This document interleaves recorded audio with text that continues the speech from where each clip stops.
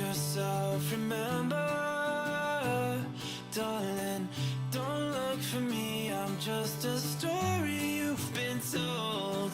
So let's pretend a little longer, 'cause when we're gone, everything goes on. You were staring at the window, and I said, I wanna take you to the sea. And when I'm better, we'll do everything. I gotta stop making promises I can't keep. But if I was gone tomorrow, won't the waves crash on? Is it selfish that I'm happy as we pass the setting sun? Someday I'll be overcast, but you won't have to cry, 'cause we'll do the grieving while I'm by your side. I said, don't try to make yourself remember, darling, don't look for me, I'm just a story you've been told. So let's pretend a little longer, 'cause when we're gone, everything goes on.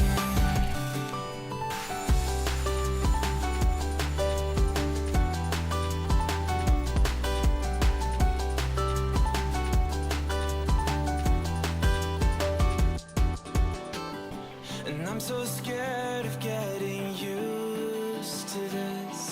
All the vines that keep you tethered in your room.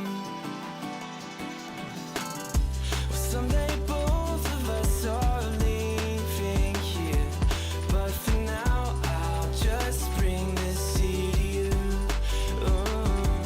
Will you meet me in the daylight like we did before? Then I felt you on my shoulder, and you weren't suffering anymore. You said, I'm sorry that you worried, but don't apologize. I told you to forget me, but you stayed by my side when I said, don't try to make yourself remember, darling, don't look for me, I'm just a story you've been told. So let's pretend a little longer, and when we're gone, everything goes on.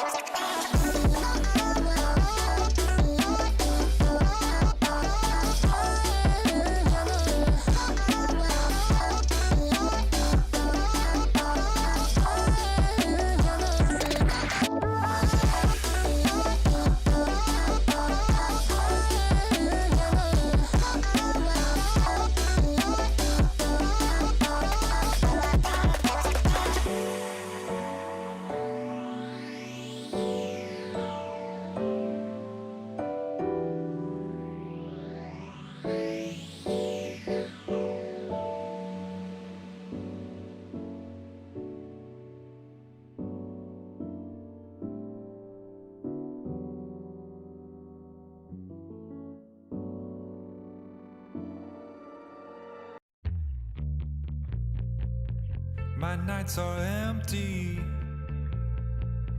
missing you every day. I wish that you'd come back to me. It was every weekend, bringing me nothing but joy. I need to get my life on track. I want the LEC back so I can stand in the chat. I want the LEC back in my life. Rap battles, many, very feeling alright. I want the LEC back tonight. Recharged, all out for spring split. Euphoria, I can start to feel it. It's time, LEC's gonna give me what I want. I wanna watch PGL and Ready Check 2. I wanna vote on Twitter and talk about who threw. I wanna flame on Reddit and tweet how I always knew. I want the LEC back so I can stand in the chat. I want the LEC back in my life. Rap battles, many, very feeling alright. I want the LEC back tonight.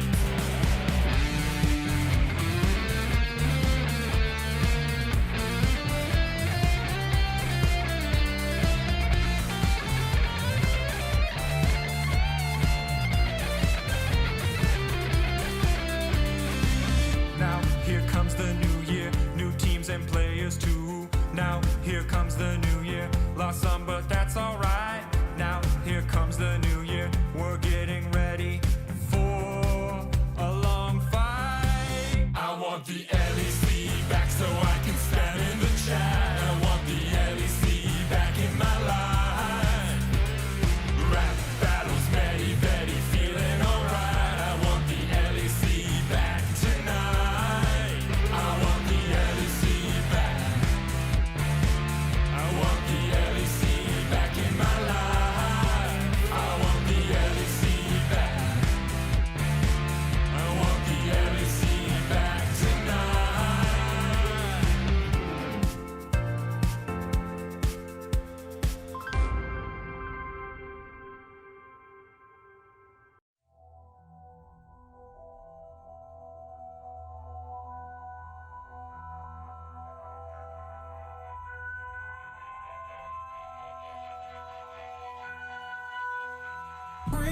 Heavy is the head that the crown seats sold. Feel it weighing down on my shoulders.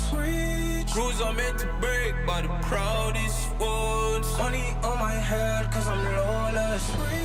Taking no relate, walking down this road. I don't relate, being the same, ain't no debate.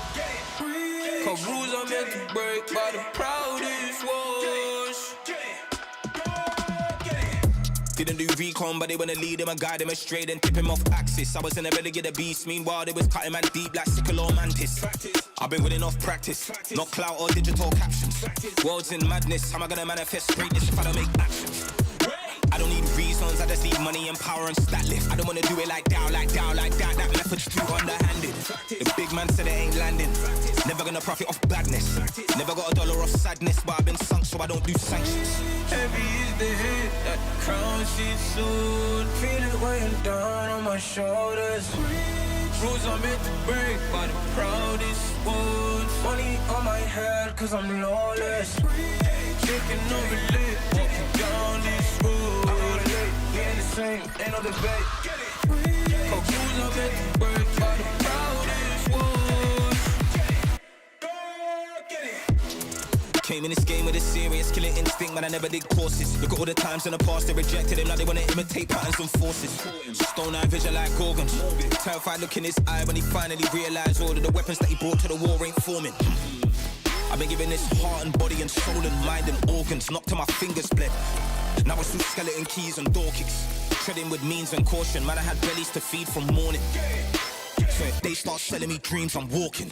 Yeah.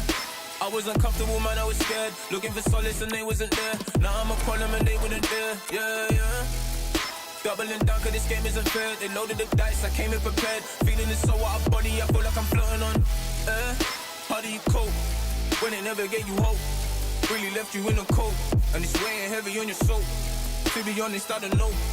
Either way, I had to grow. Get it together, whatever the weather, and carry that tribulation to the throne. Heavy is the head, that crown she soon. Feel it weighing down on my shoulders. Shoes are meant to break, but the crowd is full. Money on my head, cause I'm lawless. Shaking on relay, walking down this road. I relate, yeah, the same, ain't no debate. Cause shoes are meant to break, but the crowd is full.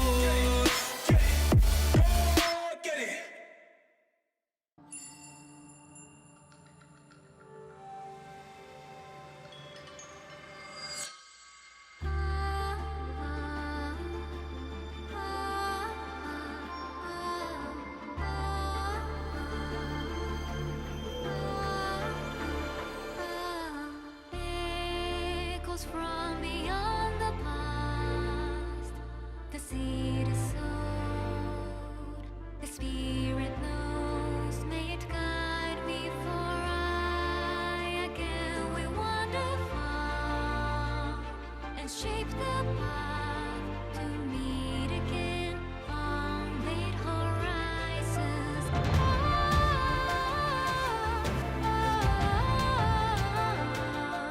The wind is calling your name, a whisper of the souls who never leave you.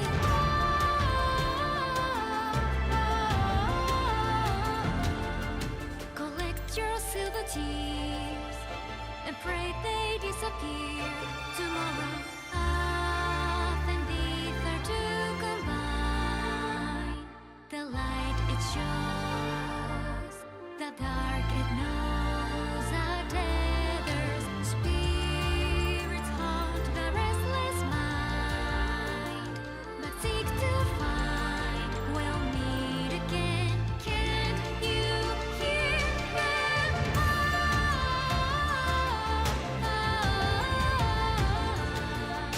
The wind is calling your name, a whisper of the souls who never leave us.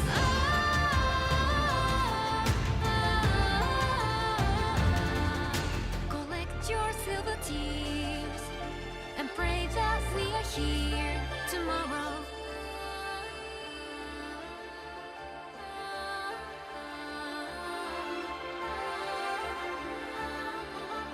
Can't you hear the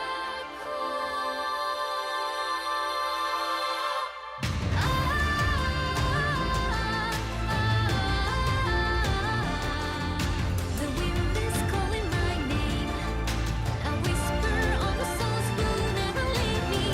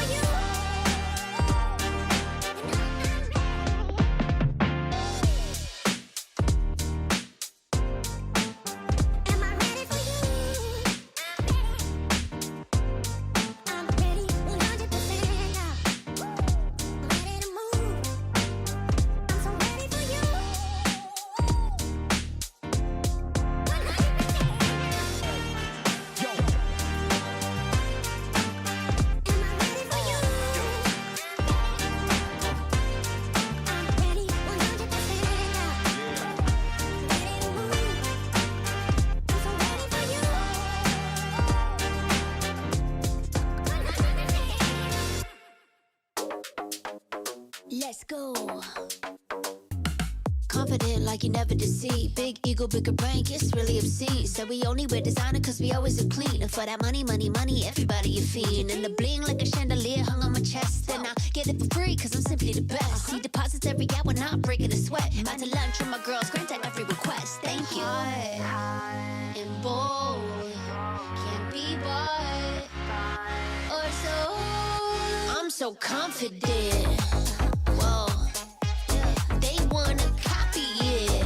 Slow down now. Yeah, my profit getting big, big, big. Got a whole lot of money, baby. I'm on top of it. Style opulent. I'm so confident. Ha. Break it down. I promise I am the hottest, determined and never modest. A star, a flying rocket, the stage. I always rock it, I lock it in tight. Do it every night. Big dividends, big love, big hype. Pretty lights, fat base, nice body, pretty face. Can't keep up with the pace. Everybody wanna taste. If I show up to a place, you know what's going off. I make money moves, baby. Don't mess with the balls. High and bold, can't be bought or sold. I'm so confident. Whoa, they wanna copy it. Slow down now. Yeah, my profit getting big, big, big. Got a whole lot of money, baby. I'm on top of it. Style opulent. I'm so confident. I'm so confident. Whoa, they wanna copy it.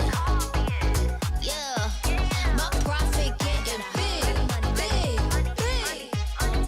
I'm on top of it. Style opulent.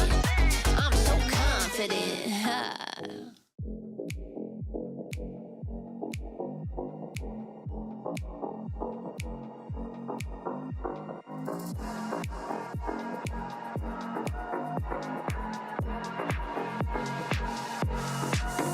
Time for a show. Show 'em how you outplay. Go and check the replay. Dubs like all day. Boy, you better know. Know that it might be just a little hyphy. Tronic all about these watches go. Cause the games are straight fire. Every team fight coming down to the wire. The whole world trying just to look like us. Take a look at your league. Wish you played like us. Natana shook reality. You're facing a tragedy when the European legacy comes sucking down your pride to be those feelings of anxiety. The future you don't want to see. The wrath of our whole dynasty. It spells LEC.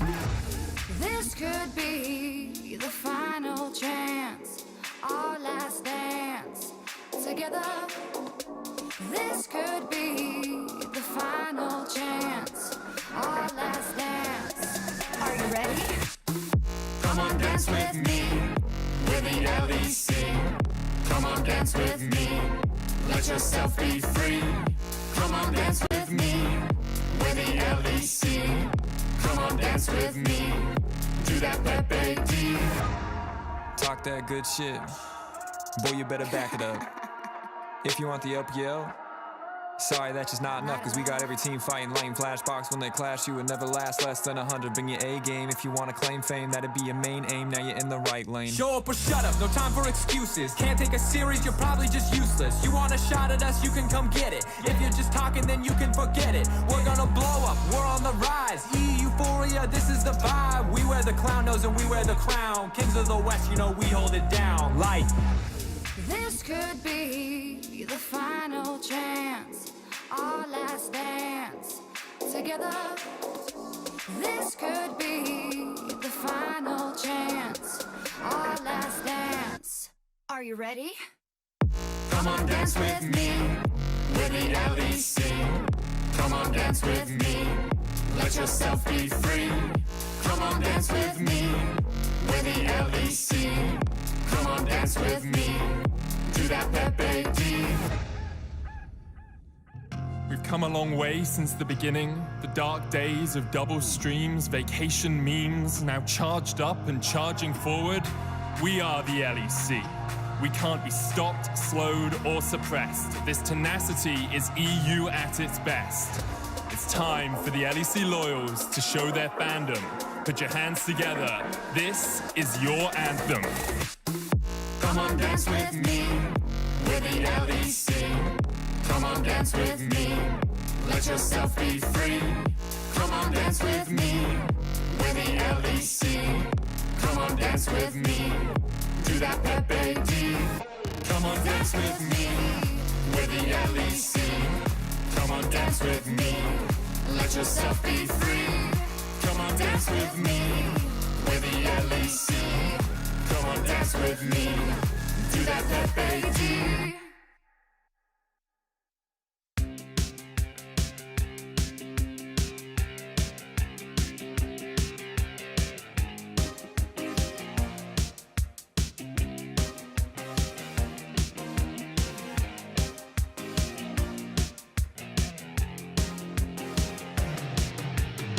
You start to think you're all alone, counting failures, you can't let them go. I can tell you need a little something from me. You got spirit, baby, you got heart. Hands are bad, but we can fix that part. Time for you to know what you could be. Push through it, cleanse through it. No limits, you can do this. You want it, just take it. You're on the edge of infinity. Push through the pain, you can go all night. Breaking limits, set the world alight.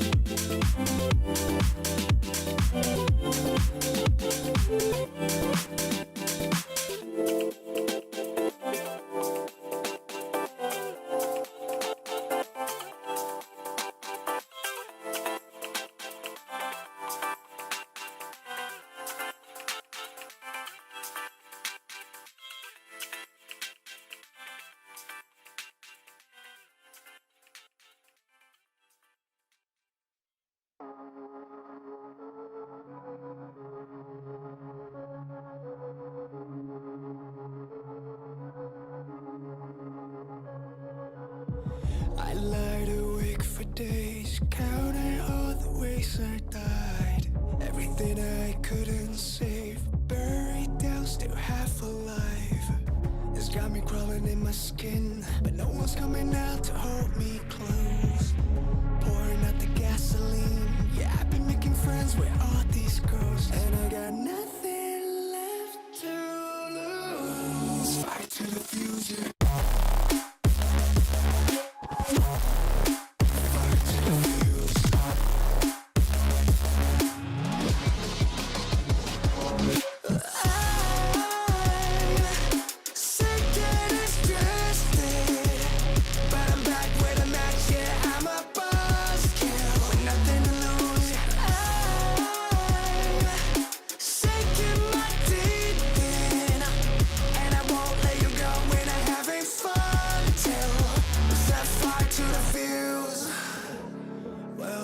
It's not me to turn and run. Met the bitter truth and I choked it down. Left a bad taste on my tongue, but my appetite's been growing now. I can see you crawling in your skin, but no one's coming out to hold you close. I'm pouring out the gasoline, so say hello to all my ghosts.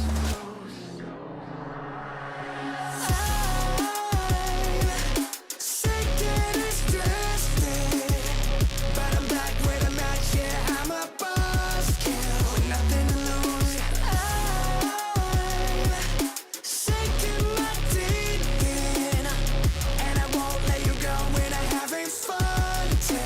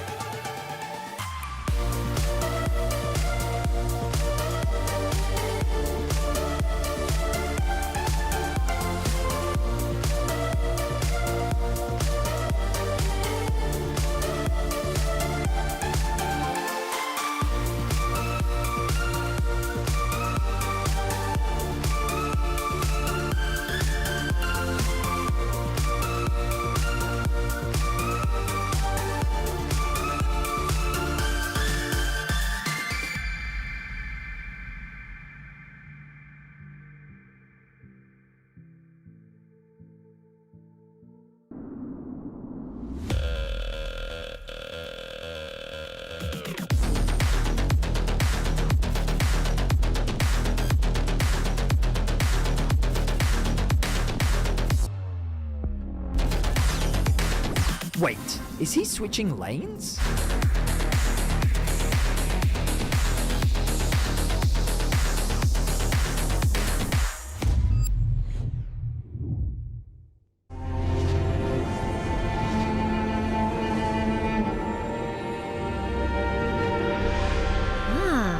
A new champion.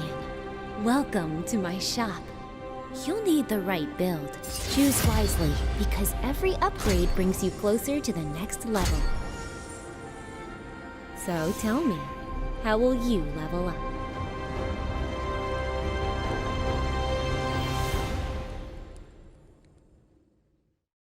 Want to find your fastest server every time? Express like a pro and optimize your connection in one tap. Express and game without ISP throttling. Express and shield yourself from DDoS attacks. Express and choose the VPN trusted by gamers everywhere. Express VPN. Experience gaming the Express way. Fast, stable, competitive. Outplay the world. It's time to Express. Unlock free Hextech rewards, exclusive skins, and more. Scan to subscribe.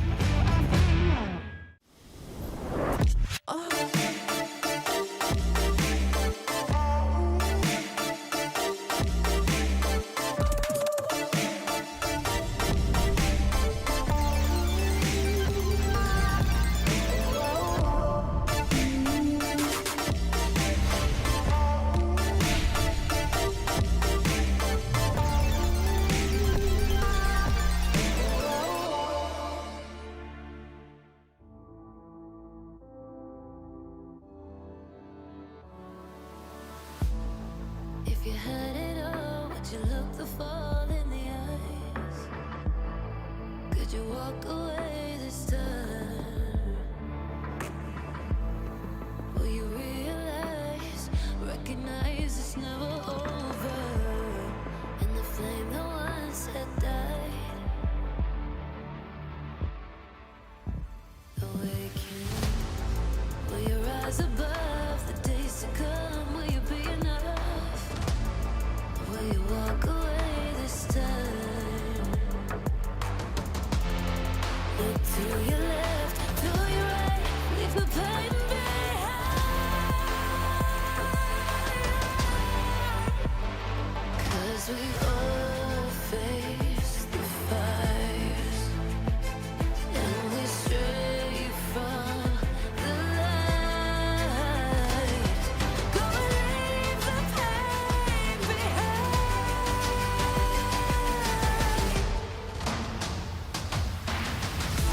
Feel that rush, feel the taste. Can you feel it? Rid the pain. Wash it away and stand again.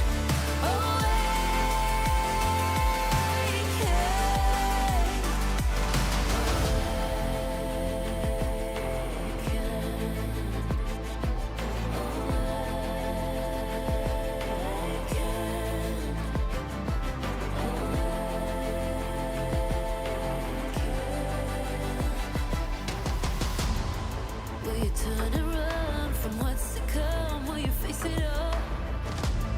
Or will you fall away again? What's calling out to be found when the time is right? When the time is right. 'Cause we all face the fires, and we stray from the light.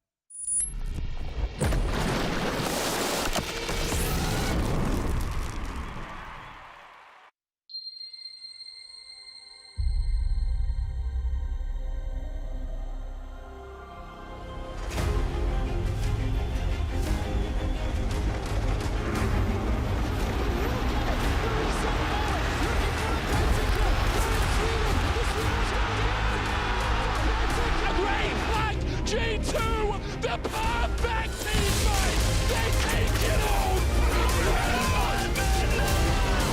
Koreans just blew how to blow G2 apart! It's not, mate! He runs in there with just one, he still takes oh my god! Claps! Everybody! You know the story, you know the legend!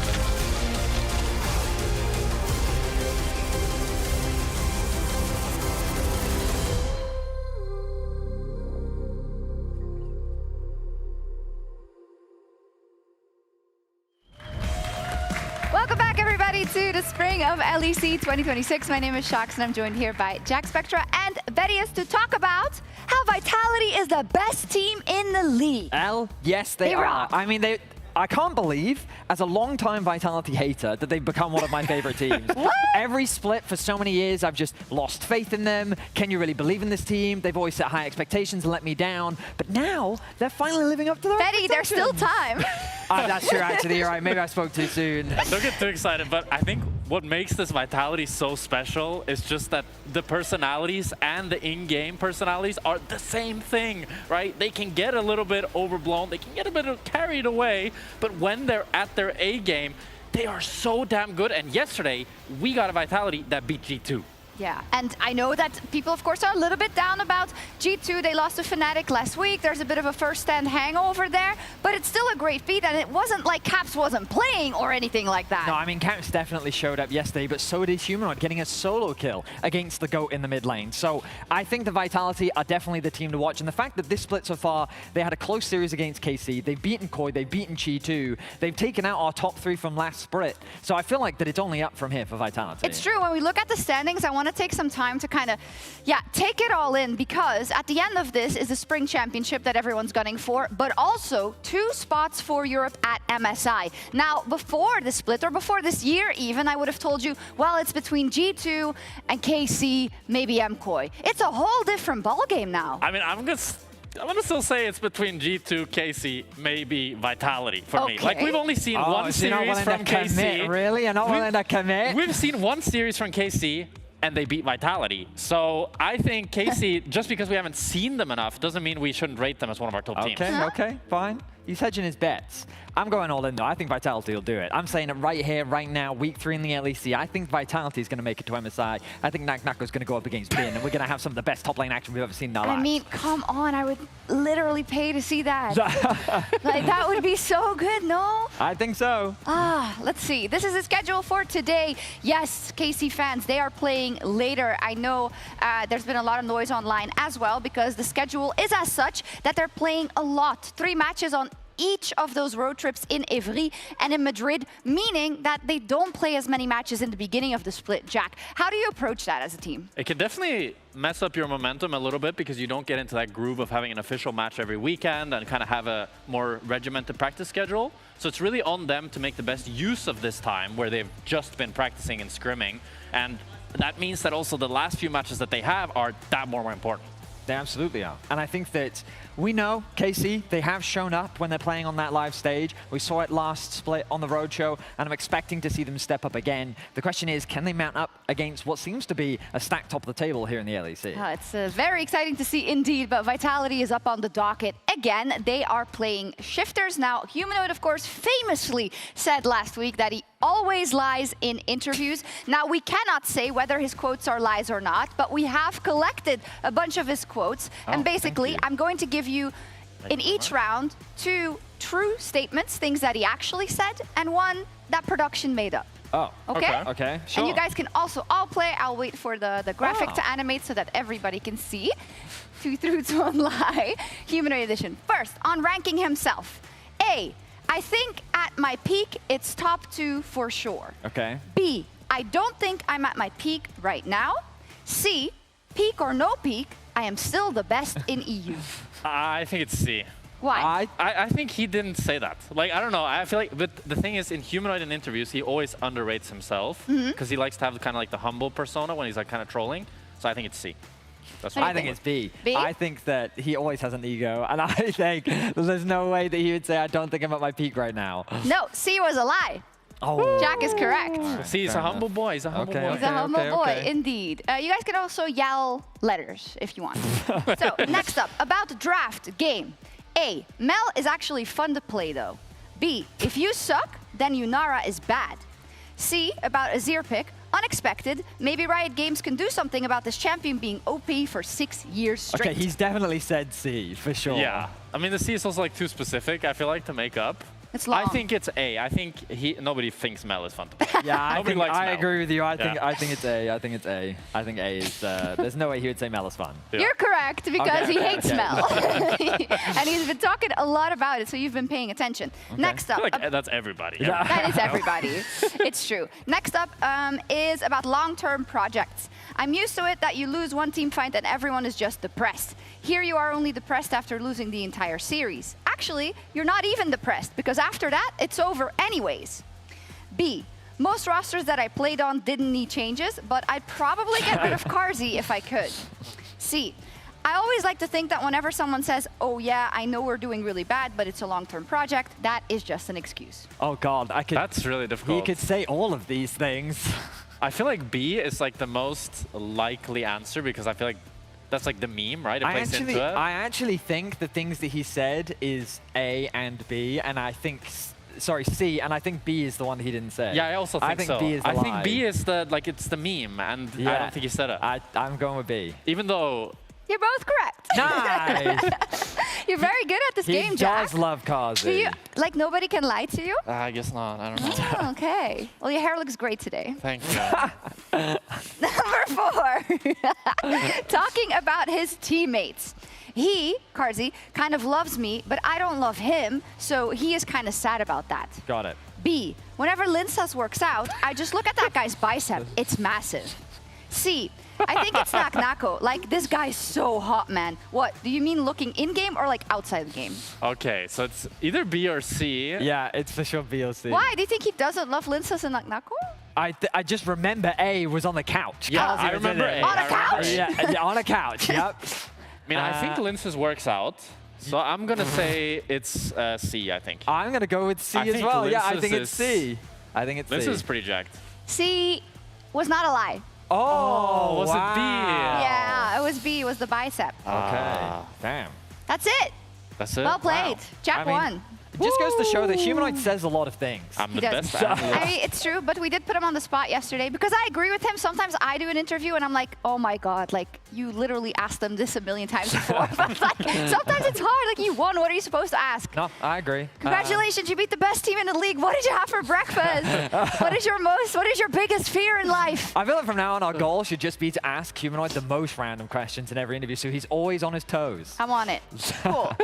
Well, speaking about someone in Vitality as well, who is apparently one of Thaddeus' best friends because he never talks to us in interviews. Wait. He never says anything, but in your chat, Nako was writing a book. He did do that, yeah. Yeah. You guys made a graphic. Yeah. Okay, yeah, no, these are all the comments that he made on, what on did my you learn? stream. We learned that he also agreed that the draft wasn't very good.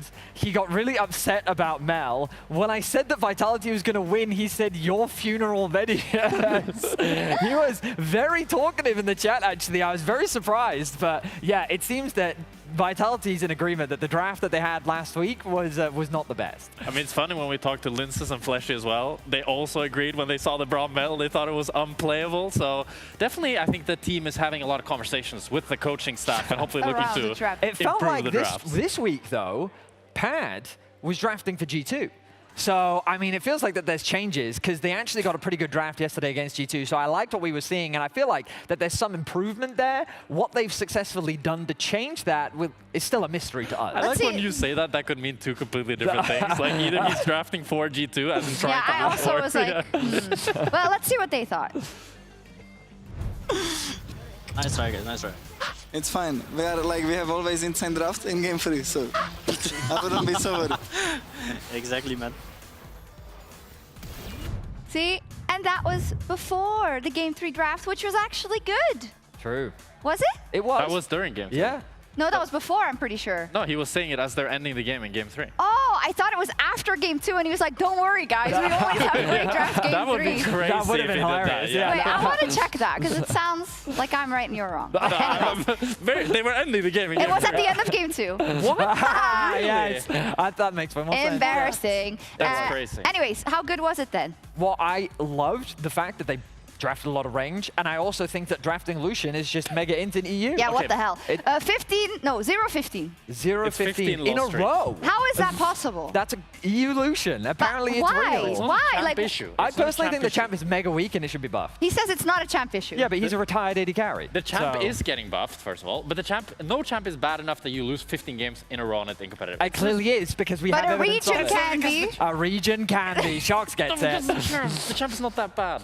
But it was Cope kind of harder. Yeah, no, it's all good. Okay. We should pick it next game, right? Actually, I want Carty to pick it and to win. Ooh. That'd be good. Can you hear me? Anyways, they're up versus Shifters. Now, a lot has been said about Shifters. Of course, they lost to SK just last week after they came back from a boot camp in Korea that was supposed to make them better. So what do we think? I am not impressed with the direction that they have been taking right now. I feel like that when coordination is your biggest problem, their solution has not been the best. Yeah, I mean, they went to Korea, did not play together whatsoever, didn't scrim, and the two Koreans just went and chilled on their own. Like, this is not how you fix a team that is plagued by synergy issues, macro issues. You need to actually practice together. And coming into today's matchup, I was thinking to myself that, hey, the individual pieces are still strong. They've got mechanically very good players.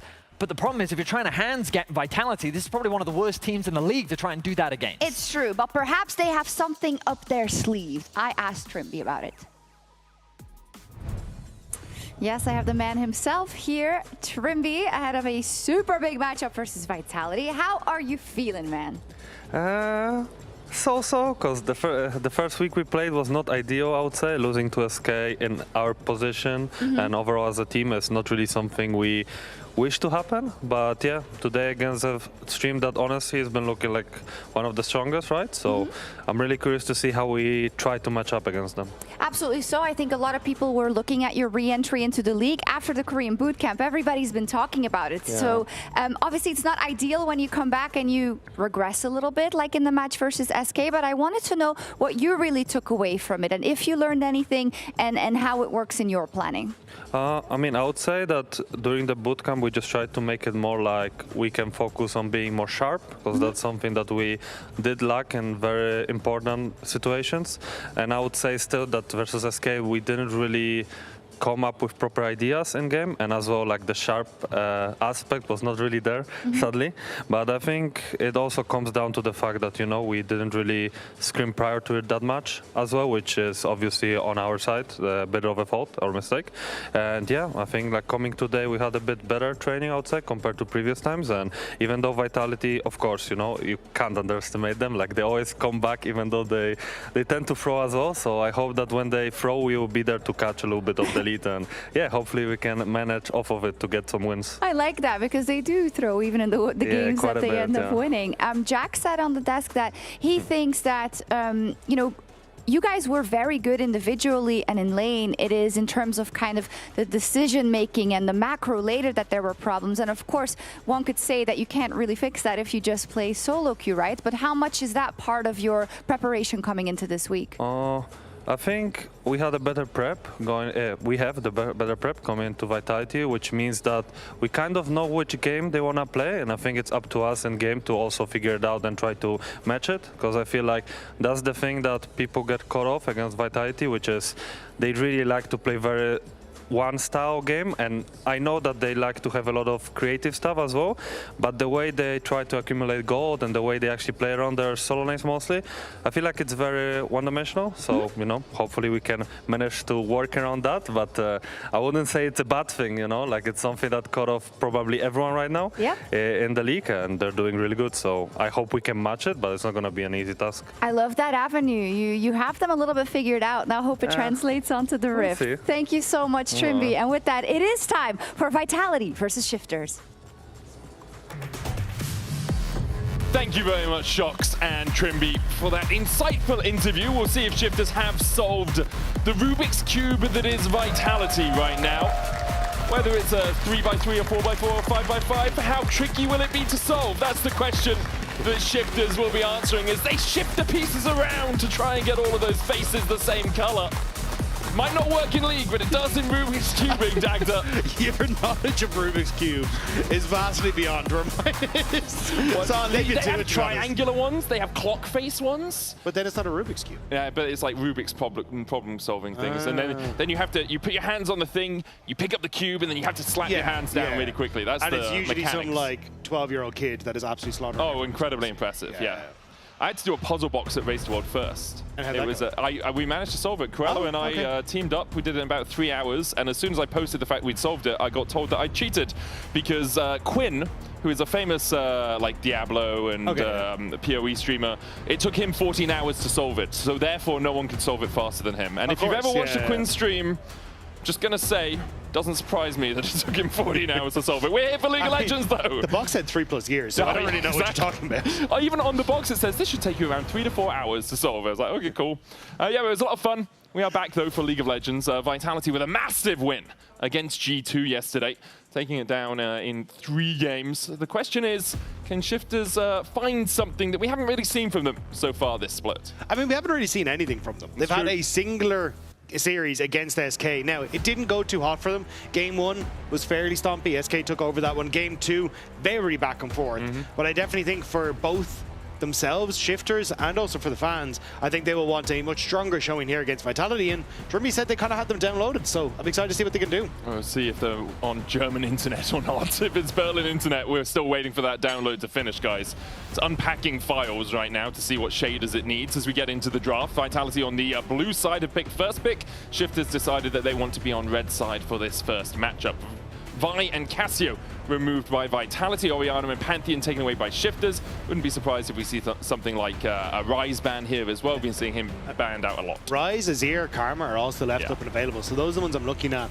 With the LeBlanc ban, that's interesting. So maybe looking towards it, Azir, we've seen the LeBlanc come out a little bit in towards that, or even the Aurora as well as the other big one that's been a focus for. But I think you're happy either way, because there's still the Karma, as I was saying, Ashe Seraphine is open, plus a lot of those go-to junglers still there. Yeah, still a lot of powerful junglers, as you say. The Wukong's still up if you want to play for a more coordinated, ultimate-based team fight composition. You could always look towards some of the bruisers as well. Neferi, Aatrox, Jarvan, if you just want something that can gank early. A lot of those power picks still available. With Ryze getting through, though, alongside Azir, Vitality hovering them both, deciding Ryze is the name of the game for them. Sorry, Azir, in fact, is the name of the game for them. Wow. Yeah, but you know, W, Bruce Ryze. That's true. There. Yeah, yes. Yeah. Yes, thank you, Rob. You saved me. The Ezreal, though, basically already kind of going, hey, we can take this Ezreal Karma if we want to. If there is an Ashe Seraphine locked in here, I don't know if you already want to kind of throw in that combo yet, though, for Vitality, because traditionally I kind of like Ashe Seraphine Zinze or Ashe Seraphine maybe Wukong, and I feel like you can end up by getting those banned away, and especially with the Jarvan on the opposite side, that already feels like a bit of a takeaway. So yeah, it looks like it would just be the Corki Nami in answer, but still, Ezreal Karma, very strong bot lane if you want to go for it here. Yeah, could be really powerful. Gets good push into the Corki and the Nami, but Corki and Nami do have some threat. The ability to chase down the Ezreal, something we don't always see from enemy AD carries, but you can Valkyrie forward and try and catch him out as he maybe misuses his arcane shift. Product very comfortable on the Ezreal, though, something he's been playing a lot throughout the course of his career.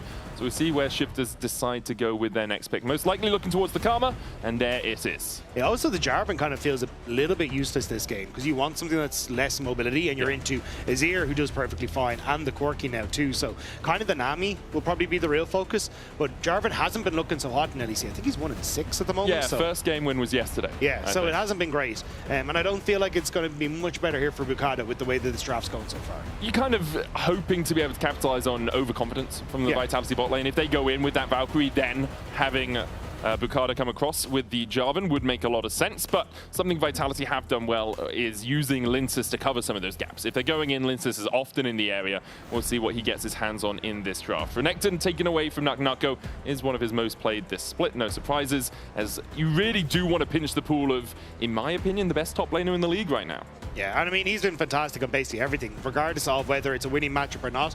So I think this is where we'll probably see Rooster go back towards something like the Gnar, which is why I think he's getting rid of the Renekton, maybe the Kennen as well, just to be like, look, I want to play a bog standard game. But we've seen that Nak was happy to play things like the Jax into that as well. So you nearly just want to keep that last pick for yourself for Rooster at all points in time, because it's just so difficult to play against this map. I wouldn't be surprised if we see Shifters deciding that last pick does go over towards their top laner, just to give yourself a little bit more counter pressure. You already know the enemy mid as well. You know it's going to be an Azir. With Ryze banned away, with LeBlanc banned away, we'll see if Shifters decide to go towards something a little bit more skirmishy. Nuke has always been a good mage player. Like Oriana's, Syndra's, Ryze's, Victor's. That's the Victor was the one that was in my head. Yeah. That's why I'm kind of surprised by the Ryze ban. I thought it'd be more the Victor Oriana ban, or sorry, Victor Aurora ban, to make sure that you're kind of fine in that matchup, because those are the two that I would traditionally think of. One for Nuke and two into this matchup. Yeah, makes sense. Mundo, the last ban from Shifters, trying to pinch Vitality's jungle pool a little bit. And I do like the Mundo ban, because it's like, who's going to kill him, guys? Like, it's really difficult with an Ezreal and a Karma, and without something like an Azir as well, building up Nash's 2 to, you know, do the max HP DPS throughout it. Aurora is the second ban, so Victor's still available to shift for Shifters if they want, as Nuke ponders his options alongside the coaching staff. Ooh, Galio, okay. Galio would be a very low damage composition overall. Aurelion Sol 2 in the early game doesn't have the DPS that you're really looking for. Talia, something we don't see too often these days, but does fall into that A-tier bracket of mid-lane tier lists. Yeah, and she can't manage herself against the Ryze. Or sorry, dude, and now you are. Yeah, I'm sorry, man. It's the Azir as well. Can manage it against the Azir. But I do think it's still kind of very heavy on, okay, can we manage to lock one person down? And I just don't think you have a huge amount of tools against how much mobility is there on Vitality. I think this is where you're going to look for a massive counter pick for Rooster and say, okay, we want to try and win heavily through sides and try and play 1-3-1 rather than going for this like traditional front to back style. But if Vitality just pick Nart here, what do you counter with?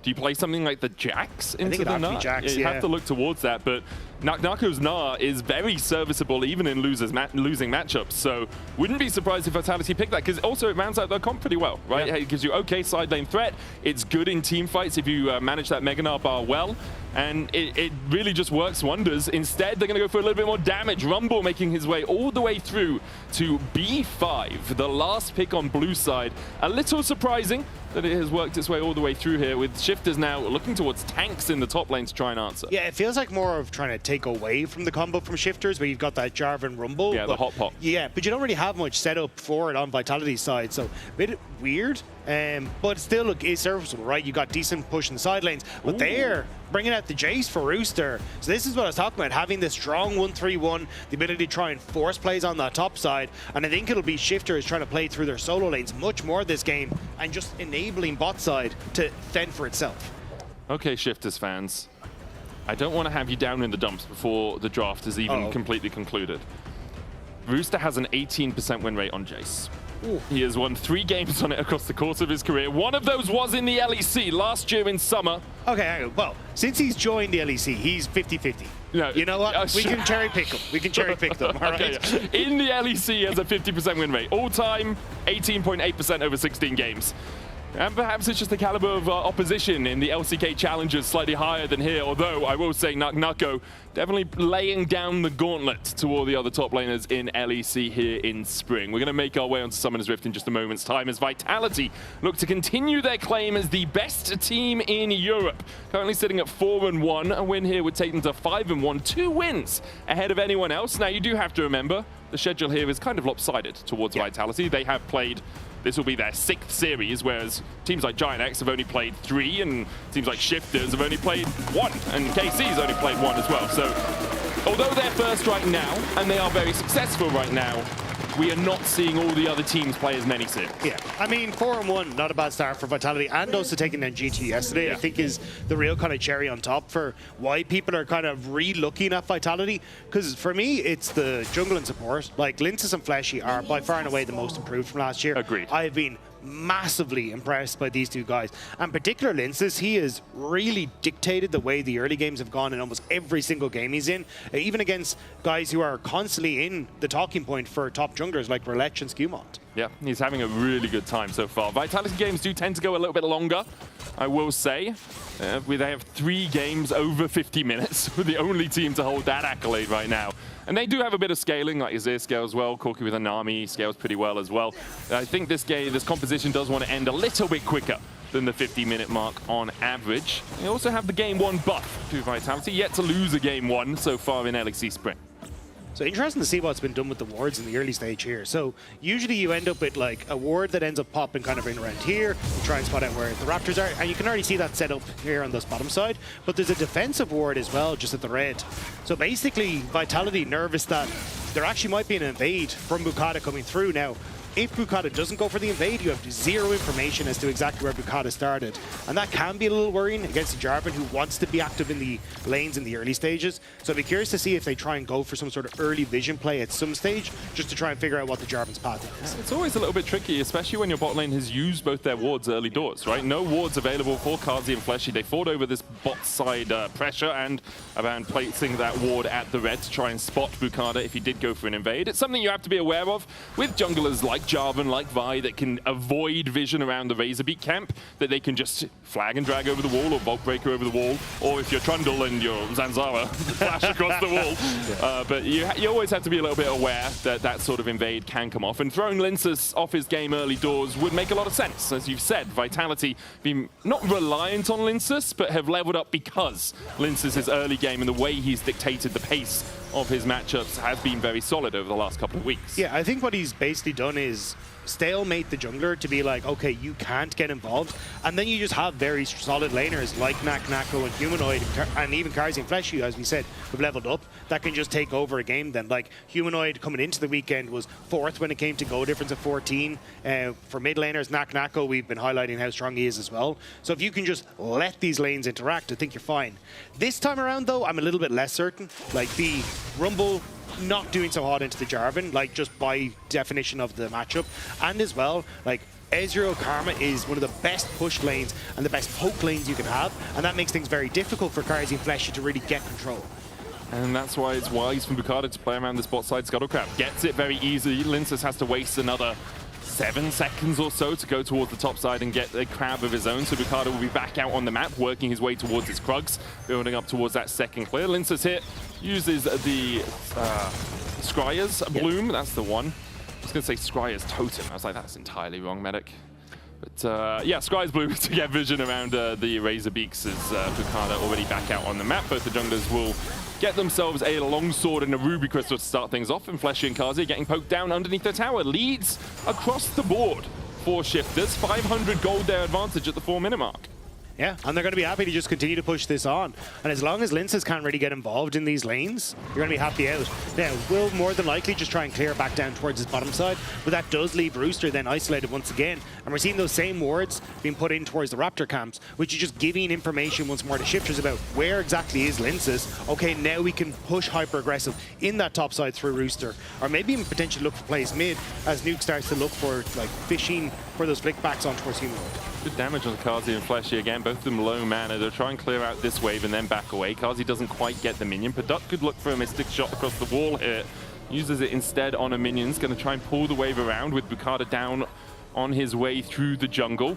Might be a fight between the towers that could erupt with that ward going down. Gives you a little bit of extra vision. Instead, Bukata and Linsus are going to have a fray over the Razorbeaks. Nuke moving first, Trimby on his way across, and Linsus has to flash away. Shifter's doing a really good job of denying Vitality anything in the early game. I'm pretty sure it's Bukata who ended up getting the camp as well, or at least the jungle tick, item tick, so I think he's going to be very happy with that. And nice job from Shifters in the early stages, just using the pressure in their lanes. But now, Nuke hovering towards that top side. I'd be very surprised if Vitality can do much here. I think it's more about vision than anything else. And you talk about that jungle camp, the treat for your pet. You can see that 23 and 22 number at the bottom side.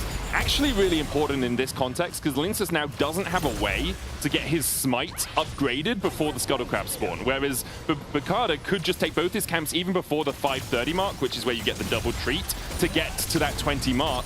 And then that means he can contest for this first contestable Scuttlecrab immediately. So you'll actually see Linsus not even staying out on the map, saying, I'm just going to back off, can't contest this Scuttlecrab. Because of that as well, if Shifters can get the push in the bot lane, they could even play for an early dragon because they're going to have a level advantage on their jungler. Yeah, the only thing you have to be careful about as Bukata is that if I'm Linsus in this situation, if Bukata commits towards dragon, I can go and steal away all those camps that are respawning the top side. Which then, sure, I'm down a dragon, but individually now I can start to take a lead through that. So you can see Bukata is going to try and take the Scuttlecrab, but may actually shift back up towards the top just to defend his camps. That makes sense. Maybe a little bit of pressure that can come through, because you can already see, this is what I was talking about, Linsus immediately moving into that top side.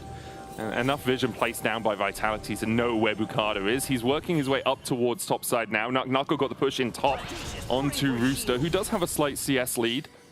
Linsa's looking as well, not yet level 6, whereas Bukata will come across into his own jungle at that level 6, and Linsa's not actually taking any of the jungle away. That's big for Shifters. Yeah, and you can even see the pings that are coming down from Bukata. He's like, where is this guy? Like, but now that maybe they caught the edge of that Scar's Bloom, but still, either way, Bukata got to move back up towards his camps. And this was kind of the trade-off that we saw a lot of junglers actually getting punished on, was trying to take Dragon with their topside camp spawning and then falling massively far behind as a result. Yeah. So Bukata not falling prey to it. There is also the argument, and this is one of those team decision moments where it's like, you're Jarvan, you have EQ and you have ultimate. Do you need your topside camps? Obviously getting the extra gold is very powerful, but is it more powerful than us all getting a Mountain Drake, which is going to give us those stats even just in isolation as a Dragon? Is it more powerful than maybe playing through the bot side and trying to get damage down onto Fleshy and Kazi and more gold into Beduk's pockets as the heal comes out and Kazi has the Valkyrie away? Yeah, I think what we're going to see is actually Shifters basically using the level advantage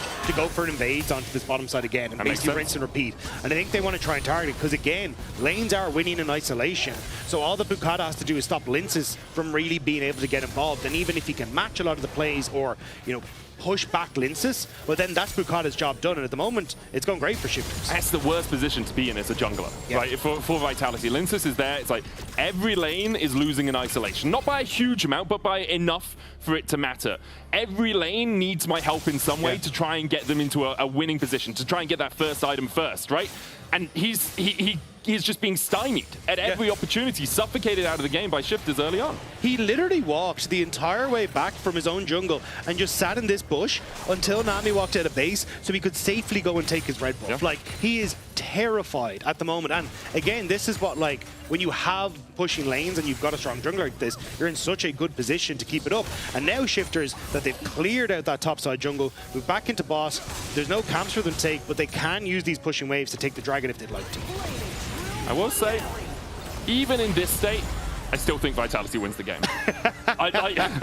We're bigging up Shifters, and they're playing this early game really well, right? Laning-wise, they're playing really well. Jungle tracking-wise, they're playing really well. Catching out Linces, they're playing really well. Get the Crescent Guard out now, you can just turn away, say, okay, don't need to go any further. They're doing it really well. Doing a really good job. They force out the ultimate. They don't overextend into it with the Cataclysm. Instead, they say, okay, we get your ult, we'll go for the Drake. Fine, that's exactly what we wanted.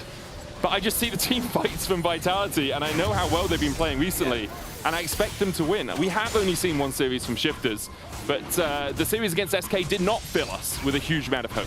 But also, I think it's incredible to be able to start that conversation now again about Vitality, because there's something about top teams that oftentimes you're just like, oh, well, they're just going to take over the game, and now that conversation started for Vitality. That it is, that it is. Okay, everyone, we have a celebration moment. Confetti everywhere.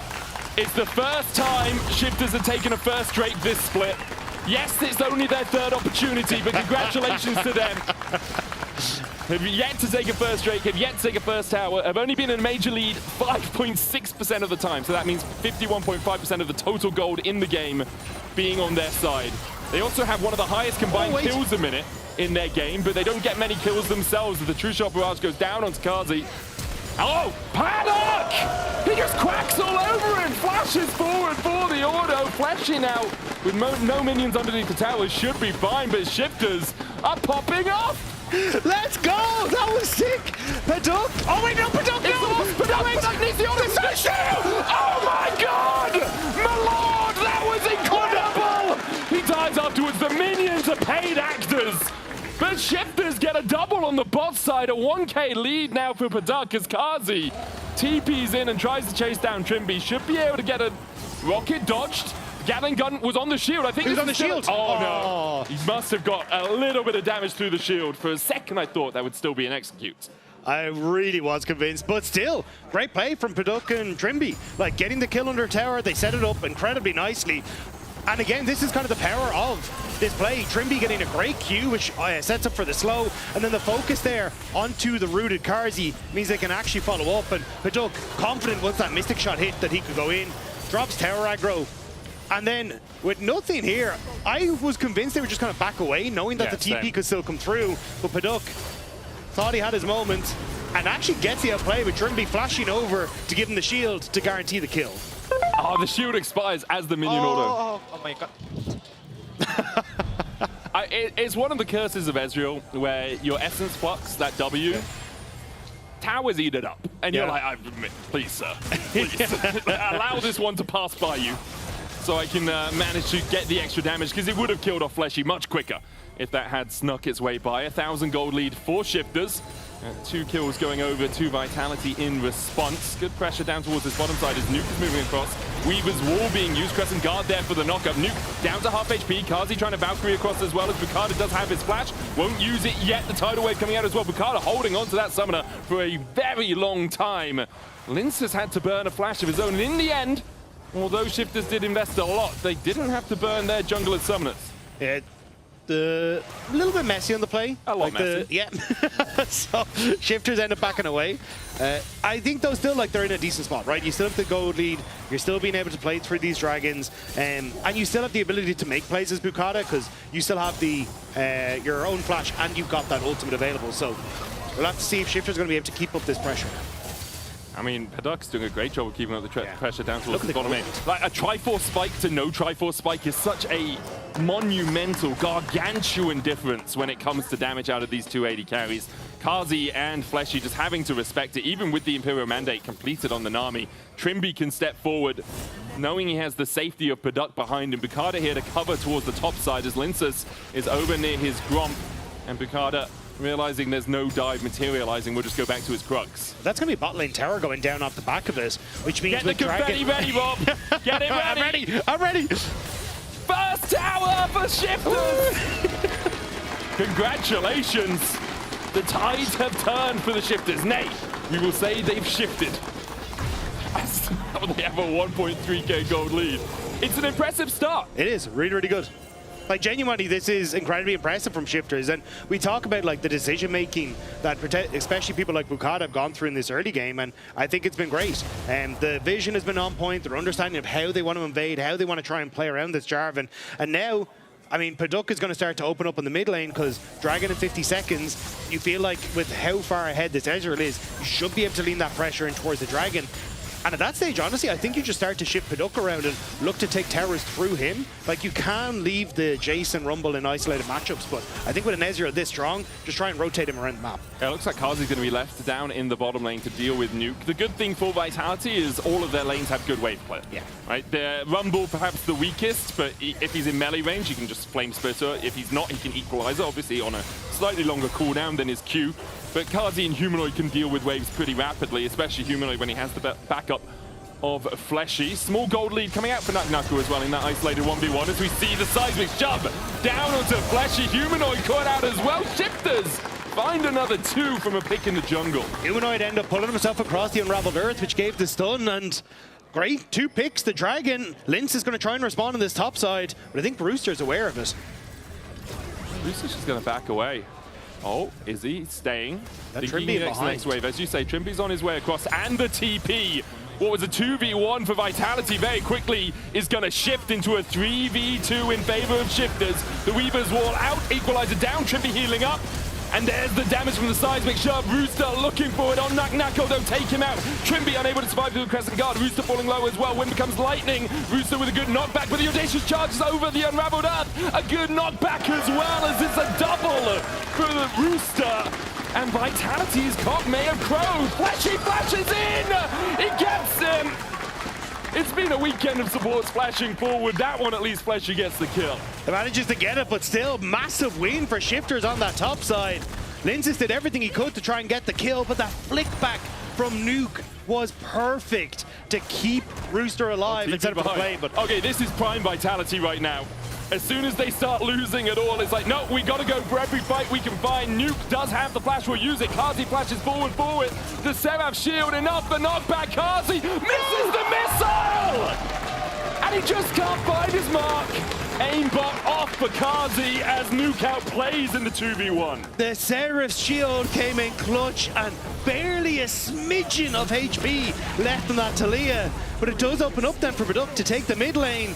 Shifters a 3k gold lead in this one. They're in such a strong position. 3.5 minutes before the next Drake. The only thing Vitality being able to claim off the map, apart from 4 scalps, is 3 grubs.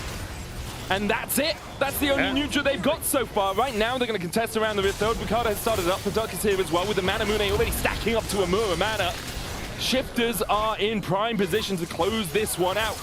Talked about their laning and how strong they've been individually in the analyst desk segment, and now they're showing they can team fight with the best of them as Vitality just walk into the gaping maw of Shifters. It's another double for Rooster. 4-1 on this 18.8% pick.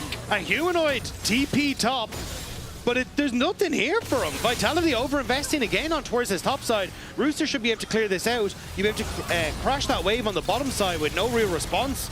Vitality, they look lost in this game. They really do.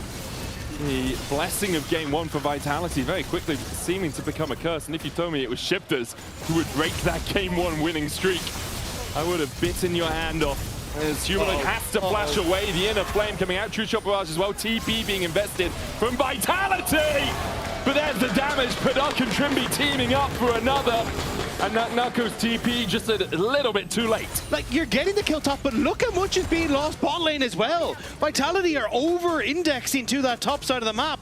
Now Nuke is getting a huge lead, Padak is already massive, and Rooster's at 1.4k. Like, everywhere in the map is losing for Vitality. World is burning for Vitality, as you say. Nuke caught out a little bit here by Linsis, who used Blast Gun, flashes away from the seismic shove. No flash for Nuke. Weaver's wall, has he dodged enough damage? The timer off it. Seems like he's just going to walk straight into the face of Kazi, who will get the shutdown. Vitality get one back at least and cut the gold lead to only 5k. But Padak is now moving towards his top side. They want to get that last tower. Naknako might have overstayed. Yeah, has no flash on this rumble. Padak has gone back towards mid lane as Naknako is chipped away at. Trimby looking for the Mandarin in a flame. Doesn't quite land it. But Naknako is half HP now, and you can see Linsis and the rest of the squad thinking, do we need to move through blue buff to try and defend him? Maybe we just need to give up the ghost of this tower, because that is not long for Summoner's Rift. Going to fall pretty sharpish. Bukata trying to make a play on this bottom side. There's no T. Well, I suppose Nuke has TP Nuke when he has gets TP in up. 4 seconds. Yeah. Humanoid has no flash. Okay, Bukata, we see you. There's the TP. Yeah. Well, I mean, there's nowhere else for him to go. I guess he could TP to a flag on a flag and drag, right? But with the Sun Disc going down and Humanoid being forced off, I think they're pretty happy they didn't give up any of that objective bounty gold on the bot lane tower, which is available now for Vitality. Rare that we've seen them this far behind 18 minutes into the game. I don't think I've seen a game at all from them this point where they've been this far behind. But still, very, very impressive stuff from Shifters. And a lot of people are hoping that when they went away and did this whole boot camp thing, this is kind of what they'd come back with. But what we heard in interviews that it wasn't the best of times. But clearly something is clicking for them in this game because they have been unstoppable. It feels like they have downloaded Vitality. It really does. They've had a lot more tape to look at. Vitality having gone through 5 series before this one, where Shifters has only had to play one, so less tape for Vitality, less trends for Vitality to see. But Shifters have really come out fighting in this one. A 1.3k gold lead for Rooster, 1.6k ahead for Padak. But also just the fact that like constantly we're getting this push down in the mid lane that then forces people out towards that top side, and you've got Dragon in 6 seconds. So Shifters are constantly getting this mid push. They've no real contest from Vitality, so they're looking to trade top, but Bukata's tricked them, he's here. Equalizer coming out, trying to catch out Rooster, but it really doesn't do too much damage, more of a tickle than anything else. As the Weaver's wall is used, Valkyrie, the root comes down on the Kazi and brings him on the right side of the wall for Shifters. They'll kill off the Corki once again, and now the mid lane tower falling pretty rapidly. Shifters will be able to take their 3rd turret of the game before Vitality have even taken down one. Karzi's clipped by the concrete and sends him back in, and now Nuke, they just move over towards this Dragon. He'll be able to protect that bot side while Bukata makes his way over. Like, I love the way Shifters are playing this. So Bukata rotated top, covers the potential cross map, and then Nuke, because he has push over Humanoid, just transitions mid. They're constantly moving around the map, and it's making it difficult for Vitality. Does Rooster live? Does Trimby get here in time? Flash shield would be enough. Doesn't have the flash, but does have the shield. Gets Rooster out for now. Naknako in the danger zone. The healing from the Echoes. And the Moonstone enough to keep Rooster alive through it. Huge there from Trimby to move instead of staying at the Drake, make sure that he protects his top laner. Yeah, they do end up getting the tower for Vitality though, so they still get at least something on the cross map, but still really nice job from Trimby. And again, this is what I mean, constantly being hyper vigilant of what can Vitality do, how do we shut it down. In this case it was Trimby who was there to try and help out, but Nuke catches Humanoid. Humanoid down to about half health. And just like you look at the items and you see how big the dearth is, the gap is between these two teams. Like Rooster has fully upgraded Manamune into the Muramana, has a Yumu's, has double longsword. Nako didn't even go the high DPS build, man. The guy's got a rocket belt, a Seekers, and now a needlessly large rod. Look at Kazi and Paduk. They're building the same items, and Paduk has another one on top of where Kazi is. Kazi's Manamune is not even fully stacked. Paduk's had time to buy an entire other item after getting his Muramana. Yeah, it's not looking too hot, I'm going to say, for Vitality right now. I don't think we're getting to 40 minutes. No, this is not a long game. When your item path is equivalent to your opposition, and you can kind of like compare one for one. And you press tab and you're like, oh no. Like, mine isn't stacked, guys. This is fully stacked, and he has this weird hula hoop of death as well. I'm so confused by it. Why is it called Endless Hunger when it looks like something you'd like swing around your hips at a rave? I don't get it. Do you not have hula hoops, crisps? I did have hula hoops, crisps. Yeah, it's just them. It's just that does not look like any hula hoops crisps I've ever seen in my life, man. Too, you know? Okay, yeah. You used to put them around your rings and pretend you were married with people on the playground, yeah. Or are you just like I think I'm still in like 7 legal relationships because of them. What can I say? Child medic was a player. Little baby medic. And most of the times it was just so you could trade it for like a Rice Krispie. Yes, it's like, hey, I'll marry you if you give me your Rice Krispie treat. Thank you very much. And yeah, Vitality will be looking for some snacks if they're going to get back into this game. Or maybe a little break. But it's going to be a struggle because so far, Shifters have played the map really well. They've cracked through all of the tier 1s. They got the mid lane tier 2. And now they will be looking to fight around the Drake in 2 minutes and 46 seconds time. If they do nothing before that, that's okay. They can just farm waves, push it out. It will give Vitality a little bit of chance to scale, but Shifters as well have not been unproactive this game. They've constantly been finding ways to accelerate their gold advantage. Yeah, it's kind of on Vitality to hope that they can make a pick, because I imagine basically what Shifters are trying to do is, well, this. Shove in mid, set up vision in this bottom side, and then just look to hold on to that vision for the next 2 minutes. Vitality are trying to push back against it, and they could potentially like shift Linces over here and try and look for a 5-man play, but it is very difficult again because you have so much movement speed, so much mobility on Shifters. It's difficult to lock them down even if they do overstep otherwise. And if the Shifters do it this early as well, you know any wards you've missed when you were pathing it towards there, it's just going to time out. But the only thing you need to be aware of is control wards, but they will be sweeping it through as much of their jungle as possible to make sure those don't still exist. You do want a little bit of vision around the Baron just in case, and you can see that's where they're pathing right now. They have triple Farsight alteration.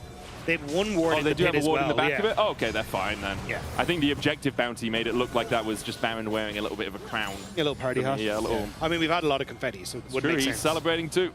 Baron is a happy camper so far this game. Yeah, it's a Farsight alteration in the back of the pit, as you say. Shift is going to allow Rooster to push forward here with still 90 seconds before the Drake. This is fine play. You push through this side and then you can move across after you get this wave crashed in and just play towards the Dragon. That's where Shifters will want to go. You can start to see a couple of the resets coming out. Bit of vision around the Baron.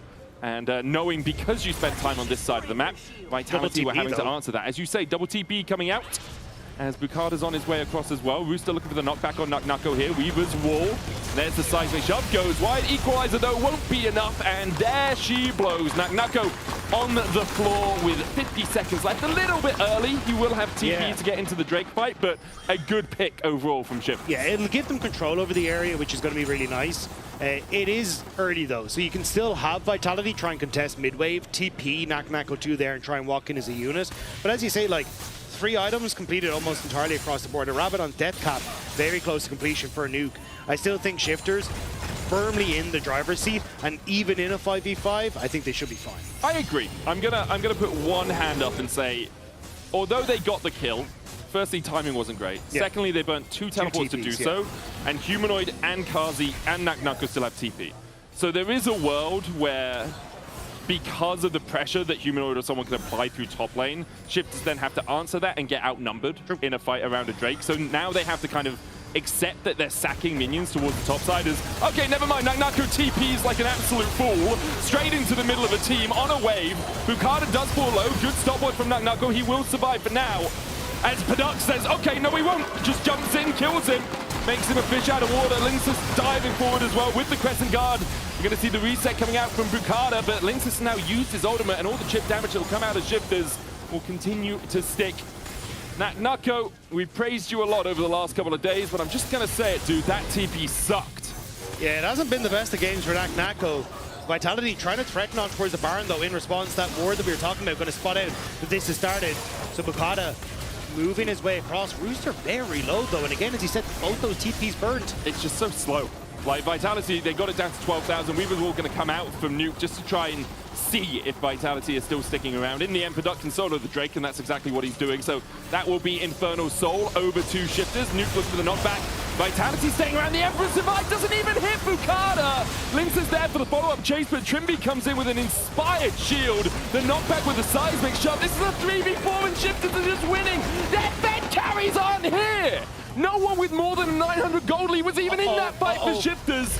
The True Shot Barrage isn't going to get enough onto Humanoid, but that was without their Jace and without their Ezreal, and Vitality still lost with an extra player. And Vitality are without their jungler now, so if I'm Shifters, reset, immediate walk towards Baron, and you can see the conga line, it's making its way right there. Shifters, I think this is just their game now.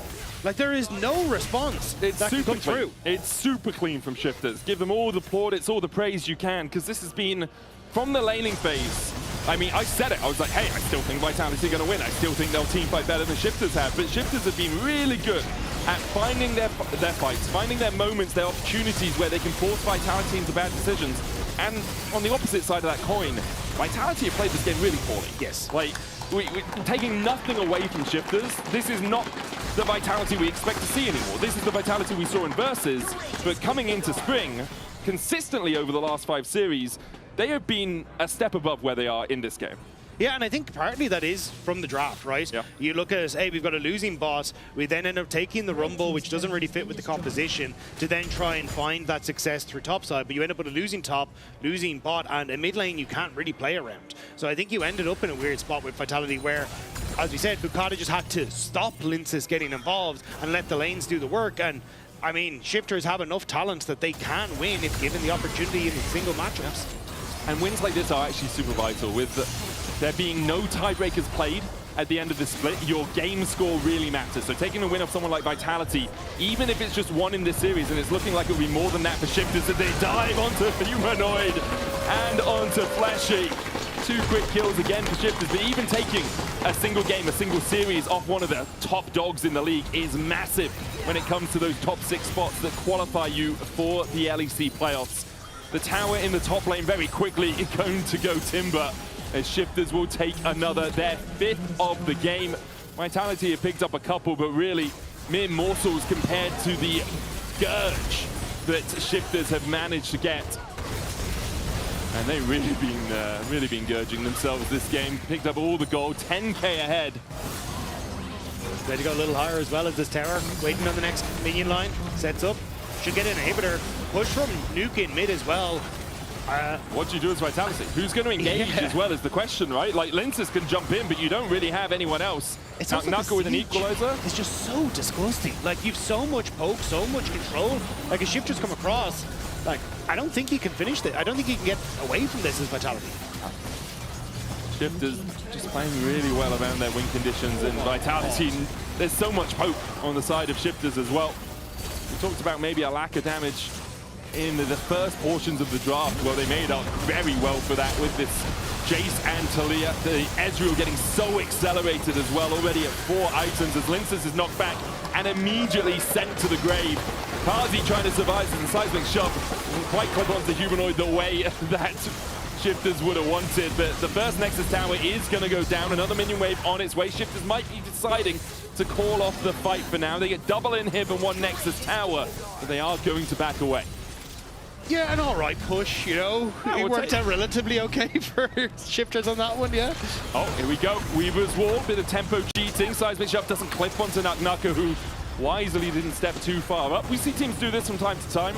Kind of like, oh, Vitality expect us to back. Maybe we can find a pick on someone stepping out. But they don't manage to do it, and all of Shifters will back away. We still got 2 minutes on the Elder. Game doesn't even need to get there for Shifters if they can just push through bot side. We'll have another look at this. Good knockback onto Humanoid. Great play. And again, there's very little response. These flicks from Nuke, apart from the last one that we'll see in a second, were fantastic. And again, Paduk is just so fed that it does not matter. Whoops. Look, man, humanoid, it's like a mosquito, right? You don't have to kill it, you just have to knock it away. Spot it away, right? yeah. Go, yeah. I was going to say go suck on someone else, but I mean, that's what mosquitoes do, right? It's just, am I sacrificing someone else in that situation to have Mozzie bites the next day? Mosquitoes, yeah. And usually it would be my wife these days. I hope she's not listening, actually, because I would 100% sacrifice her. She's much sweeter than I am, mosquitoes. Go fight her, it's fine. So, Shifters now pushing through the bot side. They get mid-prio, which is what you expect. With the super minions here, it would take Vitality a little bit longer to deal with it. Paduk can be here by himself as well, because he's got Infernal Soul. And obviously, he's an Ezreal, so that Arcane Shift. Maybe just waiting for Rooster to come across and get that push in mid. Paduk will team up with the rest of his lineup down towards this bottom side on a way that Nuke has already prepped for them to take down the tower. Kazi had to jump away from the Arcane Shift there. If that projectile had hit him from the shift, I think he would have been shifting back to the fountain pretty sharpish. Already has to go there anyway, just the top of his health bar. And Shifters without Bam and buff, the push becomes a little bit harder, but there's super minions on the way in both mid and top. So in just a couple of moments, Vitality going to have to deal with it. And again, Shifters, their siege is so strong. Paduk is hitting like a truck, and they're happy to just take the tower in front of the faces of Vitality. They can't do anything. Yeah, what do you do against this, man? Like, the shields as well coming out from Trimby with the Dawn Core third item. He is just absolutely popping off with his shields, topping everyone up whenever he needs to, healing with that Echoes of Helia, the Moonstone alongside it. Paduk again with the damage onto Nako. He's healed up a little bit, Equalizer down, should be able to walk out of it for now. The tidal wave there for the follow-up, and we talked about the lack of engage from Vitality, and that's all they had, that's all they could do. A Sundisk down, and we'll save Fleshy from Shifters for now, but again, the Weaver's wall out from Nuke just to close the gap, doesn't hit the seismic shove. Nako has to dash his way away with the rocket belt, but now the Nexus towers are laid bare. TP from Nako for the shield. Lynx is going in with the Crescent Guard. Trimby able to survive on the backline once again, even with the stopwatch. I think Nako's not long for the rift. Bukada will fall first. Nako falls in response. Cardi flashing away. The tower respawning in the middle of it all, but it doesn't matter. Shifters will pick up their first win of spring. That was clean from Shifters. Like, great draft, great winning lanes, understanding how to play through it. I think that's made a lot of people re-look at Shifters after that SK series. I agree. We're going to hand it over to Shox, who's standing by with Trimby. Take it away. Trimby, where did that come from? I mean, it just happened, yeah. It's kind of nice. Were you in bootcamp? No, not really. Tell me about Paduk. He was on fire. How did you set him up? How did he really push his advantage forward? I mean, I would say that they gave us a nice matchup, bot lane, right? That was, of course, one nice thing, because obviously Ezreal has a bit more range than Corki, so he had a lot of free shooting, and that was really nice. And yeah, we managed to snowball, because, right, obviously, in this matchup, they can't really help them much. So yeah, that was pretty nice. I enjoyed it, yeah. It was. You still have a game to go, maybe two, so I'll let you go to your team, and I head over to my guys, because I was listening a little bit to Trimby as well. At the end of that game, he was calling a lot. I don't need this anymore, I think. He was calling a lot. He was like, okay, we can push, we can. Look out, Zinzao wants to flash on you. The wave top, look at the wave top, careful. Like, really impressive. I mean, Trimby is an incredibly vocal player, and I think when the team gels well, and you can see when the mental is good for this team, I think it's a completely different beast. But really, the laners, I think this game were the highlights for me.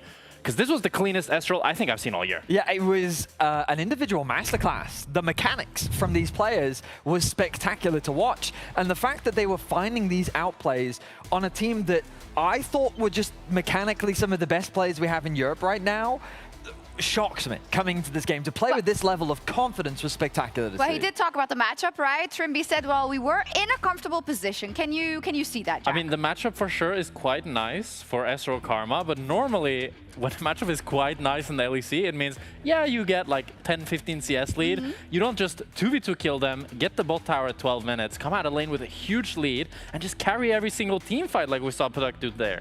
It was the pushing of the advantage that maybe impressed me as much, if not more, than the way they gathered their advantage. Do you agree with that? Absolutely, and I think like we actually have a telestrator to really break this down because there was a nice roam from Trimby to set up this play, and we talked a lot about Paduk, the damage, the impact, massive, but Nuke, low-key, had a actually very significant performance in this game as well. Yeah, so it starts off with Trimby here roaming up to try to kill Knock-Knocko. And Trimby goes really close range, but he has the Mantra W to heal himself up, which buys him enough time that he gets the root on Knock-Knocko even when he flashes. But Nuke is already here, landing a 2-man W, getting a stun on both Vitality members, which sets Rooster up to do so much damage. And then Linces gets stunned again by the rocks. So he has such a hard time killing Trimby, it takes him so long that by the time now Linces wants to go for Rooster, Nuke has his E and his W back up, and Nuke places the E really nicely to block the path of Linces while also predicting Linces' dash. So you're about to see the W from Talia right here to knock him away, which doesn't give him the range to take down Rooster, and then it becomes a bit of a crazy play. And we're here celebrating Nuke. He's doing a fantastic job, but Kazi's thinking to himself, I need to get something back for my team. So he's recognizing now Nuke is overextended. Here's an opportunity for me to find a punish. Commits the teleport, looks for a play,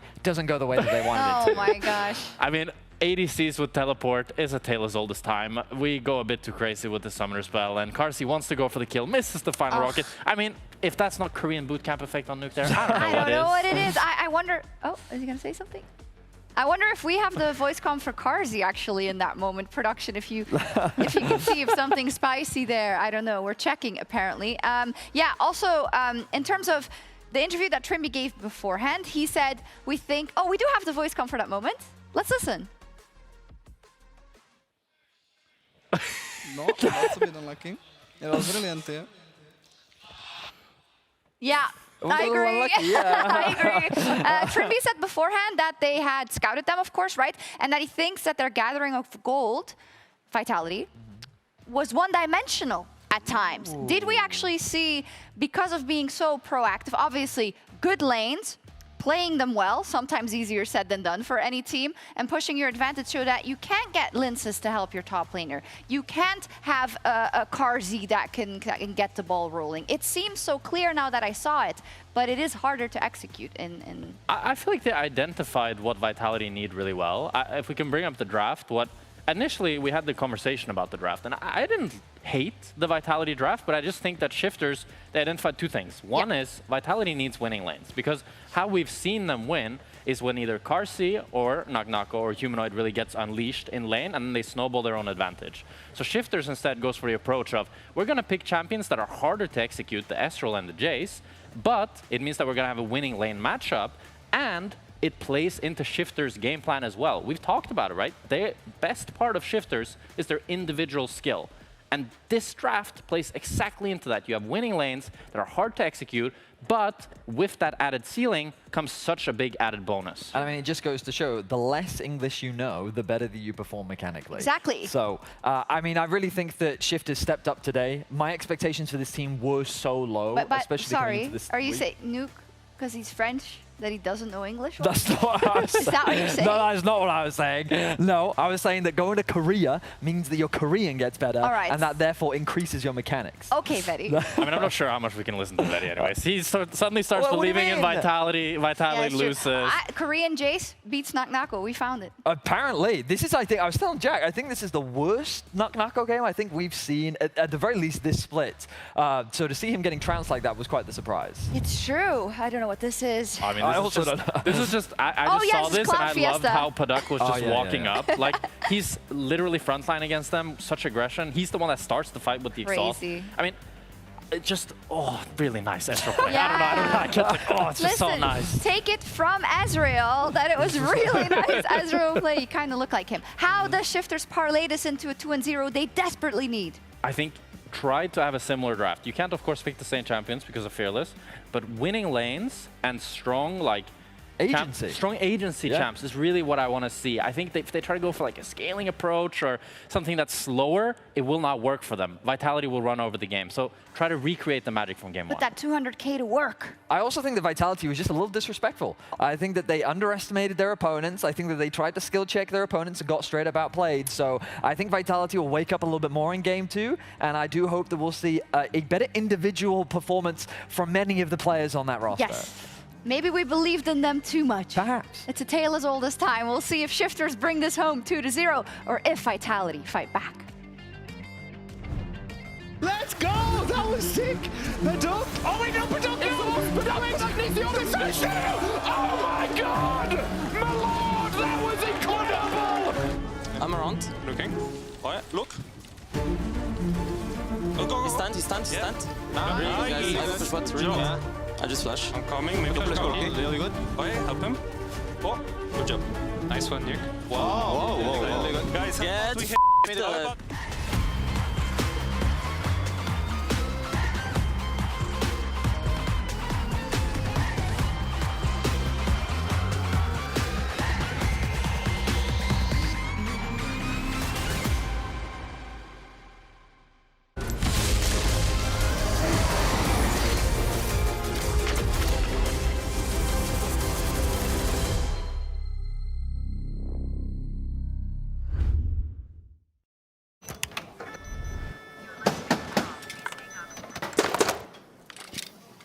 Brother, let me try.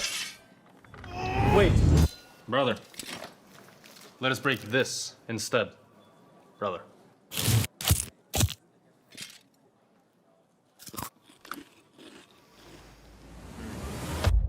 Have a break.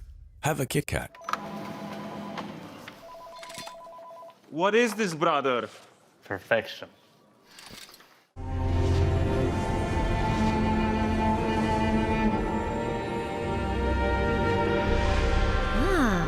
A new champion. Welcome to my shop. You'll need the right build.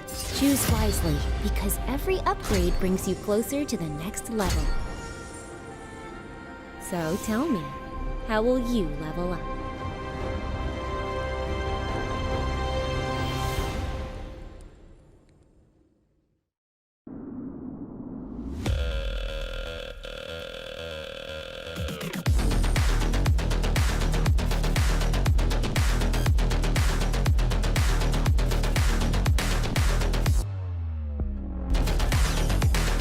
Wait, is he switching lanes?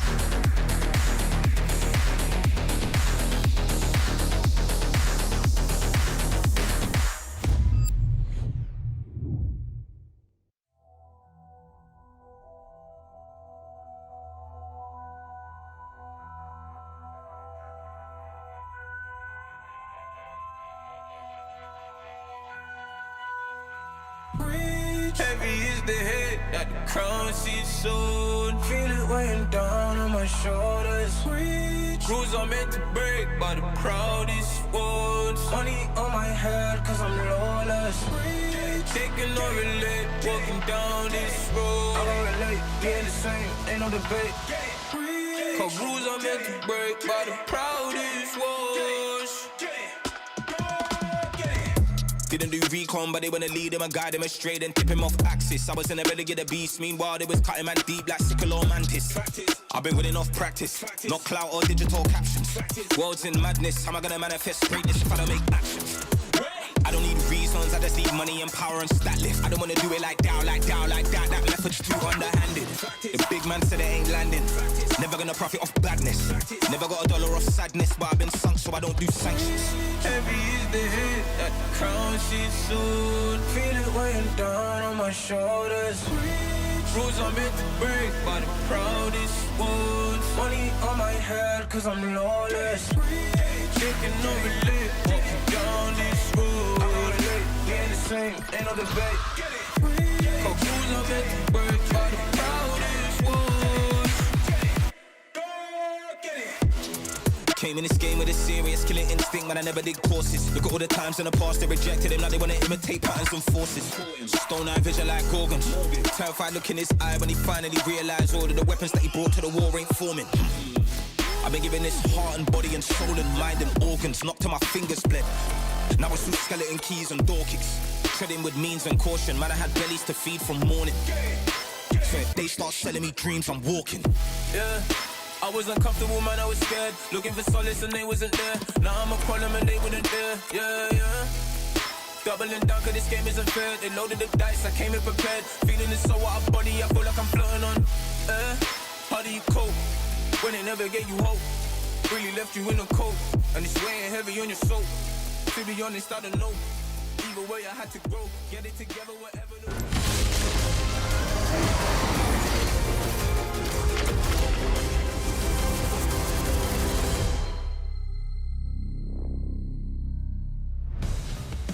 Hello and welcome back to LEC Spring, where we've just seen Shifters take game off Vitality. Can they take more? That's the question that we are all here to answer. I mean, it was an absolute stomp. It was very convincing from Shifters, and I'm now kind of looking at this game too in a very different light, saying, hey, you know, with the correct draft, can we see them control that early stage again and kind of, I mean, put it up to Vitality? Because Vitality, for me, we're kind of looking at like one of the top dogs in the league, but Shifters putting them in their place. It is in keeping with the top dogs of the LEC to lose games to, that is true. To lower tier teams. However, I came into this week with a lot of expectations and thoughts around Shifters, and I've realized I've based those all off LEC Versus, which is valid, and one series. So now I'm going to reset my expectations. I'm going to treat only them look at that last game. Only one game. Yeah. I'm going to be a game one Andy instead of a 2-game Andy, okay? I'm upgrading. One is better than 2. If you podium, you get first, much better. So we're 1 game Andy for this one. And I'm going to reset my expectations. I'm going to expect Shifters to play like they did in game 1. And if they don't, then we can talk about inconsistency. We can talk about problems and struggles and that sort of jazz. As Vitality have chosen second pick, and Shifters on the red side for the 4th time this split, as they are going to ban out Caitlyn and Pantheon, and Vitality are going to remove the Orianna. Yeah, I'm curious what they're going to continue with. Ryze still up there, still a lot of the the Aurora and those mid lane picks that are very strong, and then the Ashe Seraphine is kind of the other focus as well. So there goes, I imagine, the Ryze. There we go. Yeah. And we'll have to see what the next plan is. No real surprises that Orianna and Ryze do get removed. We'll see where Shifters go with their final ban of this phase. So you're playing up against Vitality. Maybe you want to get rid of something strong in Naknako's pool, although they do tend to leave Naknako for 4-5 when they can.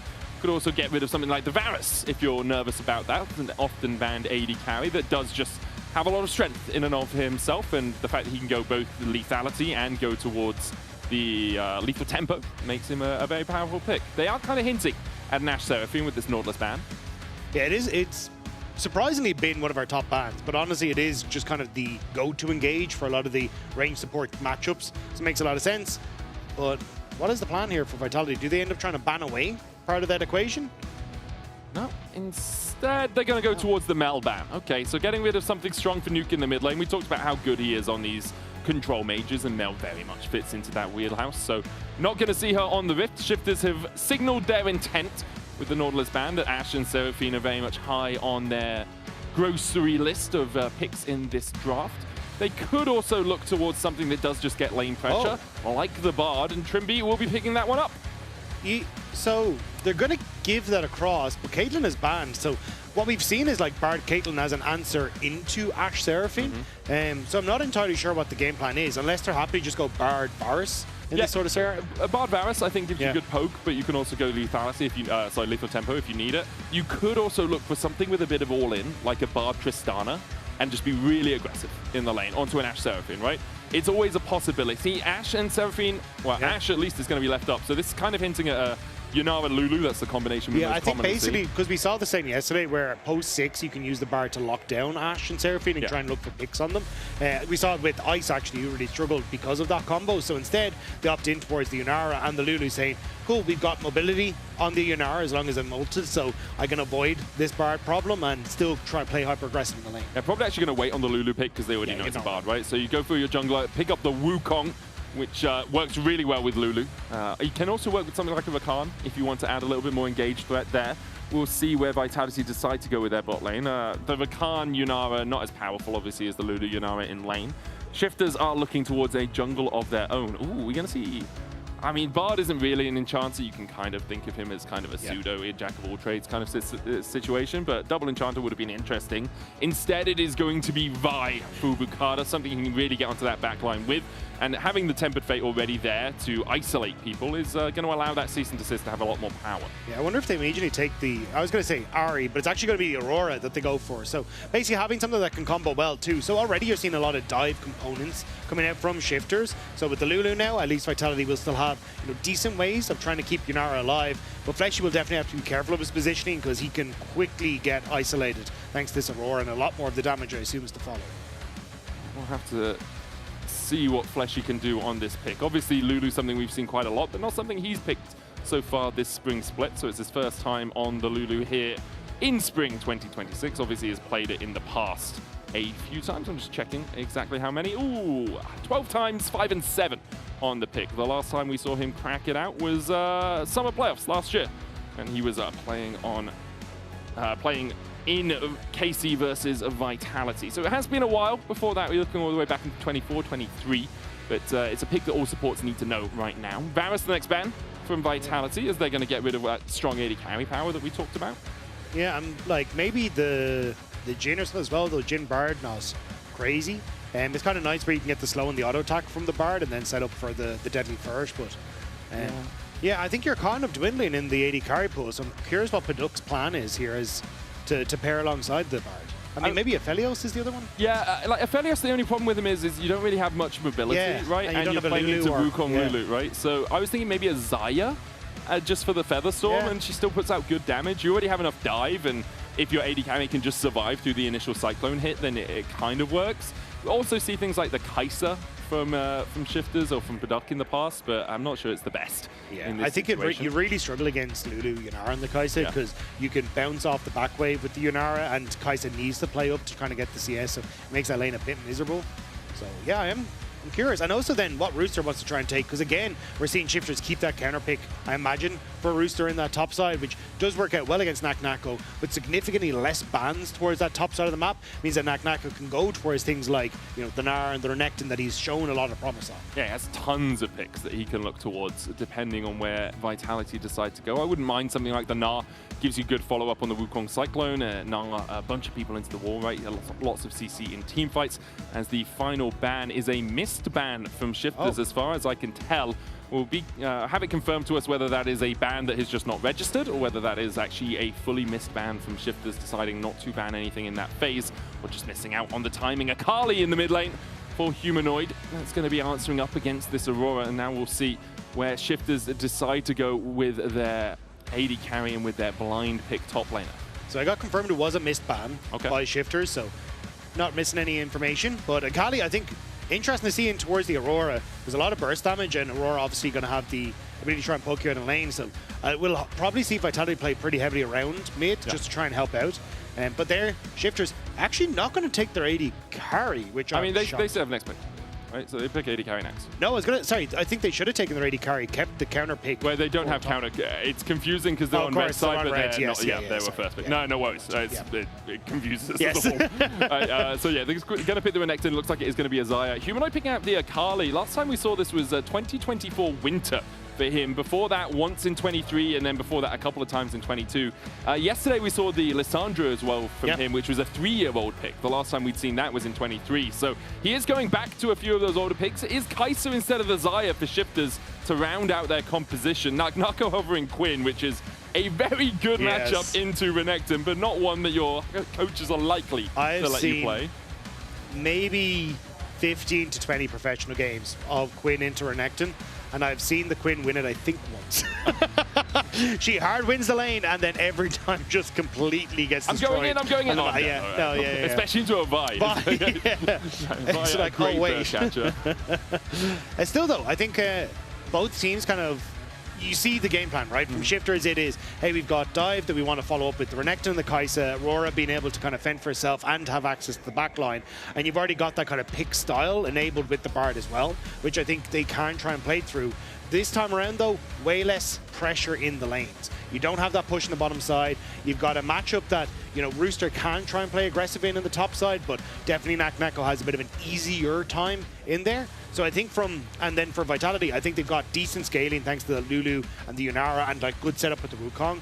So from this one, this feels more like the kind of composition that Vitality can play through the early stages and play towards their strengths of those late game fights. Yeah, actually have some engage tools as well with the Wukong going into that back line and the Gnar as well. Always a flanking threat for Shifters. Can they clean this one out? A 2-0 against Vitality, currently top of the table in the LEC, would be massive for Shifters after a very disappointing loss to SK just a little while ago. For Vitality, I mean, their series often go to 3 games, but they don't often start them off by losing. And they bounce back to winning ways again. We see them go on to Summoner's Rift for the second time today. Welcome to Summoner's Rift. I think for Vitality, eyes on Linces again. Like, can he try and play around Humanoid in this mid lane and just get Humanoid out of what is a pretty miserable laning phase? And then hope that you have an ability to try and play through this 1-3-1. If not, I think that's where Bukata and Nuke can have a field day, locking down Humanoid, especially post level 6, and just farming off of this Akali to get some kills towards Nuke. I agree with you there.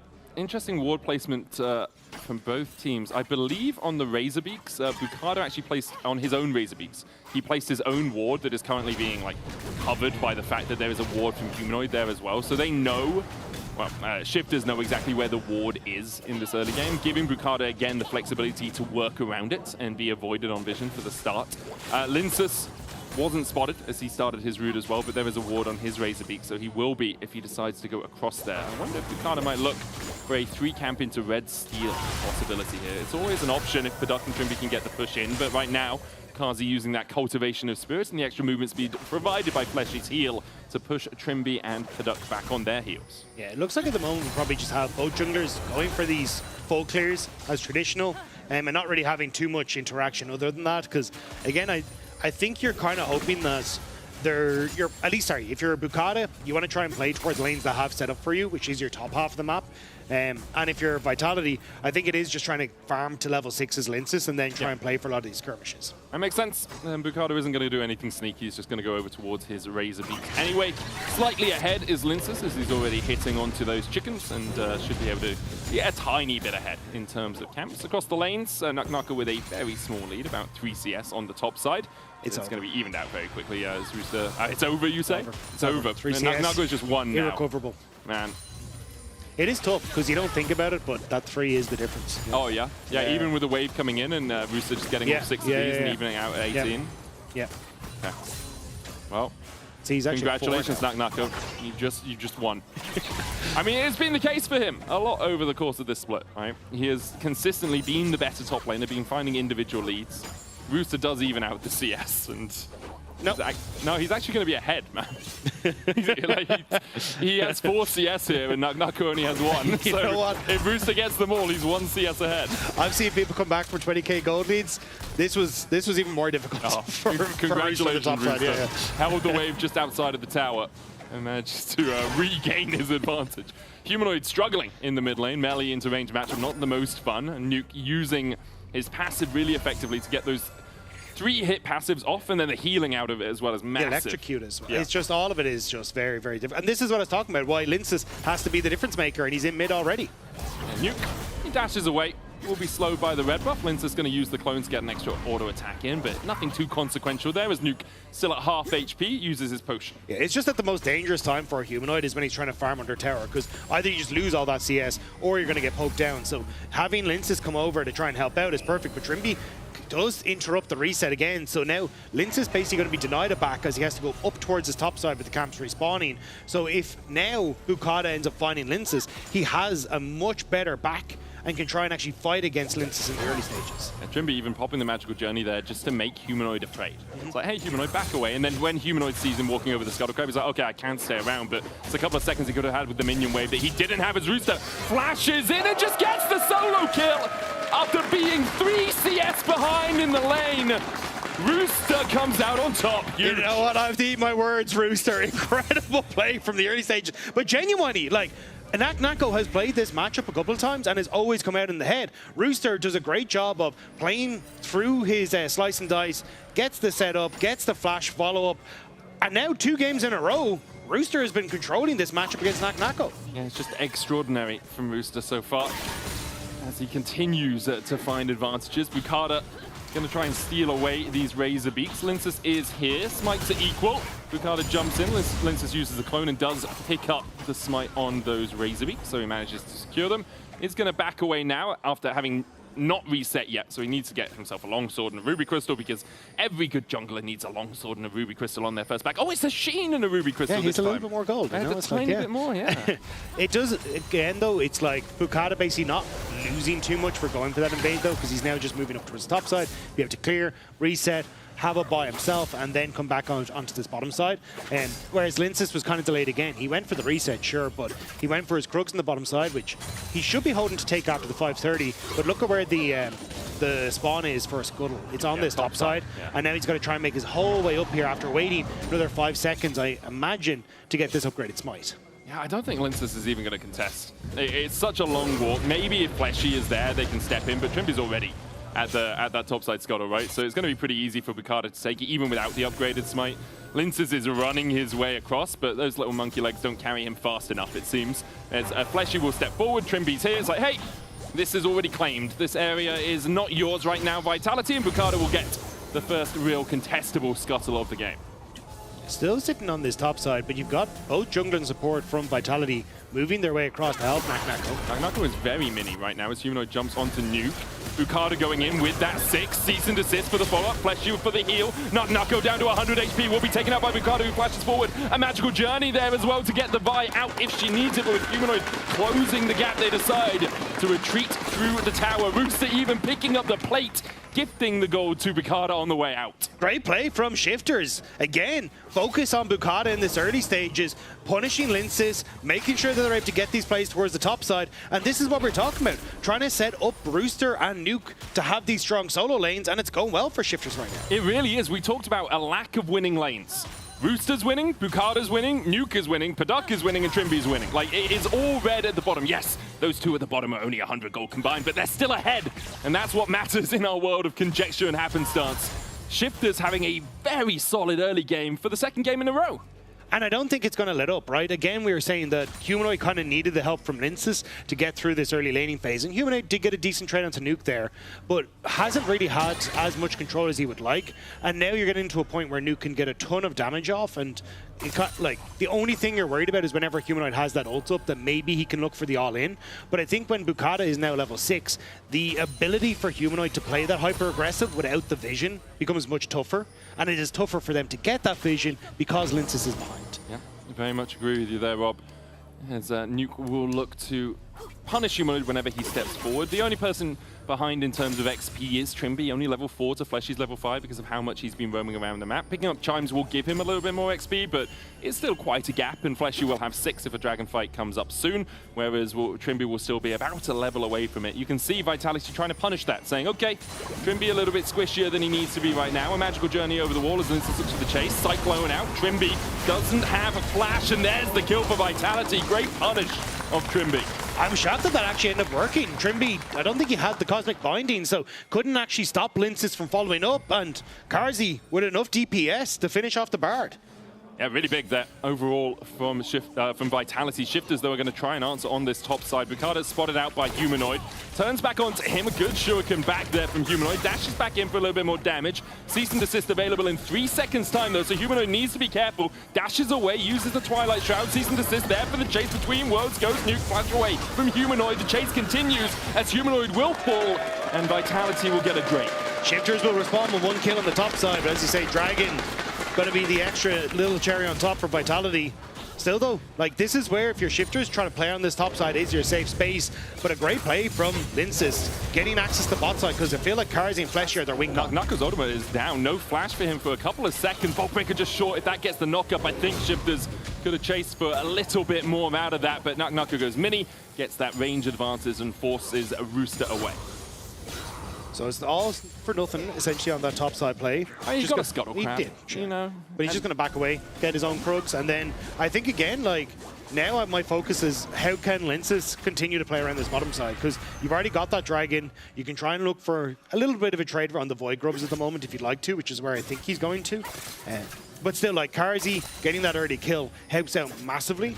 And if you can punish this bottom side, again, I think Karzi and Fleshy can just be the win con with this one.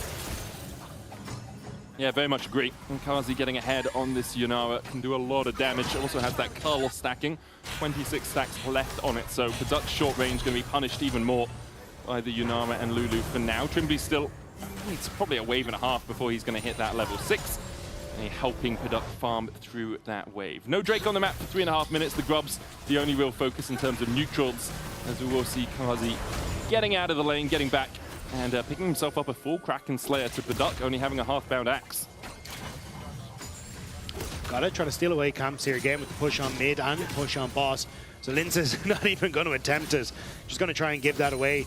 And this has kind of become the trend here in the series from Shifters, constantly just trying to keep Linces away from certain aspects of the map. And despite the first kill going bot lane, now they don't want too many more influence on that bottom side. Yeah, still a big lead for Shifters on the top side of the map. It's really becoming a split down the middle. If you're Vitality, you are very reliant on Kazi and Fleshy not doing something stupid and inting in the lane and then getting to a position they can carry. And if you're Shifters, you're very reliant on Paduk and Tribby surviving through the pressure of Kazi and Fleshy because the rest of your team is so far ahead. Rooster doing a really good job as Paduk steps up and Kazi chases him down. And we talked about doing something a little foolish. The flash in not enough to take him down. So close for Kazi. But Paduk survives using his flash and the barrier. Linces on the chase though, and I don't think Paduk is going to survive for much longer. Flash in from Linces for the kill. Now Trimby needs to survive, does have that Tempered Fate, has flash, has heal. Cosmic Binding hits onto Fleshy. He's tanking the tower for now. Polymorph out, Tempered Fate as well. As Trimby will try to survive, but can't survive through the second Cyclone. Kazi with the barrier. Not even the barrier, just the help picks from Fleshy is enough to get another kill for Vitality and even out the gold. Yeah, I mean, you have to respect this Kraken Slayer spike for Yunara, especially when she's got a Lulu. The whimsy for the movement speed means she can chase you down to absolute ends of the earth. And unfortunately for Paduk, with the Wukong in tow, it's a kill, it's plates, it's so much more gold going into this bottom side.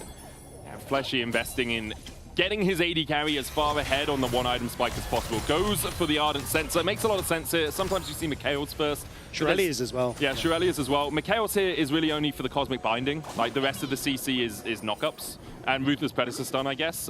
Shirelius does help you close the gap a little bit, but the hope is with the Wukong and with the Gnar, the gap has been closed for you. So I like the Ardent Sensor. You really utilizing the fact that Kazi is ahead and saying, let's make him spike a little harder.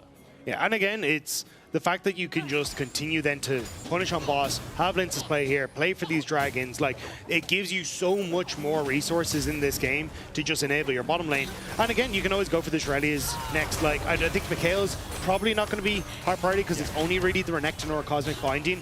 And if that's the case, the team fight's already probably gone pretty badly if the Mikhail's is getting value. So, yeah, I think Shirelius is going to be the next port of call. Humanoid under the tower trying to farm up. Rooster trying to get to his turret, but doesn't really have the luxury of stepping forward here with all of Vitality there. Naknako keeping Paduk away. Paduk using the supercharge, but Naknako has the wallop, has the Gnar, knocks him into the wall, and Paduk for the second time in 3 minutes is just caught out by Vitality. And we were only praising him in the last game. Absolutely spectacular performance, but coming into game 2, this has not been his game at all. 0-2, a 1.6k gold lead. I mean, look at those Ezreal stats. And Ezreal has a dash, whereas Kaiser has a run pretty quickly with a supercharge. But yeah, just a couple of mistakes from him, just as we were saying. What Shifters needed was for him to not make mistakes and they just play through the top side. But Paduk overstepping a couple of times. The Kaiser obviously relatively short range, so it is always at risk of doing such a thing, especially with your flash having been burnt in the previous play. But because of that Vitality, have evened out the gold and now actually even 500 gold ahead. And that's why I was saying I was surprised to see the Kaiser as the lock-in here. Like, Yunara has so many ways to deal with her in the lane. The pass-through of the auto-attacks does a ton of damage to her every time. Kaiser's trying to auto-attack or trying to take CS. You've got a lot of chase-down potential, and you don't really have that all-in threat with Bard and Kaiser for something like Yunara Lulu. So, I mean, I like the Xayah that you were talking about. I mean, they hovered it. Exactly. Something that has the wave clear and safety, because realistically, that's all that was needed from Paduk this game. I agree. I agree.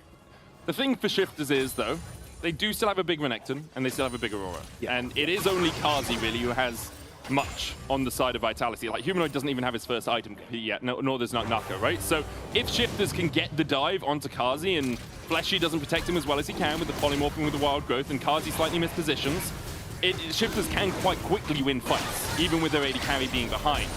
The problem is, if they don't immediately kill Kazi and he gets the opportunity to step back and just open up, he's going to rip through your front line. And also to give Shifter the due, being able to pick up that dragon, pretty big. Like, I thought we'd see Vitality with a little bit more presence there, but Linces up on that top side clearing at his camps, wasn't really in a position to try and press down, and I think that does kind of come back to the presence of the top side of the map for Shifters is still causing issues for Vitality, even if you are in a good spot as Karzi. Look at the Tempered Fate on Humanoid here, does land it. As the rest of the team, well, Lince is on his way. Good cosmic binding for the follow-up. Humanoid has to flash away. Bukata still underneath the tower. Humanoid dashing. Season Desist is going to chase him. There's a Cyclone. Nuke tanking the tower for now. Has a magical journey to get out, as does Bukata with the TP coming in. Naknako's going to look for the chase. Bukata flashless now, but has a Vault Breaker. Naknako trying to dash forward. Would hit him with the boomerang and find the kill. And now might even chase for more because Kazi's on his way across. Nuke and Tribby need to get out. The cosmic binding, not finding the stun. Kazi dashing forward. Nuke trying to flash away, but Kazi cultivates him into a new sort of fertilizer. Kazi now 4-0. Everyone on Vitality showed up to the bot lane. They get the kills, they'll match the tower. Massive swing for Vitality and off of Shifters overcommitting to a play on that bottom side. It's an interesting one overall because it is a big swing in terms of they picked up a bunch of kills. But with the top tower going down and all the plates going down in the mid tower, the gold stayed relatively even across the course of this exchange. Good cosmic binding from Trimby to land onto Humanoid. And that's the thing, Humanoid ends up getting caught out, but ends up buying a decent amount of time. Nuke end up taking tower aggro as well. And with this TP from Naknako, Vitality able to get down into this position to follow up. And Karzi legging it across from mid lane to make sure that he can sneak in behind the turret to pick off the members of Shifters. So Vitality, like, very happy to start to close some of the gold, like, at least for like Nuke and the Co. I mean, Kazi is now huge, like even huger, hugerer than he was before. 2,000 gold ahead, still 1,000 gold lead for Nuke and about 800, 900 for Rooster, but Bukata is now in arrears to Alinsis. Shifter's going to start up the Rift Herald. A play coming out from Vitality. They have most of their ultimates, no Cyclone and no Transcend oneself. As Rooster goes in, immediately Polymorph has to slice away. The Rift Herald still the target here for Shifters as Trimby's going to take a magical journey out. Pedoc's on the wrong side of that wall and might just have to flash out himself. Could look for a dash with a Killer Instinct. Vitality, no. Pedoc flashes out. Tempered Fate coming out as well to make sure that Linces can't just dash across the wall to go for any further chase. Still though, Vitality are on this mid wave. Could end up trying to look for the tower off the back of it because resets are going to be a little bit late from Shifters as they try to make their way back through. Still got Linces over the side as well. Wukong ult is available. Pedoc's able to get here in time. Naknako using the Mega Nudge to try and force the wave down, but isn't going to be able to get anything out of it in the end. Shifters weren't gated away from getting back to the mid lane, so they were able just to walk through their jungle and get there. Nuke trying to clear out this wave. Humanoid looking for the kill. Nuke trying to dash away. Cyclone out. Second one from Linces looking for the knockup. Will find it. Nuke still dashing in the middle of it all. Humanoid tanking it and will be able to take down the tower. Vitality now with a 2k gold lead. Nice job from Vitality, but play's not over. Linces tries to go for the camp, like it cost. Cosmic Binding not hitting. Still the slows from the orders from Trimby. They look for the chase. Kazi trading with Pedoc. Almost takes him out. The Killer Instinct has to get him out. As Linces is still getting chased down by Rooster. Kazi goes unstoppable, killing off Pedoc, who I thought had escaped. And there's a shutdown for Rooster as he kills off Linces. Linces wanted to go for the camp and just a little bit greedy. But Shifter is moving across to try and cover for that topside play. And I was about to say it was nice from Vitality, but Humanoid wants more. Humanoid going in. Has that Shuriken. Vault Breaker out from Bukata as he looks to try and escape using the shield from the passive. Cease and desist in for a little bit more. Then Vault Breakers again. Humanoid hits another Shuriken and finds the kill and then finds Trimby. Desert, you say? Not gonna be enough as the weirding for Nuke will finally kill off the Akali. Still, they're having pushing the bottom side from Naknako, so should be able to get some damage on towards that tower. Shifters gonna try and move down to interrupt him. It got a little messy in this mid-game, but it's still a 2k gold lead for Vitality. They're the ones that are getting more of that gold in their favor. Yeah, the Chaos has only benefited Vitality, as you say. The lead for Kazi almost cresting over that 3k mark. Won a 1v1 versus Pedoc as we were looking up towards the top lane. And overall, Shifters, when their game plan is being disrupted, have found it hard to fight back in the same way that Vitality so often do.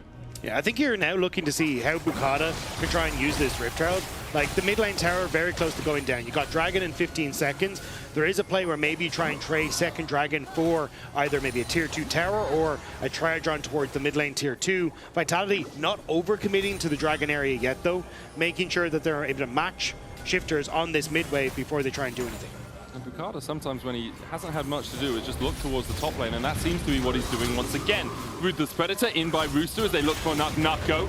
Go in with the Vault Breaker. Good enough from Naknako to separate the chasing pack, but Trimby's here looking for that Cosmic Binding. Finds the stun and then Shifters immediately descend and will kill off the Gnar. Meanwhile in the mid lane, Pedoc is just dying again!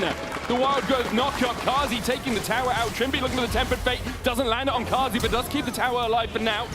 Kazi having to flash away, cease and desist there for the chasers. Kazi oversteps. You killed the enemy AD carry, man, but that was a step too far. Humanoid stunned immediately out of the TP with another cosmic binding. And just as we said, the mess benefited Vitality. Shifters showed us the janitors they are. Look, Paduk is the sacrificial lamb in this one, but it's working out for Shifters. They managed to kill off Karzi. They get the dragon. Like, this never should have been the position that Shifters find themselves off of that play. But it's because of that overextension. Like, Karzi sees his moment, manages to pick off Paduk. But it's the follow-up where they try to run back through the towers rather than trying to get through safety.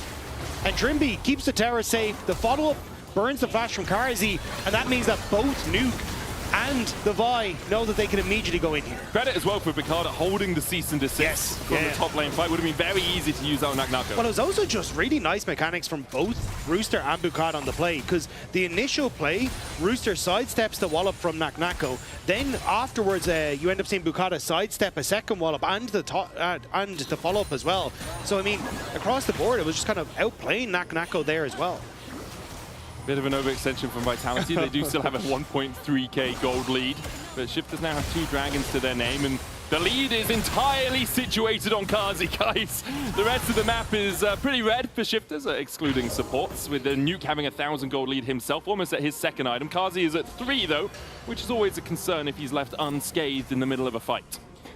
The Rift Herald's still there for Bukada. I imagine this will end up just being tossed down in mid just to guarantee the turret at this stage. And there's not really an ability to try and look for cross maps.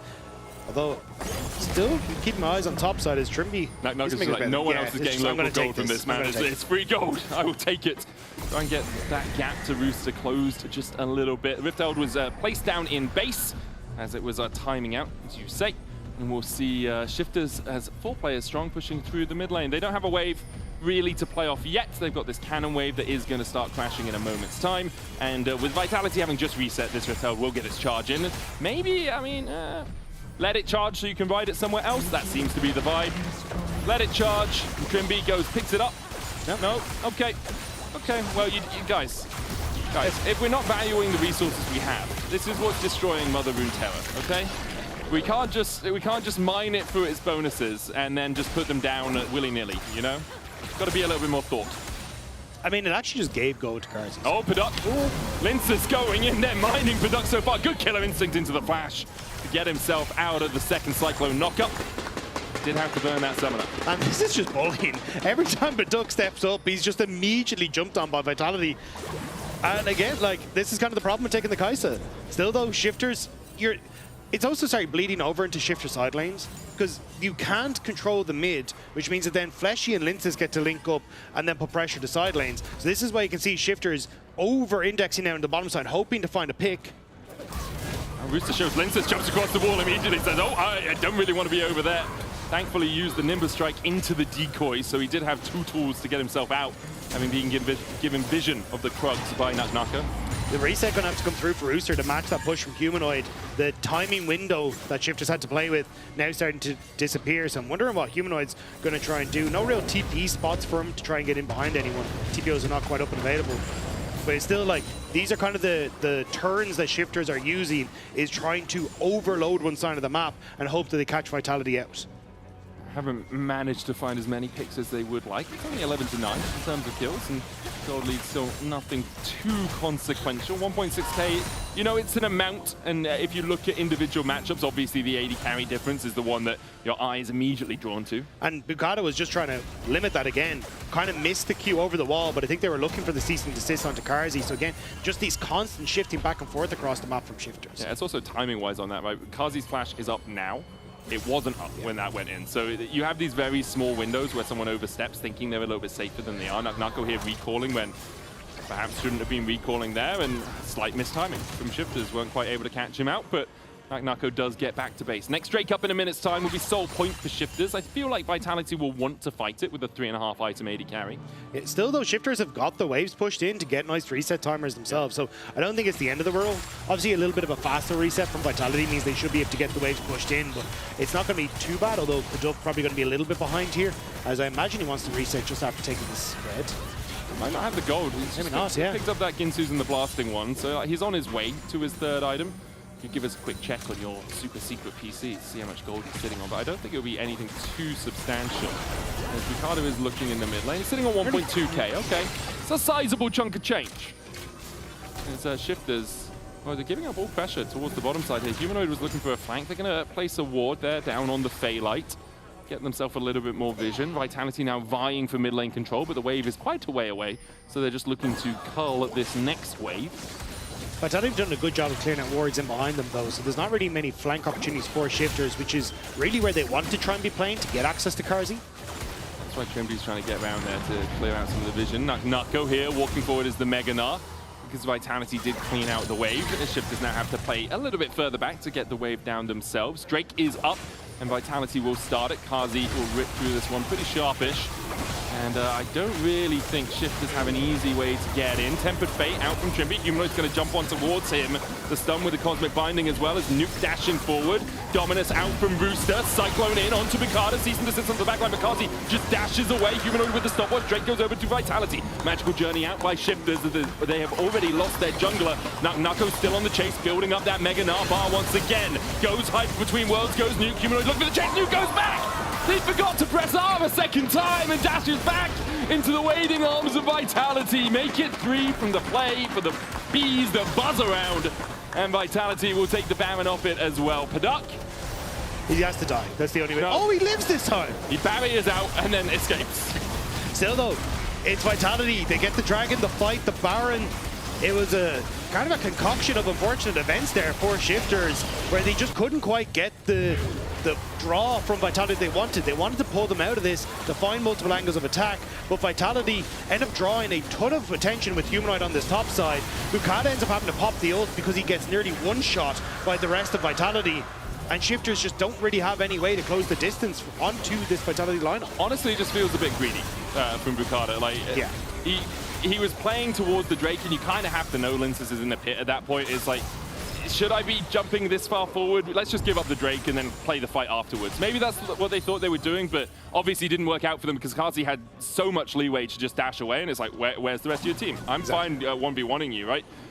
With Fleshy having the wild growth, Carzzy held on to both of his summoners, and now building towards a stopwatch, which I quite like. In fact, a Seeker's Arm Guard, as we call it these days, which I quite like, just for a little bit of extra protection. Also, Yunara's passive actually scales with ability power, so her crits do more damage, more ability power you have, which is quite nice, but I think it's more for the stasis. Yeah, I think he realizes at this stage that he's in a very strong position. As long as he doesn't die, they win.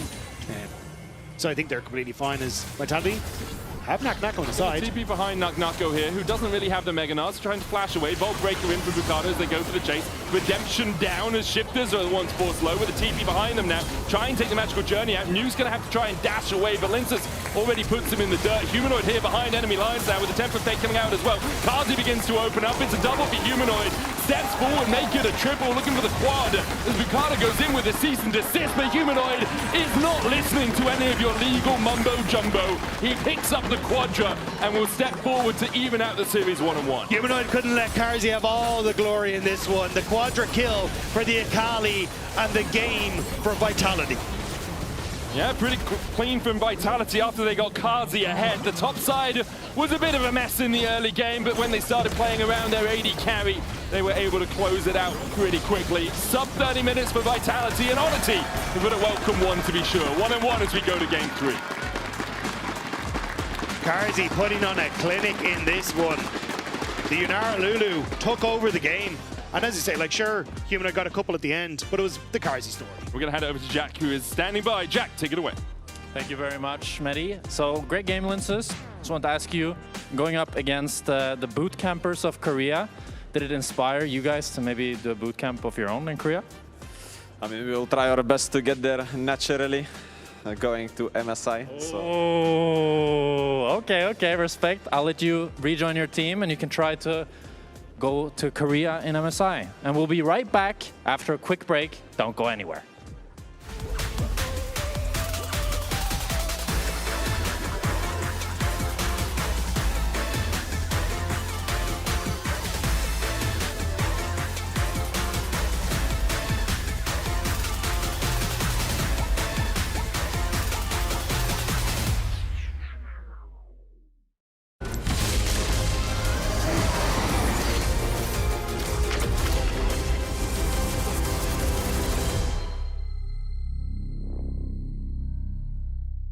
Want to find your fastest server every time? Express like a pro and optimize your connection in one tap. Express in game without ISP throttling. Express and shield yourself from DDoS attacks. Express and choose the VPN trusted by gamers everywhere. Express VPN. Experience gaming the Express way. Fast, stable, competitive.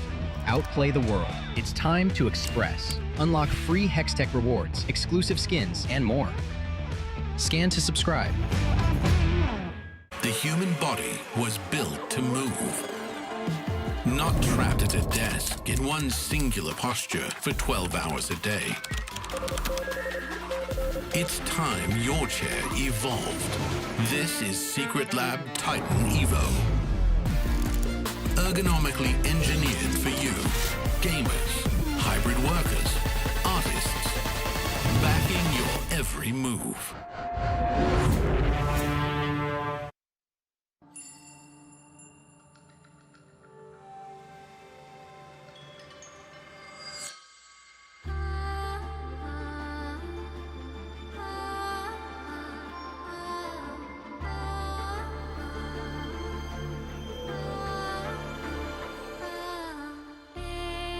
Echoes from beyond the past, the seed is sowed, the spirit knows, may it guide me, for I again will wander far and shape the path to meet again on late horizons.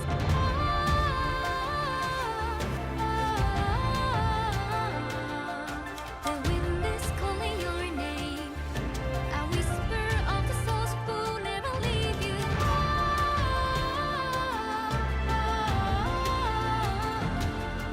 Collect your silver tears and pray they disappear tomorrow. Earth and ether to combine. The light it shows, the dark it knows are tethers. Spirits haunt the restless mind, but seek to find. We'll meet again. Can't you hear them?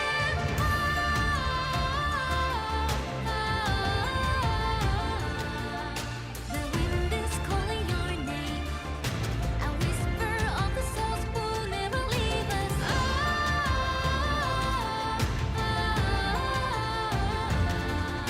Collect your silver tears and pray that we are here tomorrow.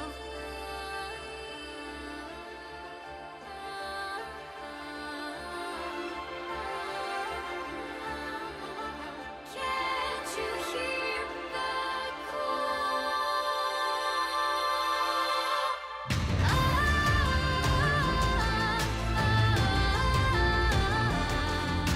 The wind is calling my name, a whisper of the souls who never leave me.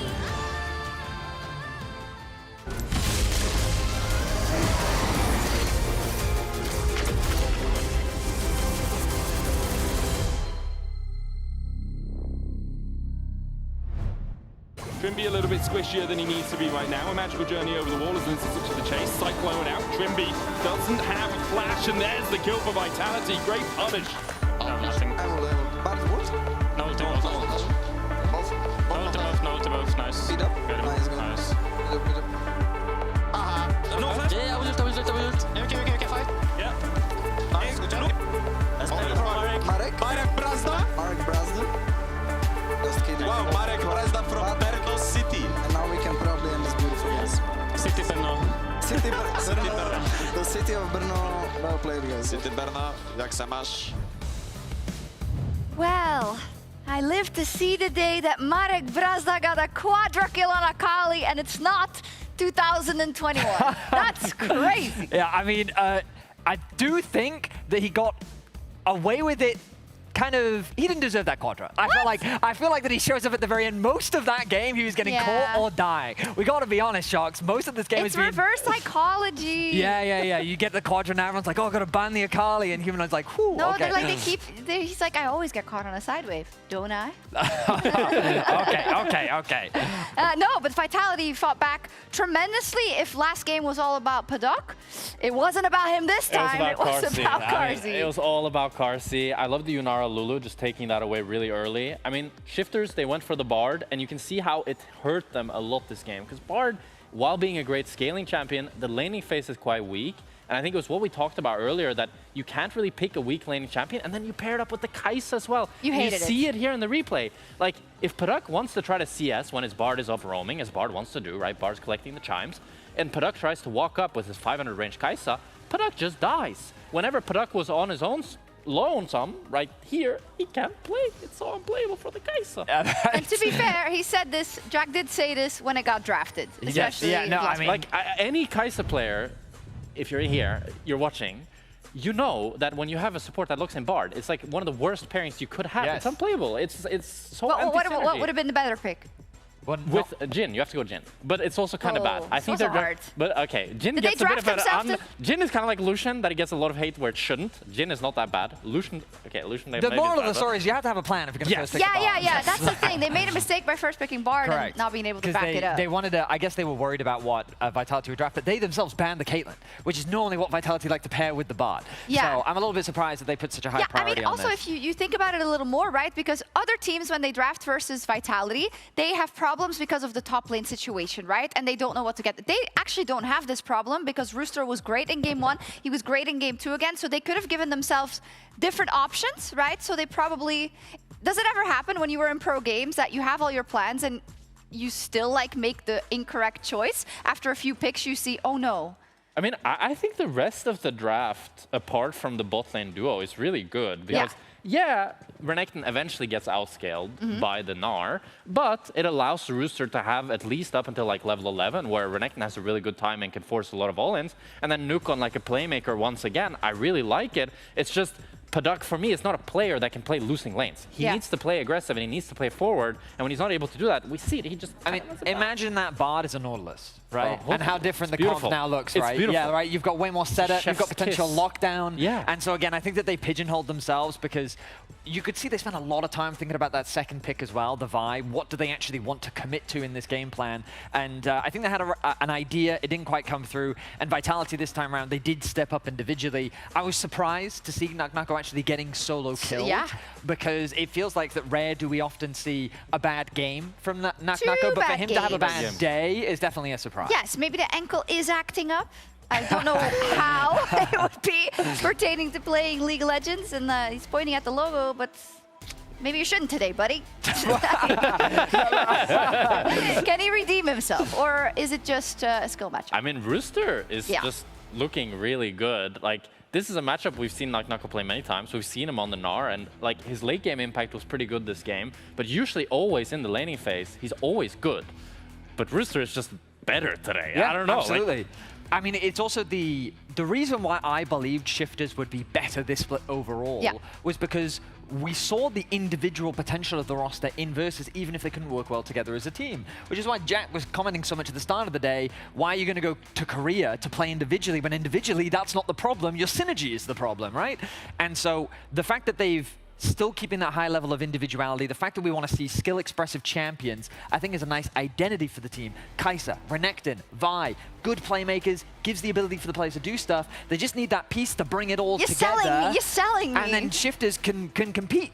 But right now, I felt like in this game, they didn't have the tools. They needed to really bring everything together, and they ended up falling short. You also want to take another look at the Dragon fight, I think. Why was that? Because this was the moment that I think that really cemented the game for Vitality. Because Vitality did make a couple of fumbles in this game, but we were talking backstage about how their approach to this fight just felt lackluster. They just went forward. Like, you can't do this. You need to find a good angle. You have Renekton. He wants to flank. You can't just front to back it up against the fed Yunara Lulu. Like, your comp is very clear that it needs to find one target, one-shot him, and then you win the fight. If you just run at them like a ball, there's no way Carsey is going to get caught. It's super easy for him to just kite back with the rest of his team. So you need, like, to get the fight going in a good way with the flanks, or you don't fight at all. But there is another chance for Shifters because it is, once again, a Game 3 draft for Vitality. Now, gentlemen, I have a coin. Okay.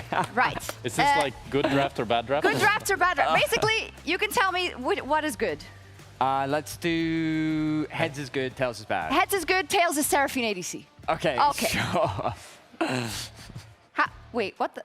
How do you do that? Okay. You do it like on the thumb. Oh yeah, my micro is actually... You can't just put the coin in your hand and then it's like... What was it again? Heads is good? Heads is good. Yeah? Yes, Good. heads is good. It's heads! We're promised a good draft. Good draft, Pad. Did you hear me? I helped you. What is a good draft for Vitality? Oh, now that's a difficult question. I think again, so when we talk a lot about Shifters and their approach to the game, I think that Vitality's isn't too different. When you give them individual agency, you rely on the individual talent in this roster and they perform well. But they do have some trends with which I think they fall into. First of all, Naknako doesn't usually play tanks. Also, Linces's role is quite key in that he often plays facilitators. Now, that fits in the meta in the terms of Xin, Pantheon, Jarvan. That's what most junglers play right now, but I also think specifically that's what Linces needs to play, so Pantheon is a really important pick for him.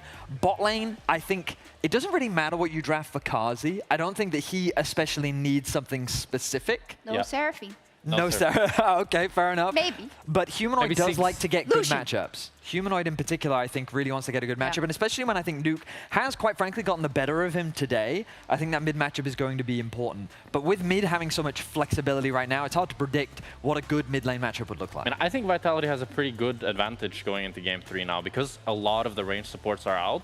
For me, Fleshy is a player that's much more comfortable on stuff like the Alistar, stuff like the Nautilus. In general, these sort of engaged champions. And to be honest, it kind of fits more with Vitality's identity in and of itself because Linces doesn't really want to play tanks. Naknako doesn't either, so then at least you can have the tank on Fleshy, and then that's going up against Trimby, whose tendency is to be better on those range supports. Yeah.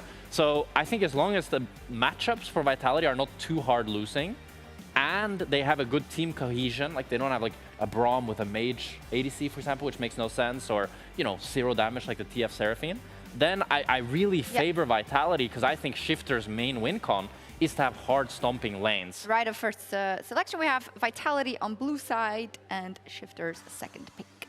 Oh, okay. So that is going to make it harder for Naknako to get counter, which means that Cassante naturally raises in priority for him. I feel like Pantheon just has to be a first pick. And we were talking about how Ashe Seraphine has not really shown up in the series, so it kind of has to either be banned or picked. I'm just on Lucian watch. Oh yeah, I don't think it's going to show up today. Okay. I mean, it was interesting how both teams kind of drafted around Ashe Seraphine. In Game 1, they took the Ezreal Karma with the Jarvan, right? So enemy team didn't want to go for the Ashe Seraphine. And then in Game 2, the Bard as well. You don't want to pick that immobile carry. But now that those are out, Vitality recognized the strength of the champion. And also, they don't want Karsi on Seraphine either. Exactly. They got shocks in the backhand here. Yep. So, Ryze, Orianna, you still have to get rid of. They want Orianna, Vitality. It's one of Humanoid's all-time best champions. You ban away the Ryze. There's a world where Orianna's already banned. So I guess with Orianna banned, you have to ban the And Ryze as a Pantheon, response. as you guys said. And I think that that's a good choice. I think taking that pick away from Linces starts to pinch that jungle pool quite a lot, because when I think of junglers in the meta right now, Xin, Jarvan, Pantheon are kind of the main four, with Wukong then coming in behind. Nocturne now becomes the champion that rises to priority Of course you'd say next. that. I mean, of course. of course. He is a very effective engage. Bukata, in my mind, I don't know why Sejuani is the one that's immediately coming to me too. if they want to slow the game down. For sure, I've seen some Sejuani Bukala. I think Nocturne sucks. What do you I think about also that? agree. I think he's bad. Okay. But in terms of pro priority, that's usually what they go for. I agree with that. I just think he's usually bait because he forces you into a very all-in-one playstyle, and it's like a worse Vi, kind of. I agree. Glad we're on the same page. I thought you'd fight me here. No. I say it all the time. I think that if you're not willing to commit as hard with Nocturne, the only time is if you're doing like Nocturne Nico, Nocturne Kennen. Yeah, I like which that. is like an old T1 draft that I think of, but they utilize the darkness as a way to help these flash engaged champions find fights without the reliance on the flash. Ooh, Varus. Yeah, I mean, with the Caitlyn banned, it looks like a pretty easy Varus first pick. You also got to think that because the Seraphine is banned, that means pretty much Ashe is out as well. And then they also banned the Sivir for the Varus as well. So a lot of ADCs or bans in general invested to get this Varus pick going, and it does mean that bot lane, there's nothing that Shifters can really pick to win bot lane. The only thing that can kind of match it is the Jhin. So that's what I'd assume that Paduk is going to look you up for. You're a Jhin merchant, you are. Well, I mean, it's a pretty good pick. It's true. Kog'Maw Braum could win the matchup, I'm pretty sure, actually. Kog'Maw Braum, if they go Varus Neeko, it's pretty unplayable. Okay, actually, no, you're completely Wow. right. Forgot that Neeko exists. Completely forgot that Neeko was a champion. Yeah, you're great point. So the fact that I feel like the reason why they went red was to give a good top matchup for... This could be Flex, though. Oh, you're right. Mbessa, yeah. Yes. I feel like this split, it's only Relech that's actually continued to play it in the jungle, though. I think Lince's played it one game, the Mbessa jungle. Wasn't that sure. Aatrox? Nobody checked that.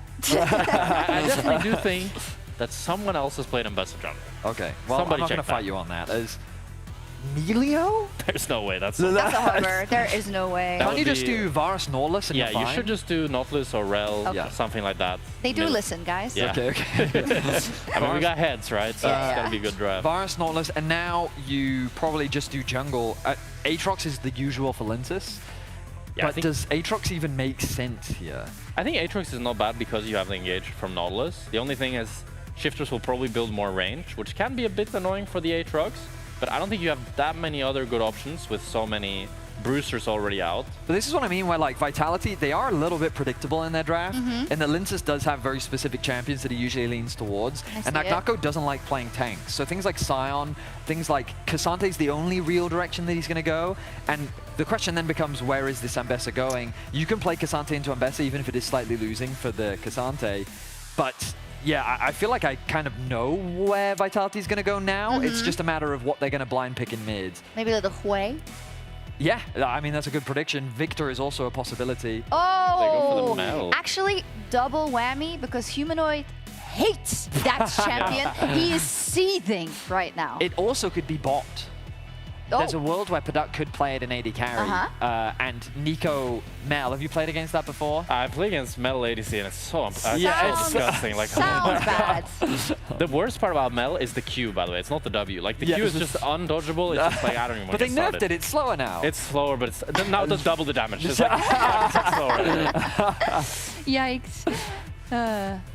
Okay, we'll see. Hey, but this is kind of nice from Shifters, that possible flex, because Man, I they're think it's looking mid over lane, their shoulder. especially because we saw. I think the plan for Shifters was to pick ADC on 3, but we saw Nuke talking quite animately, He did. which made me think that he really wanted to pick Mel here, and with 2 mid bans, and that he think that will really win him the matchup. And you see that they now ban out the Syndra. I would assume they have one more mid ban, maybe the Victor or something, or the Hui. I think they should know Mel think matchups that about. well. You should think about even Silas. Zoe? No. No, I'm actually. Zoe, I mean, Humanoid used to play Zoe a lot. Yeah, I mean, so the way I think about Mel is like, how annoying is it for me to play into the Mel? Yeah. And you're right that Zoe's not that bad. ASOL is a great ban because there's basically nothing that you can reflect from the ASOL. So I think. You just wave What do I get if it's Zoe? You get hit in the face with your own paddle star.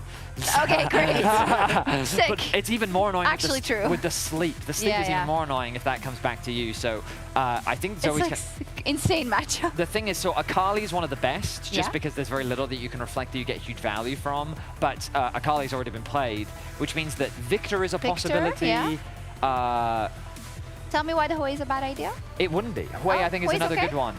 The things that you would reflect are things like the fear and like the funniest one is when he tries to wave clear the lane and then it just bounces back and Yeah. that Mel gets all this wave clear for free. But God, it it's is annoying. obnoxious. That Yone, I think, is quite good, but you don't necessarily, if you don't have an AP top option, and so this is what we're talking about, the potential flex. Oh. This would be pretty crazy here. Isn't that kind of better for Humanoid?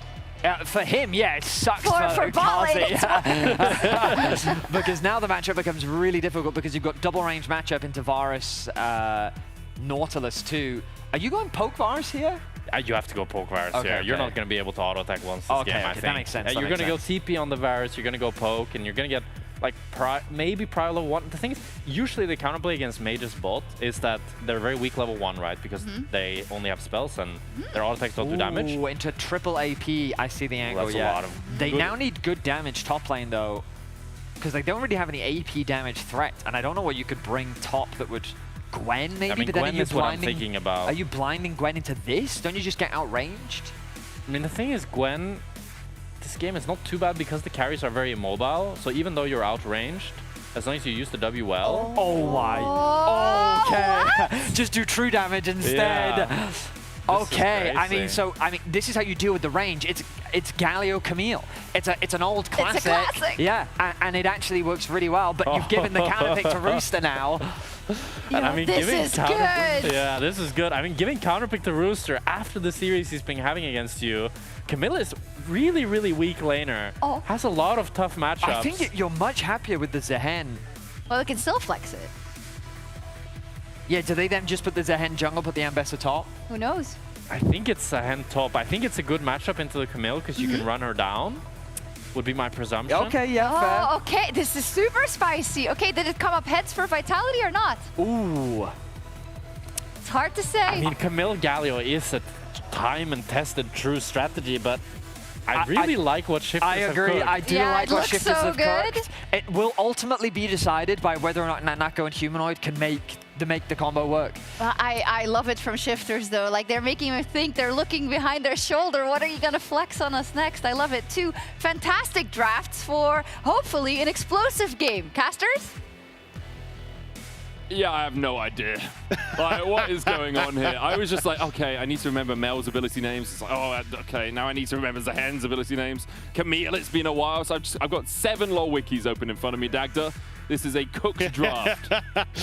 Just for you specifically, but I mean, even for the people at home, this is a bit of a wild one, because I liked the Galio pivots coming through from Humanoid, because it's like, oh, cool, like, you've got AP bot, AP mid, like, even the support doing some AP damage. It's a good Galio angle. Works really well with the Camille. So, like, I like kind of what Vitality have cooked towards the later half of the draft. Shifters, it's so much range. Like, this is a weird one. Like, it's so odd because you have it's weird. It's range with dive. Yeah, like, Zehen and Ambessa want to go in, and Victor and Mel want to stand back, and then Trimby wants to go in. So maybe it's the, if we control enough zones, long-range damage dealers will do long-range damage, I guess. I also had a look. Paduk has a few ranged, a few AP champions played. He's played 5 games of Ziggs, has 1 of Victor, 1 of Seraphine. Did win on the Victor and the Seraphine games, so but we haven't seen him bring Mel out before. Noah, the only person that's brought Mel bot lane into the LEC so far. And we'll see if Paduk can live up to his Korean compatriot. I mean, should definitely have a nice L time. Like, I think Mel's range kind of disgusting. Like, obviously you have Karzi who has gone for the lethality virus, and in time should be able to match a lot of the push that Paduk has. But in the early stages, you can see, like, you just outrange so well, and you have a significantly easier time with your mana thanks to the Doran's Ring. Yeah, you also have a range support, which helps out a lot, right? Like the fact that Trimby can just step up, use the shape splitter on Fleshy's hooks. This is the risk. A hook goes down. Karzi with the piercing arrow as well will put some damage back into Paduk and Trimby, but Fleshy takes a couple of auto attacks on his way out. Paduk will be looking for that rebuttal. Long cooldown, level 1, of course, long cooldown throughout the entirety of the game, but it does come down to about 23 seconds at level 5. Was changed a little bit a couple of patches ago, of course. No longer gives you true invulnerability from the damage that comes in. Instead, you get a shield, and if you are reflecting physical damage, it gets decreased a little bit before it turns into magic damage. 70%. Yeah. But it is a little funky, because if Nautilus hooks you and you rebuttal it, you kind of just hook yourself into Nautilus range. So you have to be a little careful as Paduk as to when you use it, because it's not always ideal into some of these hook champions to throw that out. But nice into a chain of corruption, though. Yeah. Very nice into a chain of corruption. So we'll see if Paduk is able to use you're really that. hoping that, like, he's turned down the volume and he doesn't hear Barış just yelling to give him the cue to just immediately press rebuttal. I mean, just turn it up, you know? You have to use every tool in your toolkit. We'll say for a while we talked about Chain of Corruption, Varus' ultimate, that is, as the most missed skill shot in the league. And I think Paduk kind of wants it to hit relatively regularly in this game so he can reflect it, but then also you kind of hoping your enemy team is good. Truly, if we see that, man, this game is truly next level. So far throughout this series, we have seen Shifters being able to get some early game leads in their lanes. We won't see that at the 2.5-minute mark, as Fleshy is moving up to see if he can land a hook on Nuke, which he does manage to do, but no real follow-up from Humanoid, who just puts down that gravity field. Has leveled that up early. We've seen a couple of times Victors go for the Q-Max or the E-Max without leveling the W, but when there's an enemy support coming into your lane, it makes sense to have that little bit of CC under your belt. Yeah, with the focus on the mid lane, though, you can see the Linces got shoved off with that bot side crab. So again, kind of the focus from Shifters towards the jungle and now bot lane. Well, good job, Kazi. Dodges the side of the Tangle Barbs. Does take a little bit of damage from the Blooming. Burst as the hook from Fleshy doesn't quite connect. Lince's on his way towards top side. Did manage to pick up the scrap. It's got a crab. Yeah. We could call them scrabs from now on. I'm kind of down for, honestly, yeah. It sounds a little bit too much like scab. Which both, you know, walking also over picket scarab lives. A scarab is a beetle, though. So yeah, it kinda maybe works. that's where it comes from. Yeah. Because it looks a little bit like a scarab. Yeah. Truly, it's like the mystery of the pyramids. Right, What's the hole in the inside? Yeah, why is it there? Yeah, What are these foundations underneath them? You know, all of this truly cockamamie stories that come out when you begin to talk about ancient history. As Trimby is looking for the Tangle Barbs, does land them. Blooming Burst there as well for a little bit of chip damage onto Kazi. Kazi has the TP and also has already got back and picked himself up a tier, so that's going to start stacking up. Not a huge power spike for the Varus. Obviously, you are just investing in the late game while accepting that you don't have as much early on. Yeah, I mean, all you're really trying to do is find ways to match the push that's coming through from Duck. The tier going to do that, the early lethality going to do that, and at least the auto attacks as well means that over time you will slowly start to win out because your auto attacks just deal more damage, whereas Paduk constantly has to invest mana, which means you end up trading essentially Paduk's mana for the auto attack damage that Karzi has. Still though, with the TPs, that's really not going to be a factor. Like, you still should be fine over the course of the game to kind of just match push on both sides. It'll be more so a case of, again, as we start to shift over towards like dragons, which are just about to spawn, how do you then start to play around that? Because I do think a lot of it for Shifters, as you alluded to, is kind of zone control, but also sort of flanks. It's a weird position. Humanoid hits 6. Picard is on his way across, leaving his Gromp for the moment because he knows that he wants to take that after the 5-minute 30 mark to get the upgrade on his jungle pet. Rooster has got the push onto Nuck, and Rooster's laning very solid so far. I can't remember who it was. We had someone on the desk in LEC Versus, and they talked about Rooster as one of the best laning top laners in the league, and it wasn't something he really gets to display too often because he's on Shifters, and they really struggle to have too much impact. But we've definitely seen it so far in this series, like battling toe-to-toe with that Nucko consistently. Yeah, and I do think the matchup as well is good for him here. Zehen, like, will get stronger as the game goes on, but certainly in the early stages, a lot of that is kind of Nucko looking for quick trades, but Zehen very good at extending those trades. But with the W and the E to try and follow up, and then also having a knock-up to try and elongate those trades too. So definitely for Nucko, it's trying to get those grasp procs. For Rooster, has the grasp as well, but still just kind of elongating them a bit. Well, Scuttle spawning on the top side means Bukada was not there in time. Lince is now level 6 on this Aatrox. Hexagon made him to come out from Nucko, trying to catch out Rooster, who does have the Grim Deliverance and might use it. Needs to get that Cultivation of War passive up, now has the GA. Meanwhile on the bot side, hooks landing from Fleshy. Rooster trying to dash away as Humanoid comes in with that hero's entrance. Shift is able to survive through the bottom side. There's the resurrection into the taunt onto Rooster. Dreaded return will pull back Linces, but no chase from the rest of Shifters means that Vitality get first blood. Humanoid with the follow-up, changing the pace of that fight. You can see Bukada hesitant to follow up on the play. And it means that Vitality will get the first blood and get some very much needed control in this top lane matchup. Yeah, the look of that play is so different if Bukada's the one that gets the crab. If Bukada's 6 and Linces isn't, you have no World Ender. We won't see Linces surviving for as long as he did with that Omni Vamp, but Bukada's jumping in with a public execution entirely changes the outlook of the fight. Didn't see Rooster use the Grim Deliverance in the end. It was actually down. Oh, was it? It was, Must have used it earlier so on. it only just come back off cooldown. Hook from Fleshy onto Nuke, blocks the aftershock. Nuke able to survive through the damage of Humanoid and Fleshy. No surprises there. It's a Spectre's Cowl on Humanoid, and Fleshy has a World Atlas and a Ruby Crystal. It's not the highest damage output combination that you could find on the Rift at the moment for Vitality, but they'll be happy enough forcing Nuke out of lane. Yeah, I do think for Vitality, it's more about covering Humanoid, making sure that he can get the push, get the reset timers to match. That's all you really want as Galio. You can leave Karzi alone on this bottom side. He can continue to just push these waves. And if you can focus on Nucko, he's going to be your main source of DPS. Like, this Galio-Camille combo is obnoxious for any of these long-range mages. So it's just focus down one of them with the Fed Camille, and it's kind of GG for Shifters. Just dive onto the backline. Nucko's first time playing this Camille in the LEC. Linces on the Aatrox. This is undefeated in spring so far here in Europe. 6-0. It has gone in this Tier 1 competition. May have been defeated in ERLs. I realized in Europe is quite a catch-all statement, so I need to clarify exactly where I meant in Europe. Specifically in the Berlin studio here. the Riot Games Arena, or so it is known. Some people call it the LEC Studio, which it is, but that's a subsect of it being the Riot Games Arena. Yeah, in the Venn diagram of names, I think you're allowed several. It's all right. In the same way that all squares are rectangles, but not all rectangles are squares. Yeah, this is both the LEC Arena and the Riot Games Arena. Yeah, and all arrows are both from Paduk and Karzi deal damage, but some of them are very different levels of damage, because I just saw Paduk reflect that with the rebuttal, and I think it tickled Karzi, to be honest. The physical damage reduction on Maboto now. It does really suck. Yeah. I mean, I'm sure there's a lot of people out there in the world who's like, no, that's good. Keep it like that, please. Do not allow I Mel. mean, Froxen had to go on and defend himself. It was 1v20, the Redders, it was brilliant. But it was like, Mel's broken, immediately the entire place erupts and tries to jump on him. And the amount of times the designers have to defend some of their decisions, and rightly so at times. Like, everyone should be held account for the decisions that they are making, but I think sometimes we get caught up in the narrative around a champion rather than how balanced it actually is, the feel about it. As there's the hook, as Paduk reflects it, Tangle Barb's coming out into the Soulless Net. The CC change from Shifters, pretty damn solid as Fleshy falls to a 3rd HP. Yeah, not exactly what Fleshy was hoping for there, but a decent amount of damage, and especially because he couldn't end up proccing that aftershock. He's very squishy whenever he goes for those trades, so nice job by Shifters. Lince is going to take Void Grubs on this top side. So he just gets one of them.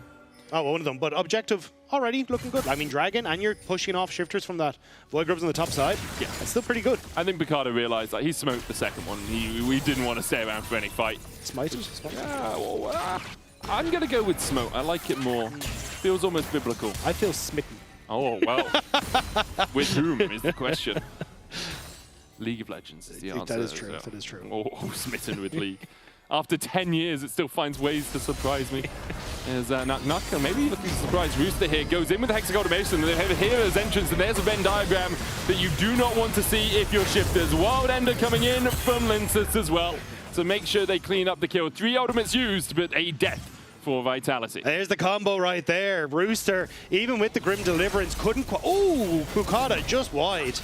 Nice attempt on the ultimate, but no public execution today. But either way, like, again, this is what you want to do as Vitality. Just play it through topside. A little unfortunate that Naknako hasn't got some of the kills, but it's still at least opening up that lead in the top end. Yeah, it is. And Naknako, you know, he's 200, 300 gold ahead. Linces is massively ahead as well. We've seen so many times how impactful an Aatrox can be if they do manage to get a lead. But Rooster is 3 CS ahead. So oh, well, yeah, it's over. Yeah. It's over, guys. I just want to say, we said Naknako being 3 CS ahead was the end of the game, and Vitality did win that game. So, one of those things, I guess. Results-based analysis, you know, that's where we sit. As Nuke tries to chip away at Humanoid. For Shifters, you're really wondering, like, how do we get back into this situation? Well, you do have team fight pressure. You have, like, Grim Deliverance, you have public execution and team fights alongside a good Pop Blossom out from Trimby can absolutely burst anyone on Vitality. Like, anyone apart from Humanoid is basically dying for that if they're CC chained well. So if Vitality do overstep around the next rate in 2.5 minutes, Shifters have a way back in. And you can see that Shifters can try and play through this mid and bot. Like, just there, Vitality try to go for Scuttle Crab, but already with the push they have through both of these AP mages, they can already take position, and Bukata is able to push them off. And I think that is where you can try and focus your power here. The downside is, like, Trimby wants to try and set up for this, like, big burst play to finish people off, but he kind of requires Bukata to be there. Bukata only just finishing his first item, isn't in the best of spots to do that. Naknako still has Flash. Nuke is looking for it, but he knows that if he goes in, he's going to be really separated from the rest of his team. Reset coming out from Paduk underneath the tower here. Should be able to get back before Vitality can collapse on him. Yeah, Karzi used his Q to actually push the wave, so didn't have it to interrupt. So will be the reset coming through from Paduk. Karzi just happy to take at the plate. And it's just his focus now for a minute 45 on towards Dragon, where I feel like Bukata going to try and use the fact he has hit that one item to work with these double AP mages. And there's a moment here where Vitality maybe just cross-map and look for more punishment towards the Zehen. Yeah, could just try and shut down Rooster even more. He's been pretty scrambled so far this game. 0-2-0. Naknako with the Triforce already complete is huge. Such a large disparity when you are sitting on the parts of that item compared to when you've actually got it completed. We can see Trimby moving up towards the top side, and it's Shifters who might be making a play. Trimby looking for Naknako, goes in, Pop Blossom flashed away, Trimby there with a flash chase, public execution there for the follow-up, Dread return, gonna pull him back, Naknako tries to get out, but a good dash forward from Bukata to catch him on his way. Bukata takes him out. as Shifters find their first kill of the game. Nice job by Shifters with Trimby on the roam to pick up the kill, but honestly, I thought Naknako could have escaped. You can buffer the wall shot to try and get away, but didn't end up using it in that one. Tried to flash, didn't end up buffering it, and then even when he did, the knockup still came through from Rooster. But again, nice play from Shifters. It was the Rooster flash, not the Bukata flash, to get that Q3 knockup, or Q2 knockup, I guess, in the sense of Rooster. As we see Vitality stealing away the blue buff. Trimby realizing, yep, something not very good is happening around here. They're going to use the TP to get Paddock straight underneath the tower. Trimby's trying to step forward. Nuke coming around the corner as well, as Vitality might look for the fight here. Fleshy begins to back away, but Linsa still has that World Ender, and there's not many ultimates available for Shifters. Only the Arcane Storm and the Golden Eclipse out of Paddock. We'll be able to chip away at Fleshy still. Across the wall with that Radiant Volley. It can be difficult to dodge, a bit easier than it used to be, obviously, but still, if it's put right underneath your feet, you need to be quick on that finger to make sure you are dodging away from it. Drake started by Vitality. There's the hook, Paddock pulls himself back in. Solar Snare there as well. Depth Charge coming out. Chain of Corruption has to be flashed away from. I guess the problem is if you're going to get hit by the hook, you're going to get hit by the hook. You might as well use a rebuttal, because at least then you CC Fleshy for a second. Humanoid moving down from the mid lane as Nuke's going to try and chase him out. Bukata trying to get in there. Smite goes over to Linsa's. Vitality, though, not in the best of shapes to fight. Paddock forced away by Kazi. They begin to collapse onto Humanoid. Good taunt from him into the root, though. Flash into the hook as Bukata's caught out. There's a pop loss and Kazi flashes it, but Paddock gets the kill. Bukata needs to get away from Humanoid as Humanoid tries to bring it down with the Winds of War. Will manage to do so. There's the Hero's Entrance as well as they dive onto Paddock, and Vitality pincer movement onto Shifters to pick up 3 kills from the play, and are looking to make it 4. Nuke doesn't really have anywhere to go here. Trying to split the difference to get out. TP, Humanoid, Justice Punch, Taunt instead. Gets him there in time. The punch may have connected on terrain, so the Taunt a much better option. This fight, though, I didn't think it was going to go this way for Vitality. They'd already used so many ultimates on that bottom side play. I thought it would be enough but for Shifters, but here Paddock ends up moving back around. The poke is decent. They turn on towards Humanoid. And it's this ult from Trimby that I thought it sealed the deal. Carzy going to get away. Paddock gets a ton of damage. But this fight ends up very split, and there's just not enough damage to kill Linsis, basically. Yeah, Paddock gets 1 auto attack, and he missed Radiant Volley in. Yeah. And so he just doesn't have the damage. Gillet. The best. Well, that ruins every... Was that the Gillette ad he was trying to say? Yeah, Okay. I mean, it ruins any shaving sponsors we may have had. Like Movember, they're happy because we will shave them up in the end, but... Didn't that used to be an Expeke thing? Gillette? Yeah, I'm pretty sure Expeke had a Gillette thing for a while. Did he? I don't know. I might be wrong. A while ago. I might be wrong. He was clean shaven, was Expeke in the good old days. Oh, you know, people were talking about Linsis and he stare into the camera, you know, when he got that double. Snoopy. He reminded me so much of Snoopy in that moment when he stared into the camera, gave it the little salute. Those piercing eyes of the EG jungler all the way back in the day. Vitality able to get the Rift out as Linsis leading the charge for them in this game. 3-0 to 1,000 gold ahead on this undefeated Aatrox hit. And for Shifters, you're really wondering how you get back in this game, because it is a bit of a struggle. Yeah, I think the biggest issue is, again, you're kind of seeing that lack of damage, which I was honestly kind of surprised at. I thought they would have enough, but if Linsis is already off to this kind of start, Sundered Sky Knight completed, and with the Rift Herald in tow, he's going to become even more of a threat now in these fights. And you still have Naknako, who is slowly scaling in that top side. For Shifters, heavy reliance now on Bukata to try and make plays, I believe, towards his bottom side. Like, try and lock up Carzy, try and find some much needed gold in. But top lane. Yeah, this is the problem, right? It's a bunch of circles, and yours aren't quite as big as your opponent's. Rooster trying to flash away. Does have that Cultivation of War passive, so will manage to escape the double ults from Naknako and Humanoid. Meanwhile, in the mid lane, Bukata diving in with a public execution to kill off Carzy. Needs to get out of here. He's on a bouncy castle right now as the chase continues. Linsis with a World Ender, and Fleshy with a Rift Herald charges forward. They went for the clone.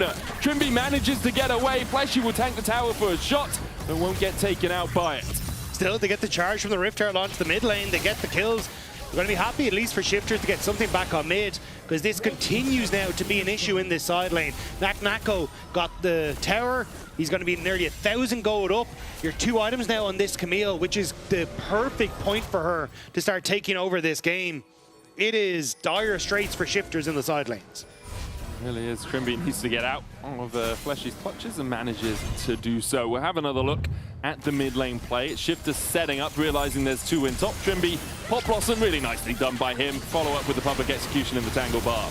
And this is what I was talking about. I do think you have ways to make plays towards Karzi, especially when his summoner spells are down. It's unfortunate again though, the Linces, he's just massive. Like, there is not enough consistent DPS to kill this Aatrox. Every time he takes a hit, he just gets all of his time in the world to heal it back up. Yeah, now Vitality with good lane assignments after that play in the mid lane will take the top lane tower because of Naknako and the bot lane tower, and got the charge on mid.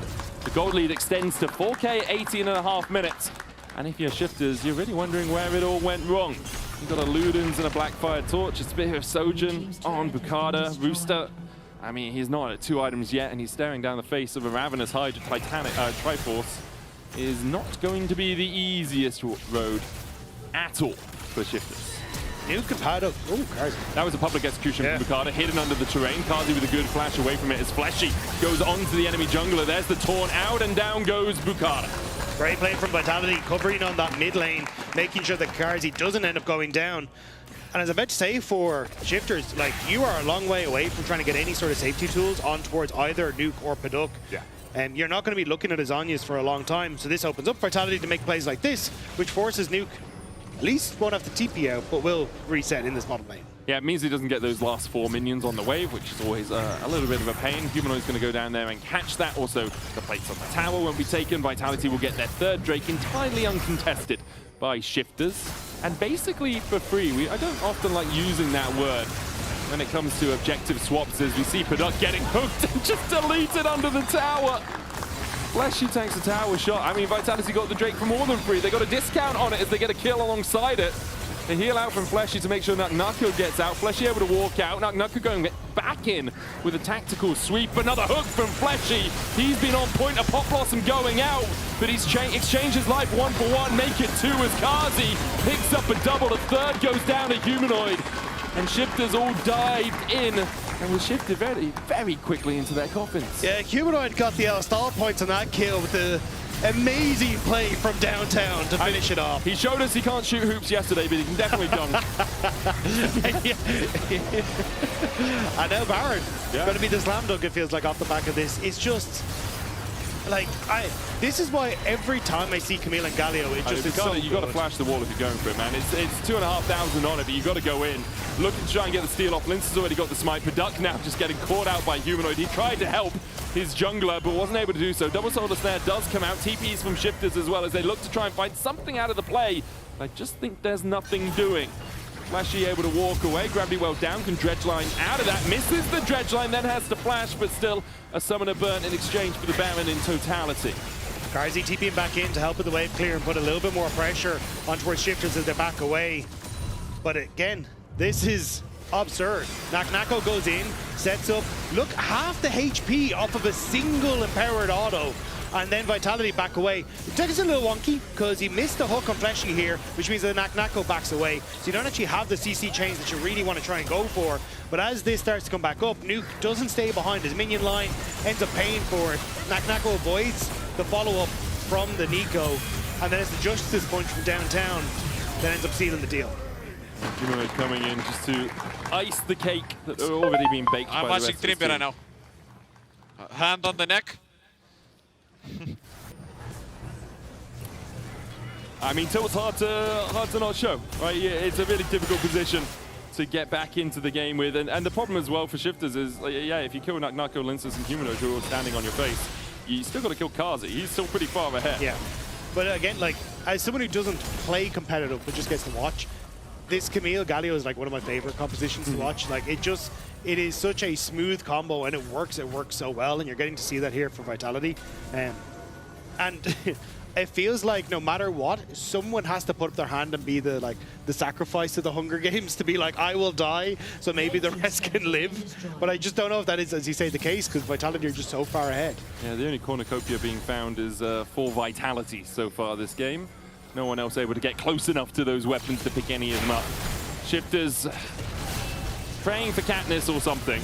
Some sort of mutiny, some overthrow of this government, because at the moment Vitality are just denying them any opportunity of picking up any gold in this game. An 8,500 gold lead as Linsus looks for Trimby Shape Splitter that was leading the charge for Shifters through the jungle. Humanoid continues to push in, doesn't have a cannon wave, but does have enough minions to chip away at this tower. Kazi buffing up the minions with the Baron buff in the mid lane as well as Linsus looks to trade in a 1v3 for now, but Nako and Fleshy are just around the corner to bolster his attack if so required.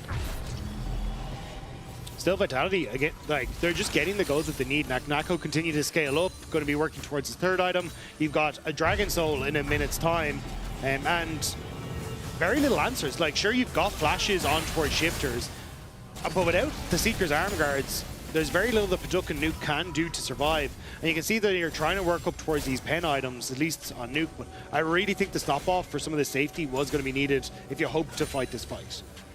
Well, they have no safety. And there's a lot of threats on Vitality's side. As you say, the Soul really what they're playing for now. They reset, get their vision game up, and 45 seconds before that Soul does spawn. No point forcing the tempo too much. It's still only 24 minutes into this game. They've had a Baron. They can get another one in 2.5, and they can just try and take down these tier 2s.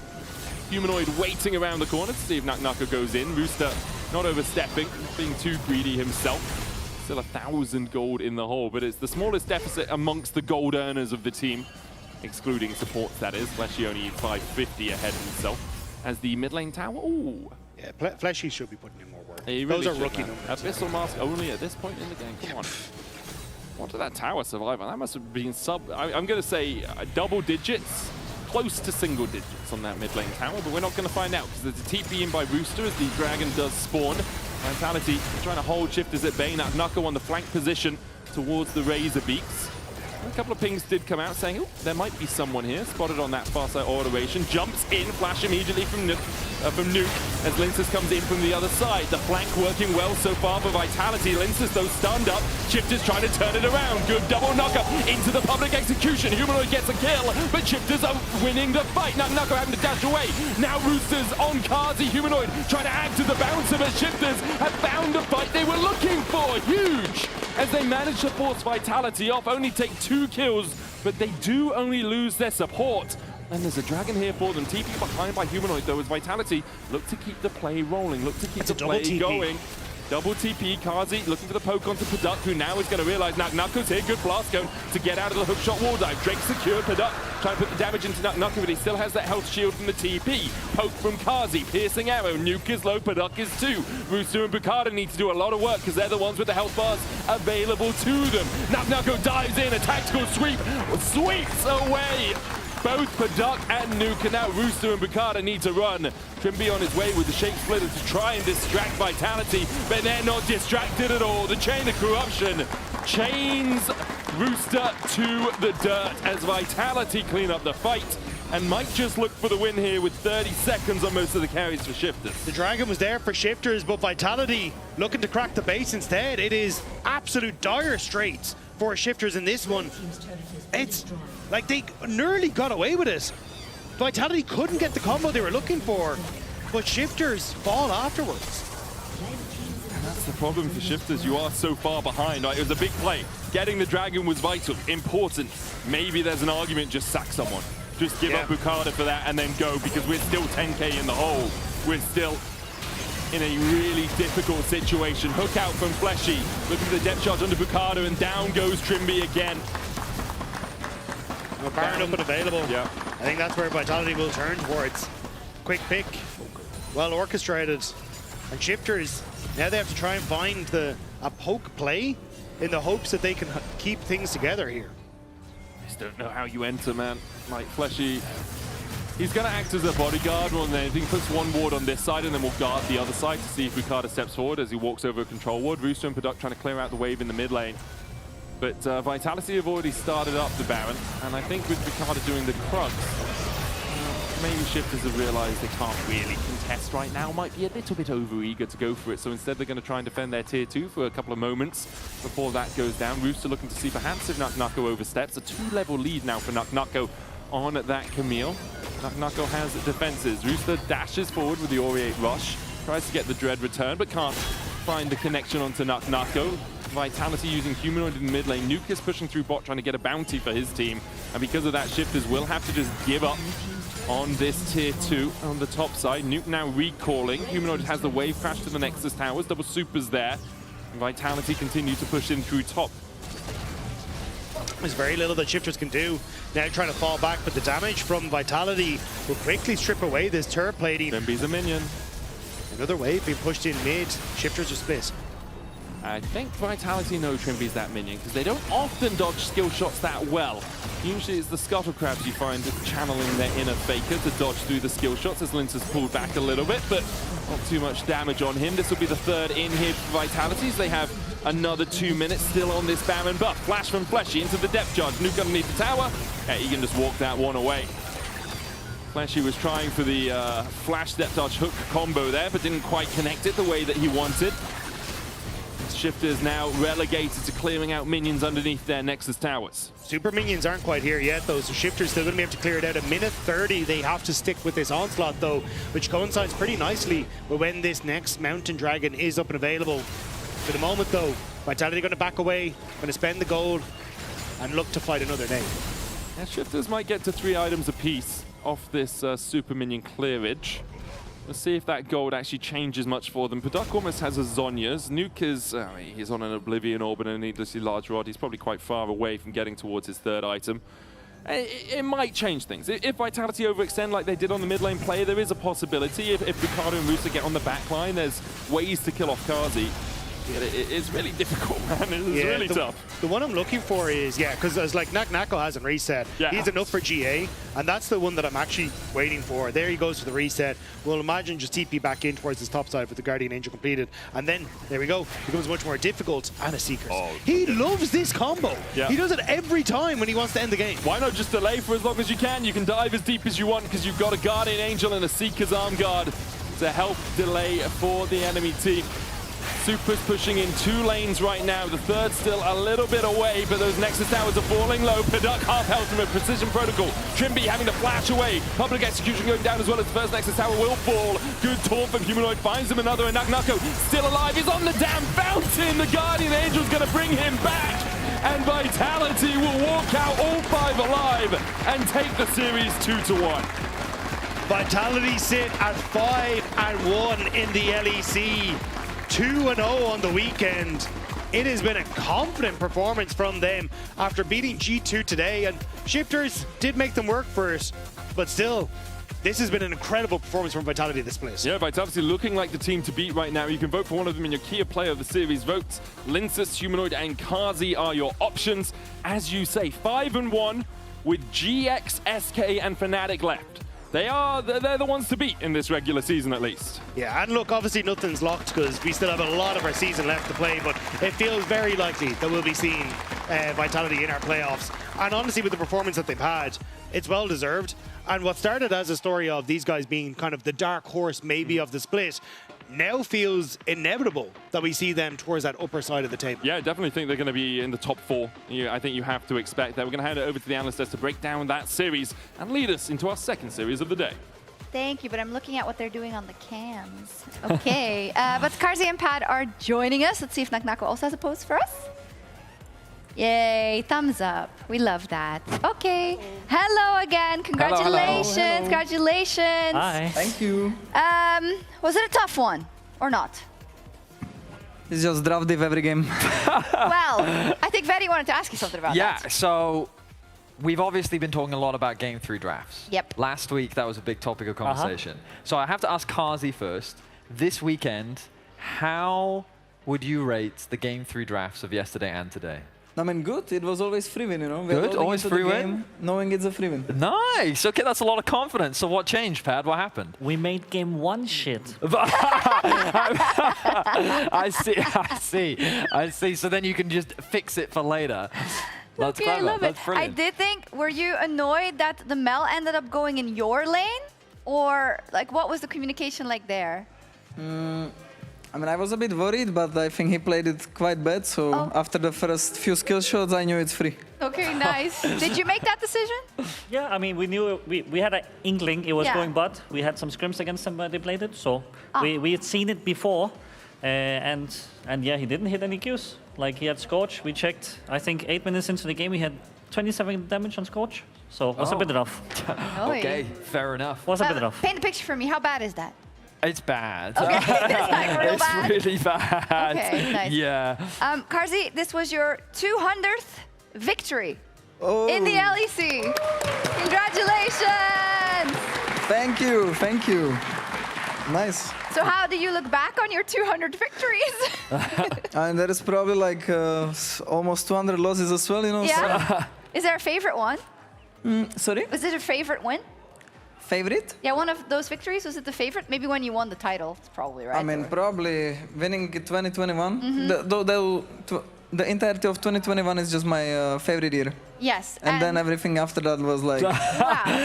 I actually was going to ask you about that explicitly because 2021 was amazing and there have been so many ups then for you and for the team, right? And I feel like I've been watching you trying to get back to that level or with a team that could do it until now. Have you found it? I mean, it feels very similar to that year, in a sense. I think the overall skill level of the league has risen quite a lot from that year. So, I mean, it's just a bit harder, but feels really the same because, like, personality-wise and gameplay-wise, vibes, everything. Okay. So, Pat, I had a question for you now, because your regular season is looking good. You guys have already played 6 games. Playoffs isn't locked, but it's highly likely, assuming you guys can, depending on how things out, your odds are looking pretty good. How do you maintain this? Because I have been a staunch Vitality hater for years now, because you guys have built up some hope, and then the playoffs rolls around, and then we don't even see you contesting the top 4. So how do you keep that level going? I mean, I think the best of 3s has been really useful for us. Like, we've gotten so many games under our belt already, and for me, developing as a drafter this year is, like, honestly, one of the most important things because my players just execute. Like, we have so many games that go so many 50, and I just know that Karzi is going to click better, Nug is going to click better. Like, they're all just going to click better. So the way we keep it going is that we don't go full ham on scrims now that we have like a bit of a lighter schedule. We make sure that we spend some time, do some team building, some proper 2021 Mad Lion stuff, and then we develop our set pieces further. Like, we don't stagnate here. Oh, I keep, you know, a Turkish top laner then also. Yeah, one now. Is he better? Yeah, he's way better. I love Armut, but Nug is different. I think that Armut's Nar is still a little bit better, you know? After today? Yeah. Every day. That's funny. Nice shout out. The Kia player of the series is Linsas. I think it's very well deserved. I'm super impressed. He was a player that you guys really believed in quite early on, and he's developed really well. Yeah.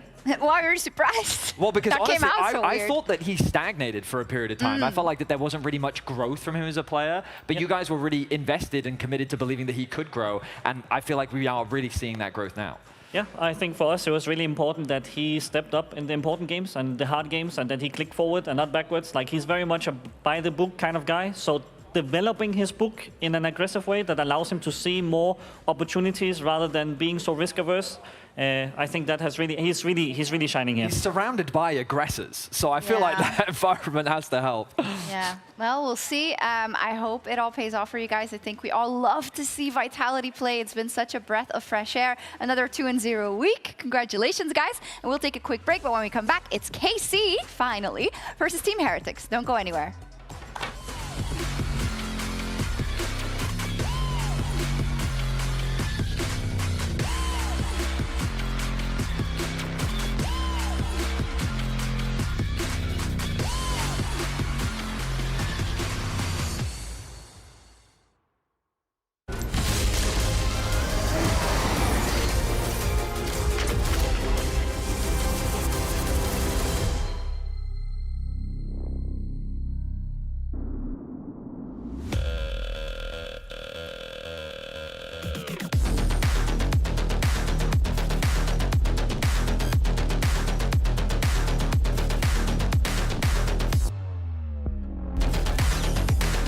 Wait, is he switching lanes?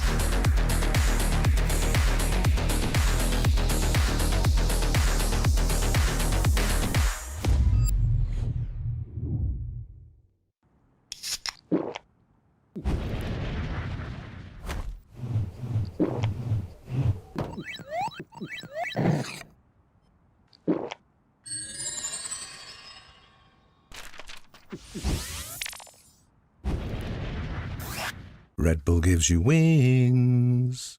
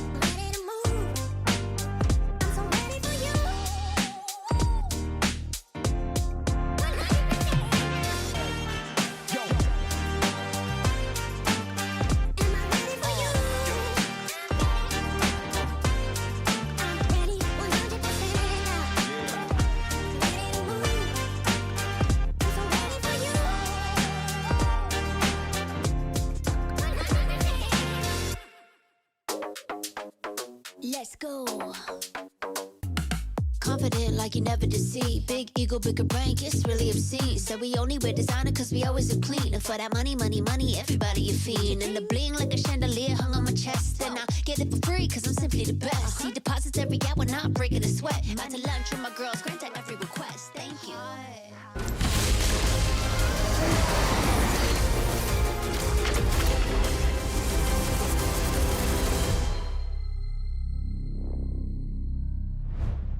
Thank you so much for taking the time out to take this interview, Hidon.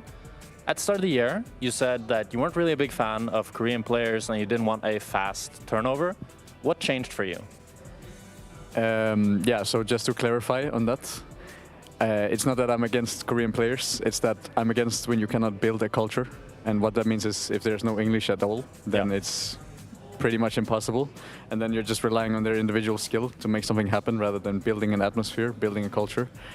So it's not that I'm against that. It's more you pick what you can with what you are trying to build. And what that means is for us, Wei was the best option. But I'm sure we'll get into that later. So what is it that you're trying to build? Like, what is success for you with this roster? Yeah, so obviously coming into a new organization, there wasn't much. There was not much of a foundation or much of a guidance. So that gave me the chance to build what I believe is a successful project long term. But by sacrificing long term, or by aiming long term, you're sacrificing a little bit short term. Yeah. A successful split or successful year for me is to have a finalized roster coming into next year, coming into summer, so that we actually have something to build for. Yeah.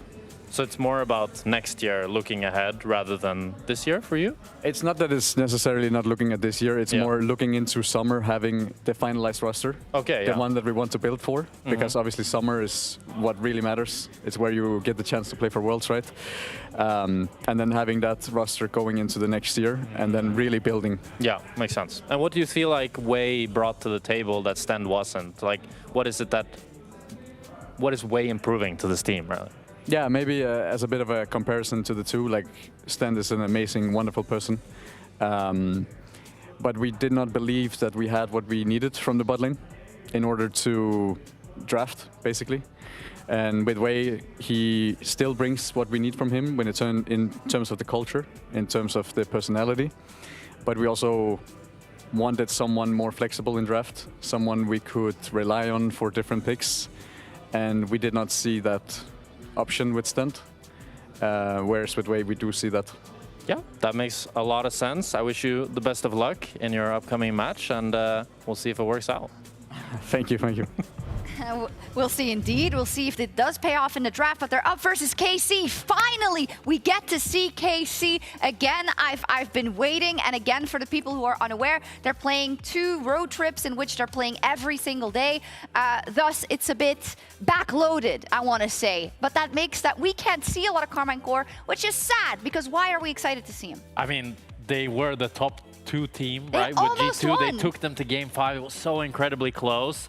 And I think there's so many individuals on this lineup that are just so exciting to watch. Like, Busio and Versus, man. Like, this bot lane in general, it's just... I can't believe that we haven't seen them at all, because we talk about how Vitality is like, oh, maybe they're the best team. But we haven't seen the best team. They just played, KC. Vitality just played the most games. The thing about KC that stood out to me last split was I felt I knew what I was going to get. I felt like there was a degree of consistency from this roster that was spectacular. So rarely in Europe do we have a team that's able to deliver in every single game, but I do feel like that is exactly what we're getting from this team, and that's why I think their first game was a little bit surprising. Yeah. Because it was a little touch and go. Like, so much of the comments when they're in their matchup against Vitality was that game 3 draft was so difficult for Vitality to play, and had it been different, could the game be different? But of course, it's the very first game of the split, and expectations still sky high for this KC roster. I mean, for sure, the game against Vitality was pretty shaky from KC, but there was the consistent force in the bot lane. Kalista and Busio were gapping Carsey every single game in that series, and it was really Naknako that was putting Kana in the dirt with the help of Linces that made it quite playable for Vitality. But I'm really looking at Kalista and Busio, because I think this is, for me, it should be the best bot lane in Europe, and I have such high expectations for them that I was kind of disappointed in LEC versus, even when they were so good, because I feel like they can be up here. They can compete with the best bot lanes in the world. I love that. Such a clear focus going into this game, and I feel like we're left with a lot of question marks, right? Because we haven't seen KC a lot, and we're going to have to wait a bit to see them, hopefully, or maybe if we get to talk to them later, we can ask them how they feel about that. For me, also, Yahoo, right? He really impressed me in the big arenas. Absolutely. He really impressed me in the big games when I thought maybe this isn't going to be a net win for KC, so there's just a lot to be excited about. I mean, coming into this matchup, KC are the heavy favorites, and expectations are a strong 2-0 performance, and if they're at the level that we saw from them last split, that should be what they deliver today. Question isn't, are they going to win? It is, how hard are they going to win? It's time for KC versus Team Heretics. I hope that wasn't a jinx. Hey, we said the same thing about Shifters versus Vitality. It's like, how hard are Vitality going to win? And then Shifters win game 1. Yes, Vitality won the series, but Aethia has been... she's had very impressive jinxes in the past. I don't know any. You can't think of any? Okay, well, maybe there weren't any. You know? We all wiped away 2020 from our collective memories. On to 2020. Yeah. Look, man, that whole period, 2019 to 23, didn't exist generally, okay? But yeah, we are here for KC versus Heretics, as the analyst desk so rightly pointed out. Should be pretty one-sided, at least that's the expectation coming in. KC having only played 1 series so far this split, but have a lot over the next few weeks with the road shows coming up. We'll see how well they can do in this second matchup for them of spring. As Heretics have had a few more matches so far, sitting at 1-4, bottom of the table. And really, it sucks to say in week 3, but it's do or die. If you really fall to 1-5, you're kind of almost out of the running already. Sometimes teams get through at 4 and 5, but it is going to be very difficult for them to grasp their way back. It's also because of the teams they have to play. Like, they've KC today, next week is Enkoi, and then their final week in week 6 is Fnatic and sure, Shifters. But you can't just be sitting at, 2-3 wins. You really got to start ramping up. Yep. So it means you have to take down some of the big boys, and it starts here with KC today. And that is an uphill battle. I mean, I think the strongest or the most consistent player we've seen on Heretics has been Trayson in the top side. Agreed. He's kind of been the one that we look to. But you are going up against Kana, who is an incredibly strong top laner. And Trayson did struggle against Nako. And now it's just a case of can he kind of figure out that game plan against Kana in the top lane. We'll have to see, and whether KC have built around him a little bit as well, saying, hey, we just don't want Trayson getting a lead at all. Even when Trayson gets a lead, it's hard for him to translate it into a team lead as well. Heretics have been struggling generally. We see KC on the red side, they're going to have first pick. So I assume they picked to have first pick, and Trayson Heretics, in fact, decided to play on blue side. That's kind of how it goes. Most of the time we see teams selecting first pick. They'll get rid of the Nautilus. Oh, Heretics chose second pick, and KC chose red side, so it's entirely wrong. Usually it shows it on our order queue, but this time it hadn't scrolled to that position, and so I was kind of just So you're guessing. blaming production for you No, just saying the wrong thing. Gotcha. I'm wrong. I was entirely wrong, 100%, but it hadn't scrolled, you know? Like, what can I do? I can just read out what's in front of me. Right now it says, medic, stop reading this out. You're giving away the game to all of the people at home, and as you can actually just For says, the love of God, please. Please stop. Please stop. It just says casters XXX, which is yeah, well, that's why people need to go on the TikTok stream. You know? It's the special moments. Anyway, we're into draft. KC going to get rid of Nautilus, Varus, and Rumble, and it is the trifecta of mid lane bans. Why always you three? Azir, Ryze, and Orianna taken away by Heretics, with the Ashe as first pick for KC. Yeah, personally, I like the Ezreal Karma as a response to this Ashe Seraphine. It like works incredibly well, especially with Karma left open. I feel like it would be your best port of call. The other option is also to take away the Xin Zhao and the Ezreal and then go for the Karma afterwards. But it's just a case of what you're feeling, because I think for KC, like one of Yike's best performing champions in my mind is the Xin Zhao. So I think taking that away would be great, but here we are, bye. And do we get that Karma or Ezreal pick? I think Ezreal would make a lot of sense. You kind of know you're going into the Seraphine. You could also go for the Bard. We saw this work well. Ice had a real struggle of getting away from the Bard and Ambassador and everything, just jumping on him. So the Tempered Fate onto a low mobility carry can do a lot of work. KC aren't locked into the Seraphine as well. If they decide they want something that can have a little bit more CC, that can be a little bit tankier in front of this Ashe, they could look towards a different pick. But Ashe Seraphine is just it's a very good combination. It works really well, and then team it up with the Xin Zhao that you were talking about. It's perfect. It really sets you up not only for the laning phase, but also for team fights in general. Yeah, and you also, like, you've got options on the Ashe build now as well. We've seen that Hex Optics builds has come in, that each auto attack hits harder. So it means that you can kind of go for a bit more of a burst-oriented build. Or you've still got the Kraken Slayer build, which is the more traditional build path that over the course of being able to stand there and auto attack would do a lot more damage. But I don't know against the Vi how much time you're going to have a stand there and auto attack. So we'll see how that one goes. But there's the Xin Zhao. Nothing too weird back here. Wonderful. And what is AD carry do you want to try and pair? Actually, not going to be the case. Just going to go straight for the Ambessa instead. So trying to lock in a strong top lane for Trayson. It's Heretics saying, hey, what was difficult for Ice the other day when he played this Ashe? A Bard, an Ambessa, and a Vi could work really well here. So yes, just looking for something to really isolate that Ashe with the Tempered Fate and then the dive in following it. Now you can ban out top laners that are good into the Ambessa, give Trayson an easier matchup. Renekton is going to be the first one that Heretics decide needs to sit on the bench for the remainder of this game. I imagine the Nara will be the other one as well. Both just out of respect to Kana and also respect to the matchup as well. Still though, Kana does have options, like we've seen things like the Jax start to come through, can try and go for a bit more a tanky build, but also he's been very prevalent on the Aurora top as well, so that it may also be a bit of a worry point for Heretics if they want to ban that away.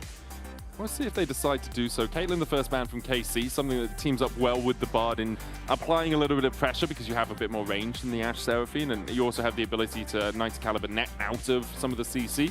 That can be a bit of a struggle for you. Jace instead of the Gnar is the pick for Heretics. They don't want Kana getting his hands on that. And no real surprises. His Jace is deadly at the worst of times and very deadly at the best. So unsurprising that Heretics don't want to see Kana piloting that. Where are KC going to go with the final ban? Could be another AD. They could also pinch out the mid pool a little bit if they know that they want Yahoo on a specific pick. But I wouldn't be surprised if it's just another AD carry. Something like the Ezreal, and there we go. Ezreal banned out by KC. Yeah, now, I imagine you just end up trying to lock in the mid lane, make sure you're all comfortable. The immediate take of the Galio, so very heavy on the dive, and very much a goodbye this AD carry. Yeah. Calist, you cannot step up to any mid wave that exists at any point in this game ever.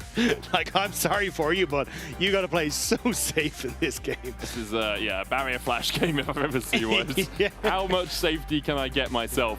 I wonder if KC are just going to go for dive threats. Like, the idea that you could do is, well, they're going to just dive onto my AD carry. Let's just dive their backline as well. Like, at the moment, they have a very big front line, but apart from the Ambessa, not a huge amount of damage on the majority of their front line. So if KC picks something like the Ahri that can dash onto the back, and then another strong pick that does a lot of damage to the enemy AD carry, and a lot of tools at their disposal just to jump in. We'll see where Kana decides to go. Makes sense. It gives you a little bit of peel. Is safe in the solo matchup as well, but into the Ambessa should be fine. Yeah, I think you also just get so much value with the jump in, extending the Seraphine ultimates, all yada yada yada. Like, it's a ball of death on KC, essentially just jump onto people and have that follow through. Whereas for Heretics, okay, opting in towards the Ziggs, so going for a bit more of that poke, hoping to match that push that can come through in the bottom lane. But also, what I like for the Ziggs here is he can follow up on the setup that's there. Vi goes in with the ultimate, Ziggs uses his own ult on top of that, and suddenly that is a very dead Ashe. But also with the range that you can play it makes it a little bit more difficult to find value with this Xin Zhao, the Gnar, these kind of things, where they can actually get access to the Ziggs. I wouldn't say Ice is synonymous with Ziggs. I very much think of him as an AD carry player rather than a bot laner. He's played it twice, once in Spring last year and once in season finals back in 24. Did win against G2 actually on BDS when he was there in Spring last year, but I really think of him much more as a quintessential bot laner, like the Jinxes, the Aphelioses, carry players. We'll see how much he can do. As you say, does give good follow-up for the dive coming out from Heretics, and they've very much gone down the dive route, whereas KC, a more rounded composition, I would say. They can team fight. They also have some side lane threat in the form of the Gnar later on in the game. Should be able to deal with that Ambessa pretty well, and it is Kana on the Gnar, which is his second most played across the course of his career. Yeah, I mean, if you're talking about like synonymous, Gnar and Kana just in my head are intertwined. They are he's so good in this champion. But we'll have to see what the plan is going to be as we get ourselves into game number 1 of Heretics versus KC. That we do. KC entering the Rift for only the 4th time this split after their 2-1 victory versus Vitality. The Yandis very kindly broke down for us. Sheo is going to go up towards this top lane to get a ward in that middle bush. Or perhaps just spot if Kana oversteps. No, just the ward. You do like doing this as a melee into a range because it gives you a little bit more safety dashing in and out of those bushes, and it means that Kana can't just stand in the middle bush, step out, auto attack you, and then go back. The minions will still aggro onto him. Kana getting a ward towards the blue buff here will spot out Sheo's early pathing, and in the end, it looks like only Sheo will be spotted. No vision in towards the KC jungle means that Yike's path is unknown for now. This is a very interesting matchup though for KC, because on paper, we're still looking at KC as one of our top dogs in the LEC, right? But we haven't seen a huge amount of them coming in towards Spring. And also, at the end of Versus, they lost to Heretics. That's so, true. I mean, for Heretics, maybe they're hoping that they can keep that streak alive. But for KC, for me to have confidence that like they've built up over the time coming through from Versus into Spring, I kind of want this to be a slaughter. Like, I want them to show, hey, look, we can compete still at this very top level, and we could absolutely run over folks. Yeah, because the loss to the win over Vitality, although a close series, wasn't as confidence-inducing as you would like it to be, right? It was a much more scrappy series. Now we know Vitality is a very good team. They've been consistently performing, but at the time, you didn't really look at it and say, oh yeah, KC is super strong still, right? So, as you say, I think with Heretics being bottom of the table, KC, anything less than a dominant win would be a disappointment for them, and obviously, they're going to, often teams start their season slow, but it's Spring. We're in the middle of it. You've already had all of winter. Yes, you had a little bit of a break over first stand, but now you're back at it, and you need to show that performance that we saw in the LEC finals continues to show. Yike, looking for a bit of an invade here. Imagine just going to try and look for a fight on this red buff. Sheo going to spot it out, though. Yeah, Bucio's going to move across. Sheo dashes over the wall immediately to the Krugs. Was hit by the wind becomes lightning, but Yike doesn't want to chase any further. Kalist coming across as well. Bucio and Kalist spending a little bit of time making sure that Sheo doesn't have an easy path back towards his red buff. They deny him, and Yike will be able to steal it away. Yeah, I mean, this is the classic. Whenever I see Ash Seraphine Zinzao, it's this level 3 invade that so consistently happens. And that's why KC looked for that early ward towards the blue buff to spot out exactly what the pathing is going to be. So Yike already getting a little bit of a lead for himself, but now fall back, clear out his own jungle. I imagine get the Scuttle Crab as well.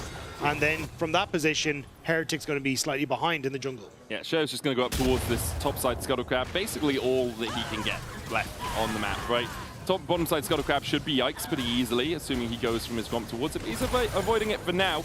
He's going to skip his blue, go Wolves, and then come back to blue. And yeah, so there is a tech that you can do against the Vi, because Vi is very strong when she hits that level 6.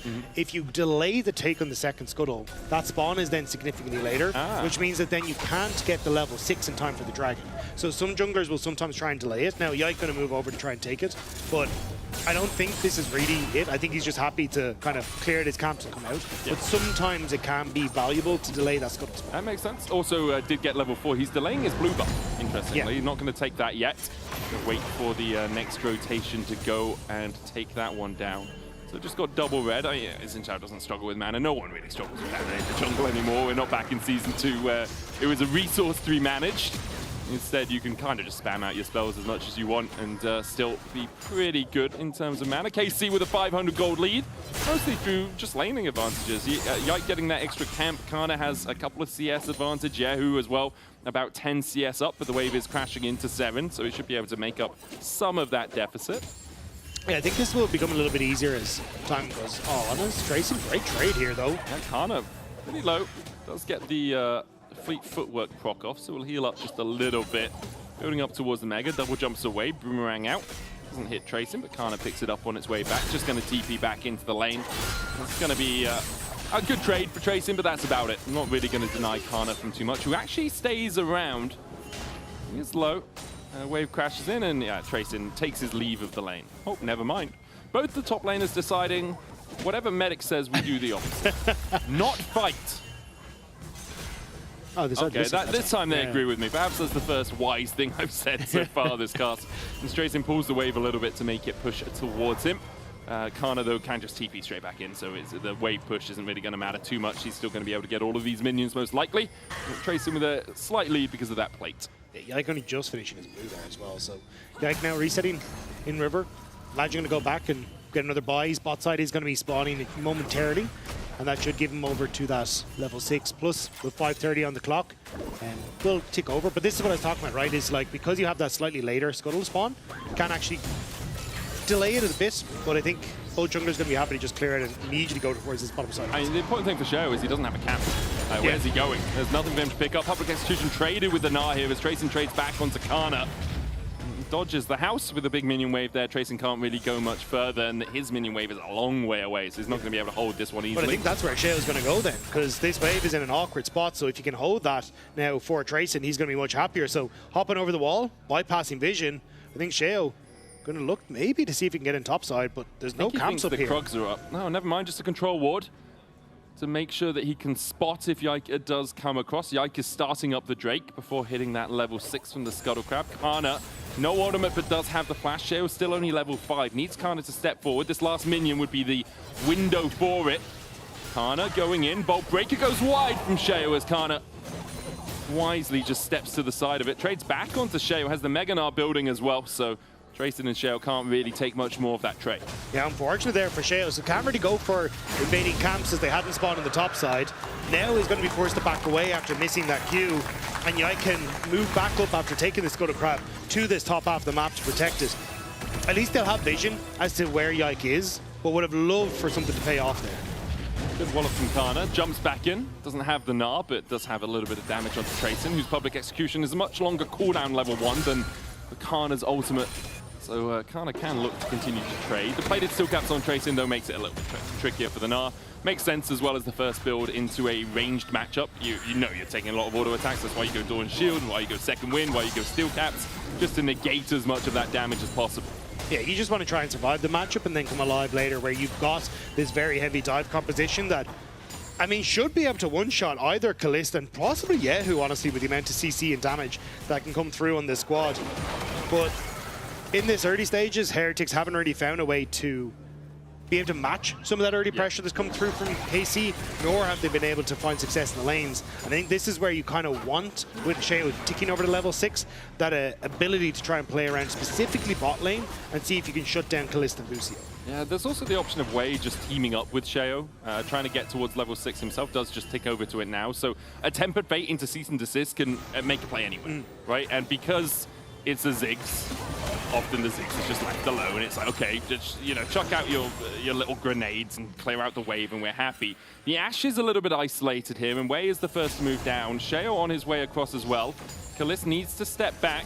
Begins to do so. A magical journey over here for Sheo could be big. Kalist steps forward once again. There's the Cease and Desist. Lucio coming across, Mega Inferno Bomb, flash away, encore, Temper Fate, dodge. Enchanted Crystal coming out from Kalist as well as Yike is here. Flash Cosmic Binding though, and Kalist falls for first blood. Yike might look to turn this one around, but decides that going back is better than going forward in this situation. Then becomes Lightning ended up missing, so couldn't get that extra range on the Audacious Charge. So nicely done by Heretics on the bottom side as Seren takes a bit of a trade in mid. Yahoo's been doing a really good job of trading into Seren consistently. You can see he's built up a 500 gold lead just through CS. Expected Ahri into Galio is easy enough for the Ahri in the early game, but Yahoo actually having a really good laning phase overall. But also, nice timing by Sheo there. So essentially being able to use those wards on the top side to say, okay, we know that Yike is on top side. I've got a very slim window where I can maneuver into this bottom side to make this play happen, especially as Kalist is coming back out from base. And now gets the kill on bot side, managing to get some of these scuttles as well, as Yike had to fall back to clear his own jungle.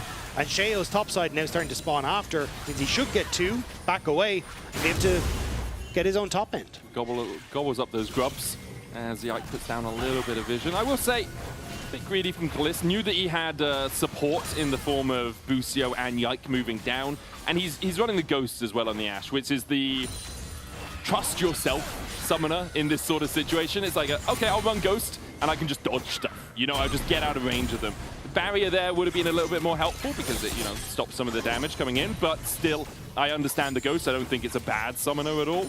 I think it's a tough call. Yeah. Yeah. It's just like... It's also barrier is like, well, if they all jump on me, am I just dead through barrier anyway, right? Yeah. I think with both Seren and Ice's AoE, I think it's hard to try and escape from it. So maybe that's why the Ghost is there. But I do agree, like, the barrier, at least for some of these plays in the early stages, would have helped out, but it's a very hard call. Yeah, I'm not, this isn't me maligning Kalist's choice at all. It's just, I think you're putting more faith in yourself when you take the Ghost, and that makes sense. Like, Guy is often on form at 4KC, often one of the best AD carries in our league. Here, falling to first blood for Heretics, but still an even gold score between the two teams. The only real leads now for Ice, sitting 300 gold ahead, and Yahoo sitting about equivalent ahead in that mid lane. Yahoo gets the Malignants. We'll see if he can start doing the push and move play we so often like to see Aries do. The only problem is, if Seren clears the wave and then moves close, Hero's entrance is a possibility. It's the push and move, and oh crap, the other guy's here. But still, I think for 4KC, that's probably your best bet, because at least if the Seren ultimate's being used defensively, it can't be used offensively on things like dives and these kind of things. And because already you're seeing the Shale with the Sundered Sky very much in a position where he can look to, especially if Khan is a mini Narm 4, look for plays towards that top side, or with no flashes on Kalist, look to just influence that bottom side as well. But with 20 seconds on Dragon, I think the focus will be now, can we find Kalist and burst him down before this Dragon plays? Yeah, where are we in terms of items? 2 completed items on the side of KC, Sundered Sky and Malignants. On the other side, it's 2 as well, the Luden's Companion and the Sundered Sky. Mid laner of Seren, still struggling to get that first item complete. Kalist as well, just a little bit short, but did go for the Berserker Greaves, so has the extra attack speed and the movement speed. Drake is up. KC have set up around it. Kana trading onto Tracing once again. Good Gnar into the wall, into the house, into the wallop. And there's the damage down towards the bottom side as Jack pops the Crescent Guard. And now Heretics don't have as much damage left. The good on-call through them all. Wei getting a magical journey out as Seren joins the fray. Mega Inferno Bomb onto Kalist. But Sheo is gonna fall as KC somehow extract themselves from that situation. Yahoo with the flash auto needs another but can't quite find Ice. The beat drops. And so does Ice. Bucio gets the double out the play. Is Seren now under his tower, low health, low mana, and low chance of surviving. Flashes into a beat drop and a volley finds its mark. Boosie 2-0 after that one. Gonna be very happy with the way things are going. But my God, did Yike overperform in that fight. Massive plays from the KC jungler, flashing away from key spells, managing to get heals and damage off. That Zinzao play was gorgeous. It's also one of the problems of having something like a Ziggs. You use your bombs and you're out. And you could see that, like Yike willing just to flash forward, get the Sundered Sky proc off, because he knows, well, if I'm in range of this Ziggs, what's he going to hit me with? A short fuse auto attack? It's not going to be enough. Let's have another look at it. Because as Yike goes in, he does get engaged on, but as you called it, the ultimate buy space, he gets the heal, and then flashes over to get away from the Galio, then goes through the portable way, realizes, hang on, Saren actually doesn't have damage to kill me, so is then able to walk away, as KC then deal with Shale, who's left on his lonesome in the midst of everything. As you called it, like, he just understood there's no way that I can be kicked off. Yeah, no way you can be killed. KC collapsing to get a huge exchange in their favors. 4-0. Probably cooked. Roll. No, I swear, lads. Big brain, really well played. Huge, huge micro plays. Yeah, amazing. That was Kazi. He'd be picking himself up right now. Yikes. Got to take more pride in your work. Really nice play all around. The flash Q as well from Yahoo, managing to get that final tick of damage down onto ice that was needed for the beat drop to find its mark. Busio, huge. He has the Echoes of Helia already complete. Wei has a Mikhail's. Kalist has his Storm Razor now as well. And you look at that, a red wall has been built by the KC players. Gold leads in every lane. Had to match the New Jersey, you know, as KC set up on mid. I think they're just going to start to put pressure towards this bottom side. Sure, Saren is going to be very tanky underneath the tower, but there is going to be a lot of poke, and all you want to really do is open up for Yahoo to get a couple of auto attacks on the turrets, and with that pressure, you can see it lets Yahoo crash these waves, because Saren has to play aggressive if he wants to try and clear them out. Saren just getting chipped down by that electrocute and the Orb of Deception. For Heretics, you're looking at how we get back in the game. Well, usually if you have a Ziggs, you want to push out the lanes. Bot lane tower, still very healthy, as is mid, as is top, so they haven't picked up as many plates as they'd like. They have moved the Ziggs into the mid lane now, and trying to play around Sheo, perhaps looking for some ganks? I think his picks is the name of the game, right? You are very strong with follow-up across the board, no matter what lane you play towards. So I think you just try and find someone who's out of position and hope that that buy ult is enough to then get burst from ice, to get a follow from Wei, or like Tracing or Saren that can then follow through. But at the moment, we just want to put pressure on bot side. Wei is here with multiple KC members too. Assist into the taunt. Busio there with the encore. Will land a double charm. Spirit Rush away from Yahoo. Tempered Fate not in time to save Saren. And Busio's on a killing spree. It's like, it's a double! Man, Busio, these guys aren't Bracken. You don't need to kill him off like this, dude. Look, Busio needs to be the carry, all right? Seraphine scales well as a enchanter in the late game. He needs the gold. But still, great play from KC to cover. You get the roam from Busio. The arrow from Kalist was perfect as well. And even then, KC, they get Void Grub's top, they get the tower. Because overcommit from Heretics, you see it here, though. Yahoo wants to try and get to the tower. Sheo's basically trying to guard it, saying, okay, we've got multiple members. But it's as Busio comes up, beautiful ultimate that shuts down any opportunity. Yahoo's managed to spirit away as that arrow hits. And at that stage, it's just lights out. And the real carry knows how to get the kills. He's not even looking at that part of the screen, man. He's chasing the bar down towards the bottom side. Well, cool guys don't look at explosions. That's very true. That is very true. And also, Saren used his ultimate to try and escape, and like the TP's now down. Like this Galio, not going to be very useful at all in these side lanes for a while. And credit to KC. We said going into this series, we expected them to demolish, and would have been disappointed if they didn't. This is demolition. This is so one-sided. 5,500 gold ahead at 17 minutes. Yike is just flashing in. Like, ice can do nothing but melt in front of him. He did steal the kill from Busio, though, so I don't know if that was cringe. Yeah. Man. Busio's going to go back and just be like, oh, man, this Bandle Glass Mirror, it just tastes so good. Oh, I'm so happy I'm accelerated here. Extra mana regeneration, baby. Let's go. Oh, a Kindle Gem as well. Think about the ability haste, man. The true support players know. He's probably got more health than most of the enemy team right now. As we see Sheo trying to cover Tracing. Heretics doing what they can. You talked about picks. That's exactly what they're looking for. The arrow, though, will go between the uprights. Tracing Not quite there. Between the uprights is an interesting saying, by the way, because we use it often when the arrow goes between a couple of players, but it's actually a good thing. Yeah. In football, if you kick the ball between, in rugby, if you kick the ball it's to between try the and make them uprights, feel better. Yeah, you get 3 points. I guess, yeah, we're giving, good job. You aimed it in the middle of them. Yeah. That's okay. Yeah, I'll go with that. Yeah. That's solid. That was the way I always I've looked said at it for years now. Yeah, I was just like, you know what, you missed, but no, you got it between the uprights. Yeah. You know, that's it's shoot for the moon, and if you miss, you'll land amongst the stars. Yes. Without oxygen. Yeah. And also, I'm pretty sure the stars are beyond the moon. But yeah, but you're like, eventually you'll be there. Right? The vacuum of space, some sort of gravitational I don't know, pull is Artemis gonna 2 catch came you. back. They swung around and they came back. That's So very true, man, actually. that's the only point of contact I have here. Yeah.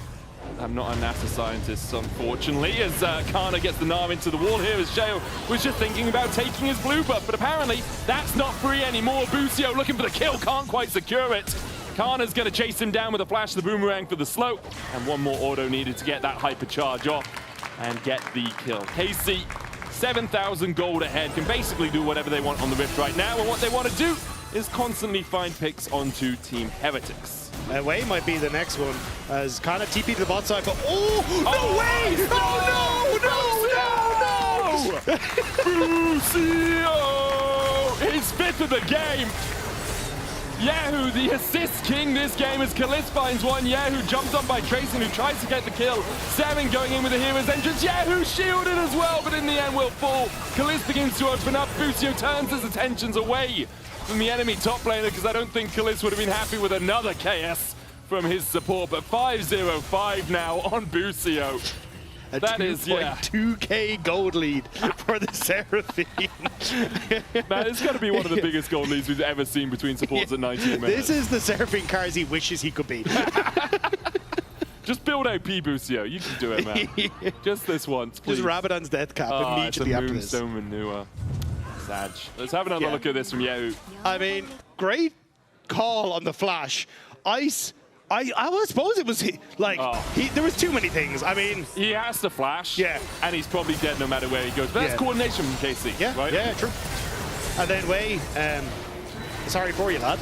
At least you do get the kill back onto Yahoo here with Tracing. Was barely able to. I thought this heal might have just been enough with the movement speed from the Foxfire to get away. Busio, though, but he turns his attention to 7. He's like, I have this high note I could drop on his face. Help! And no help came. Not quite Faker Galio game 5 of Worlds 2024, but close. Yahoo was helped.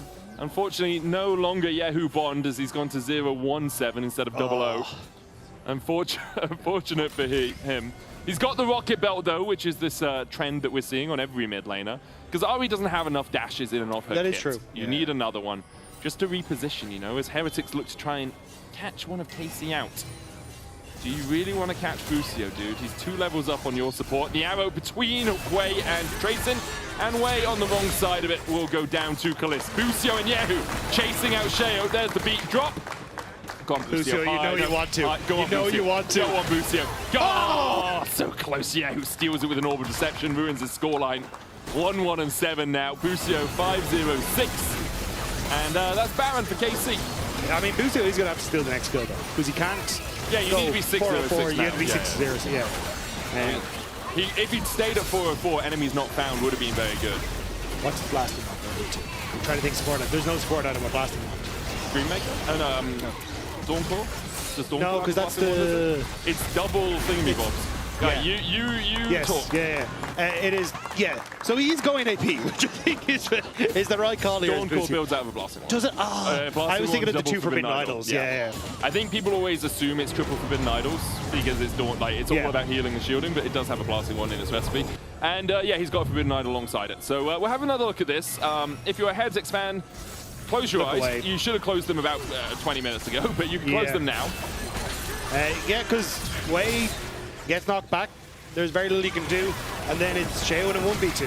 What else is there to be said? Apart from Yahoo stealing kills. But here we go. Oh, Busio! Come on. Okay, Busio. Public execution. Yes! Yes!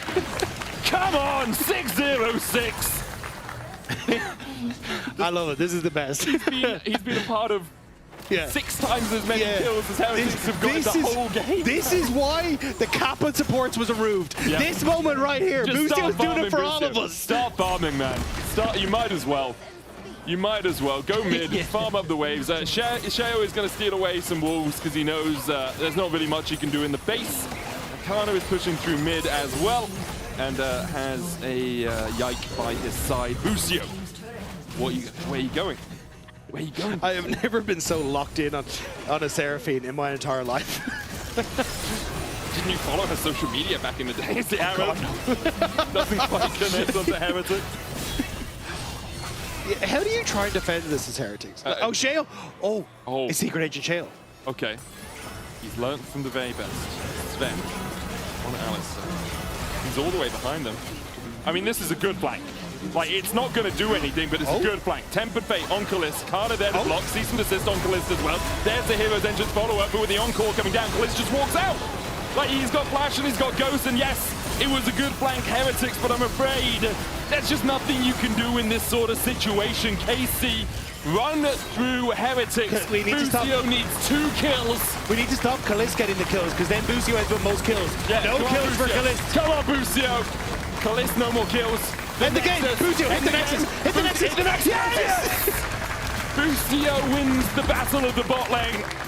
6-0-8 on the Seraphine as KC dismantle Heretics. Yeah, Busio knew what the real prize there was. Most kills in the game. Absolute hero, absolute legend.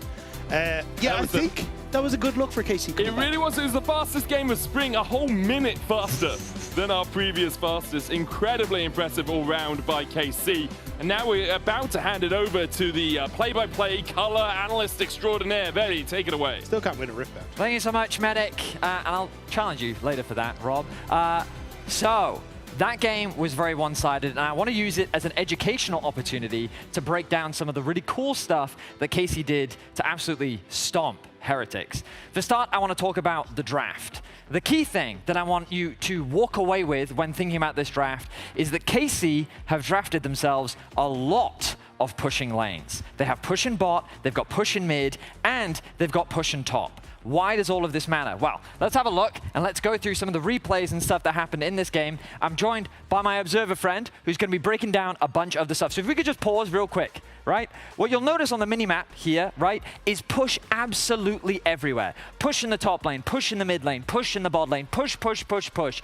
Yike loves to utilize this push in order to contest the enemy objectives. So the very first thing that they do in this game is they already look to try and steal away the red buff. So if we can roll out this clip, and you're going to see the first thing they'll do is take away this objective. It's going to be a difficult one to challenge, and in solo queue, you'll experience this sometimes where if you don't have pushing lanes, there's not much that you can do to really challenge, okay? So, easy objective secured, small advantage gained for KC. This is the start of many to come. We're going to jump straight ahead over to 6-10 in the game, because that's when the first dragon is set up, and you'll notice here, again, if we pause real quick, look at the state of the map. Push in the bot side, push in the mid once again. KC are just dominating in the early game push and priority, making this dragon uncontestable. So let's roll out the clip. Now what makes this even better is you've got a Vi sitting in the top lane looking for a gank, and now Yike knows, oh well, there's nothing that he can do. Without any prio in the bot lane, it's a very difficult objective to contest, on top of the fact that these top camps are also available for the Vi, meaning that it's unlikely that he's going to be here. Let's now jump to 8-10, because when you get into this situation as Heretics, you're running out of options. It's getting very limited. So if we pause real quick, thank you so much, you'll notice now, okay, push, push, push, push, push. This is becoming the theme now for KC. So Sheo has to force something. Let's roll out the clip, and they force a gank in the bottom lane. Kalist is isolated. They have to find some sort of play. They commit the ult, they commit the combo. Busio with fantastic peel, which ends up being kind of the story of the game for him, ends up meaning, okay, so they get themselves a kill, Heretics finally fighting back, but the problem is that the dynamic of the game hasn't really shifted that much because KC still have all of this push. Let's jump forward to the moment that really decided the whole game for KC. 11-10 in this game. It is KC that actually have once again push, push, push. If you have a look at the minimap, they're getting push in the mid lane, and they're using this push to just control absolutely everything. All of the river observers are highlighting it for us now. Look at all the vision. Play it out. KC are once again going to clear out the wards that Heretics have to even gain access into the river at all. It's so difficult for Heretics to really play this position that they have to try and force something, so that's exactly what they're going to do. As Yike is setting up with the vision that they have, he's fishing for a pick, isn't able to find it. You've already got the mid laner looking to go back to base, can TP ready for a play, and if we can just 2x speed so that we can get quickly into the fight right here. It is this moment that Yike chooses to go and pause it real quick. What an ambitious play originally from Yike. His AD carry isn't quite there, his mid laner isn't here, he's going in a little bit preemptively, and Heretics is ready to pounce. But mechanically, him and Busio combined turn this play around. Let's roll out this play as we're seeing it. A beautiful on-call comes through from Busio, the nice outplay from Yike, the focus to then peel for Kalist. At this point, now KC, they have too much prio in the early laning phase. They have too much control, they've just gotten themselves the second Drake, and mechanically, they are outperforming Heretics. What adds insult to injury is when we jump to 15 minutes into this game where we find the cross map, right? So what I want to highlight is look at the minimap right here. Pause it for me. Thank you so much, observers. It's very obvious for KC that the game plan is to attack this bot tower. But Yike, he's thinking forward. He's thinking about the next play, which is the Herald that's going to be spawning very soon. So he's already looking to get control over the top side of the map with good vision and also working with Kana. So as we play this out, that's why he's hovering around this top side of the map. Their focus is on objective, objective, objective, utilizing push. So they've got to respect the bot side play. If observers, you can go backtrack a little bit so we can rewatch this bot play happen. Yahoo, I think, overextends. This is a misplay from Yahoo, but they're able to find an outplay. They commit heavily. Busio with another phenomenal ulti, combined with the arrow, allows KC to outplay what should have been a pretty good cross map for Team Heretics, allowing them to get a little bit back out onto the map. But once they lose this fight, it's pretty much lights out. We can jump ahead to the third dragon after they secure this Herald, because this third dragon is pretty much it's like just adding insult to injury. Play after play after play. They have such great awareness, KC, of where they can be on the map. But again, look at this vision control. Look at the pressure that they have. Push in mid, push in bot, perfect vision coverage. We've got our observer highlighting for us as well how much they see and how impossible it is for Heretics to see. We're going to skip ahead straight towards the 2020 Baron setup, because that's really the final decider in this game. And again, it all comes up through their setup. Look at how they get the mid push, they get the top push, they set up the vision in order to control the space. And now they know, well, we have the gold, we have the lead, let's fish for a pick. Yike with a deep flank in from behind, Kalist right behind him. They use the arrow, it doesn't connect, it doesn't matter.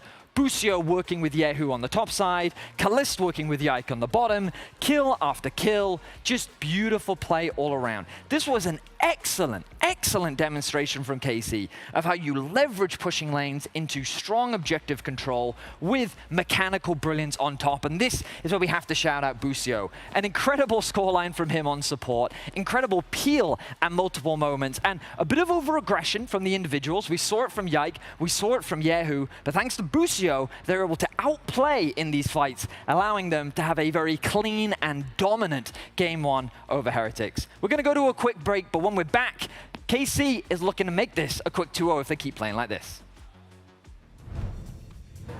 The LEC Fan Alley is here again, and they've got a lot of cool stuff. So what is the plan for this week? What do you got? So like most weeks, we have free stickers today for any fan to take and enjoy. We have most of the teams, and this week we have photo cards as well. We have at least one player per team, and if you want, you can stop by to decorate the photo cards. So we have card holders, we have stickers, and we have letters and markers.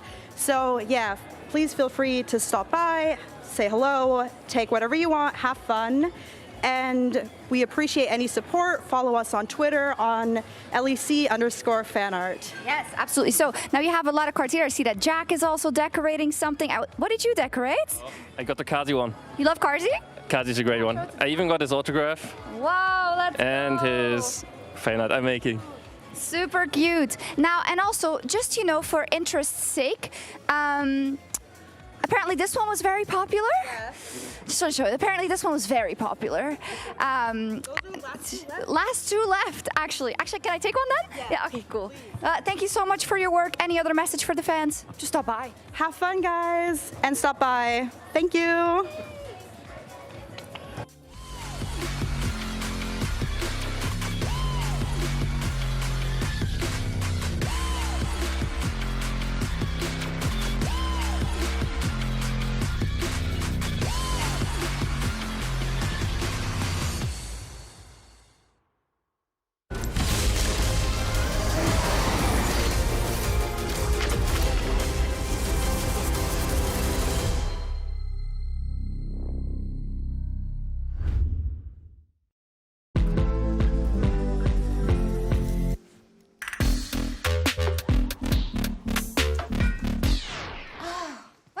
with me today. I think you should have a break.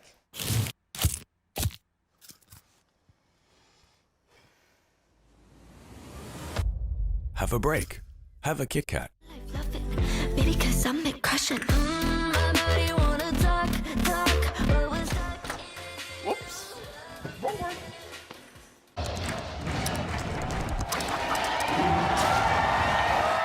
Red Bull gives you wings.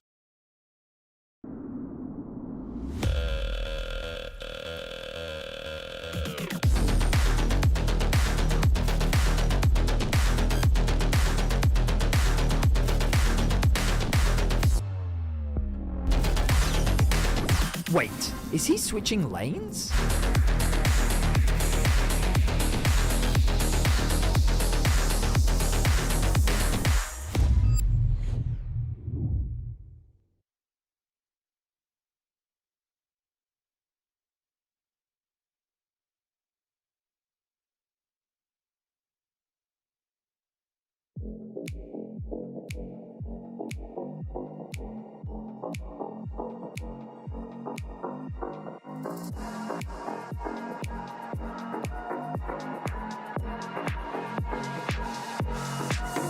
Time for a show. Show 'em how you outplay. Go and check the replay. Dubs like all day. Boy, you better know. Know that it might be just a little hyphy. Tronic all about these watches go. Cause the games are straight fire. Every team fight coming down to the wire. The whole world trying just to look like us. Take a look at your league. Wish you played like us. Now time to shock reality. You're facing a tragedy when the European legacy comes sucking down your pride to be those feelings of anxiety. The future you don't want to see. The wrath of our whole dynasty. It spells LEC.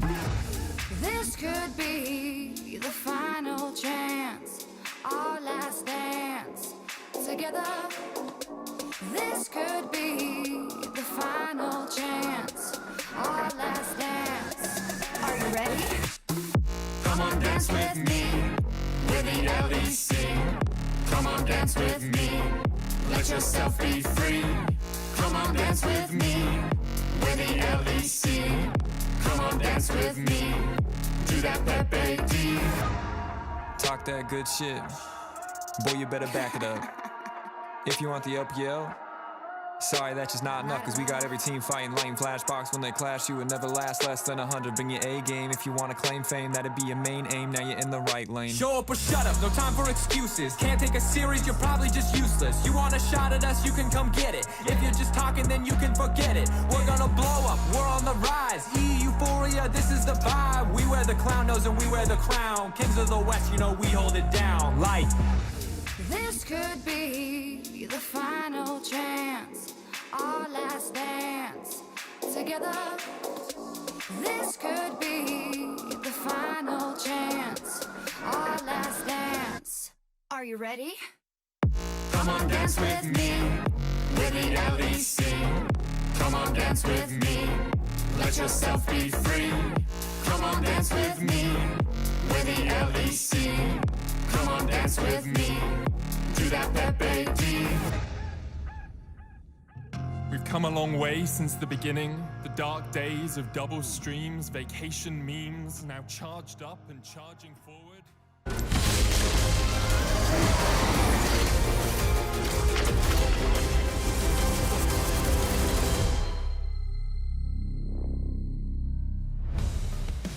Hello and welcome back to LEC Spring, where we just saw KC absolutely dismantle Heretics. And the question Sorry, we saw Busio. Okay, we did see Busio dismantle them. A great breakdown from Betty after the games as well, going through all the key moments for KC, and there were a lot of them because it was one-sided. Is he looking for an answer, or what's happening with Busio? That was he did have a little roam of the eyes around there. I think he missed it, but yeah. I wasn't paying attention to the screen, man.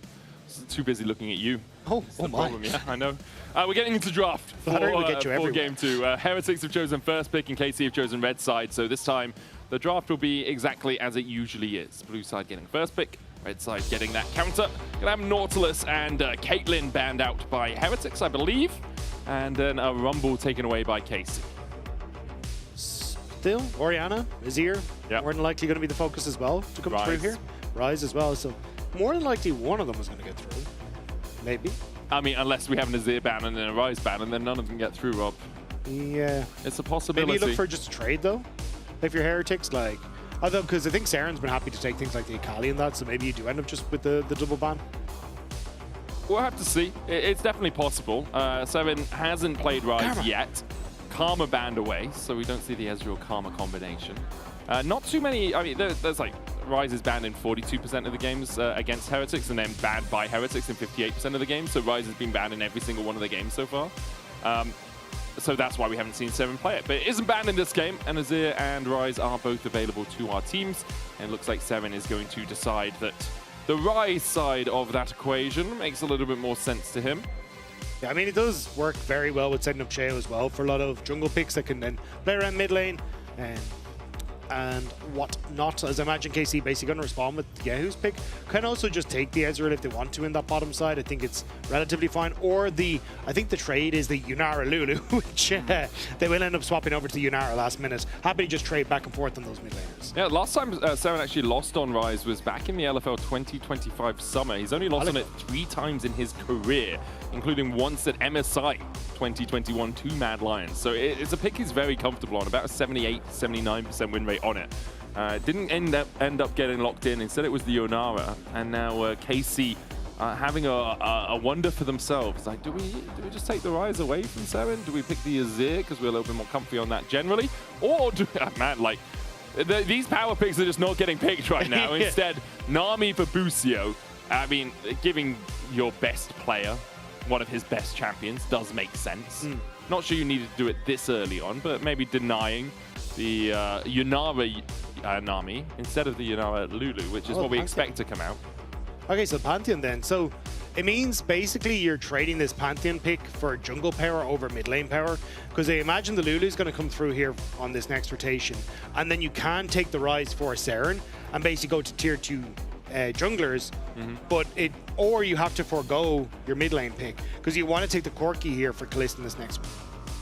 Yeah, you expect the Corki. There's the Rise, so you are abandoning, as you say. You could.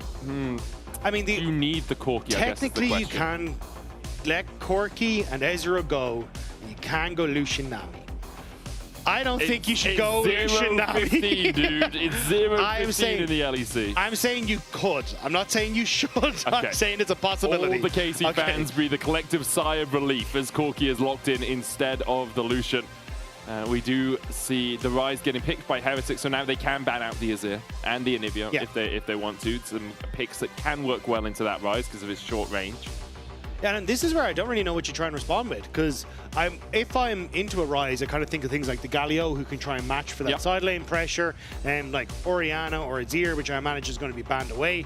And then you don't really want to go for like a Sylas or an Akali, because Rise tends to be very tanky, so it can make it tough. Maybe Cassiopeia is the plan, but Heretics, haven't really shown that they need to play for dive quite yet. Like, they are still going to want to play team fights, so the Cassiopeia will get some value, but it's not like they're a bunch of diving tanks or anything like that. Yeah, agreed. I think the issue as well is if you pick something like the Sylas or the Akali, like Lulu just destroys those. Like, you jump in, you get polymorph, and it's just dead.jpg right there. Azir is the first ban from Heretics, no surprises. Alongside that, we expect to see the Anivia taken away. KC getting rid of the Nocturne themselves, trying to pinch Sheo's pool a little bit. Sheo can always fall back to some of his old faithfuls. The Sejuani, something he's played a ton of times. Still has the Wukong available too. Mundo. Yeah, Mundo is also a possibility, okay? I think Mundo could work actually pretty well here. I think the only downside is, like, Pantheon will have a little bit of field day in the early stages. Oh, but Grenban. If you can survive, I think you're fine. Grenban kind of hints to me a Sion top for Trayson. We'll see if that's where they go. Could also be for the Mundo, right? You could Mundo flex. It doesn't really matter because you're picking 4-5 here anyway. But we'll see where KC go. Most likely going to be their mid laner. They know they're playing into the Rise. And if they want more burst, they could look for something like an Annie. 0-4 so far in LEC Spring, but we haven't seen it in the hands of Yehu yet.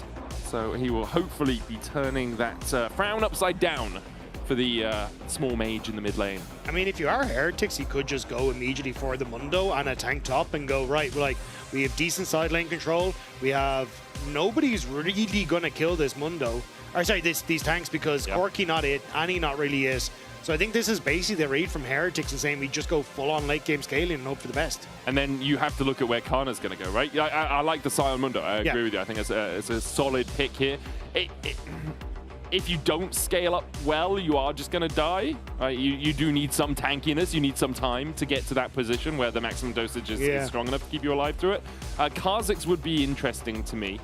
I don't think it would be that good, I'll be honest. So I hope Sheo doesn't pick it. I don't think Lee Sin's that good here either, though. That's where we're going to go. So Lee Sin jumps in, immediately gets stunned by the Pantheon and the Annie. Yeah, and then gets tidal waved, and then bubbled, and then doesn't get to do the thing. So yeah, I think we both have similar viewpoints on the Lee Sin pick, but it is there for Sheo. Vayne top the hover. No, it's not going to happen. He overs the Vayne every time for the misses, and then we'll move on. But I think it's okay. I was going to say, I think taking something that's a bit more of a bruiser fighter on the top side is probably going to be your best bet. With Gwen gone, I wasn't sure if they're going to really go for something like Olaf, but Renekton, at least you can have some bullying potential in the early stages. But for KC, you can see, look, this is, we spike really, really hard on one item, and then we hope to blow up in the game at that stage. And I think if Heretics can hold on, like 3 items for them is like perfect for them in this match. So I will say, I've had a look. Okay. The last time Sheo won on Lee Sin, and the screen has crashed. I had it, and it was a good fact. Here we go. The last time Sheo won on Lee Sin, 2024 versus KC. Oh. Maybe he's trying to bring up old ghosts, old demons of KC. For the team that no longer has any of those players. Yes, and that was the KC that went 2-7 and was bottom of the table. True, Dagda. But after that game 1, I'm searching for everything I can find, okay? Yeah, that is fair. Yeah. It's going to be hard for Heretics. I'm not sure I like their composition too much. I think the Lee Sin is going to struggle a little bit. Honestly, I think if you just ended up going for Mundo or Sejuani or something along these lines, sure, you don't have the presence in the early stages, but I think it just synergizes better with the comp. Now you're in this weird spot where you want to try and fight, but I don't think you really fight a Pantheon. I agree. We'll see if Sheo can bridge the gap to the late game, because in the late game, Heretics have the tools they want. You've got a tank, you've got a high damage AP mage, and then you've got Ice on this Yonara with a Lulu to support. Let's see what Sheo can do. It's one of his most played across the course of his career, the Lee Sin. On the other side, KC's composition, I like what I see. Good target, point and click CC. Good damage profiles, heavy in the skirmish as well. It's going to be difficult for Heretics to take too many early fights. The Heretics draft looks way better, man. Maybe I'm getting really hung up, and this happened yesterday as well with a Narban that I was like, Narban doesn't really seem to make too much sense, and it didn't. It was like for a flex thing, but still. Maybe I'm getting too hung up on this Lee.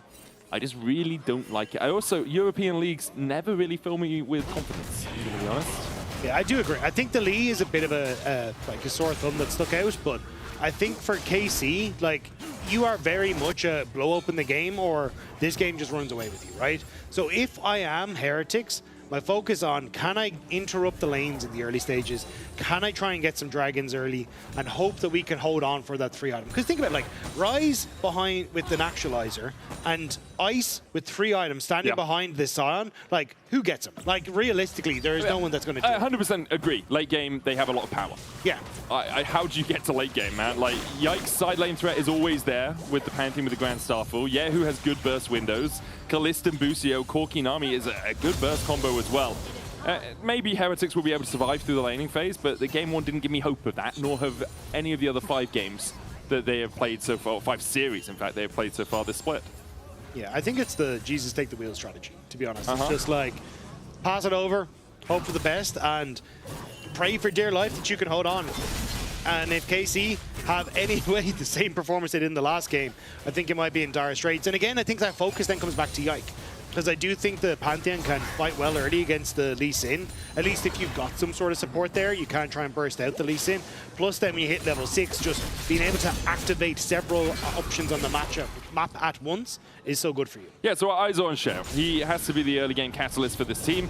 And by catalyst, we mean more of a fire dampener than anything. He's the one that needs to make sure that his lanes are solid and even, at least, going into the mid game.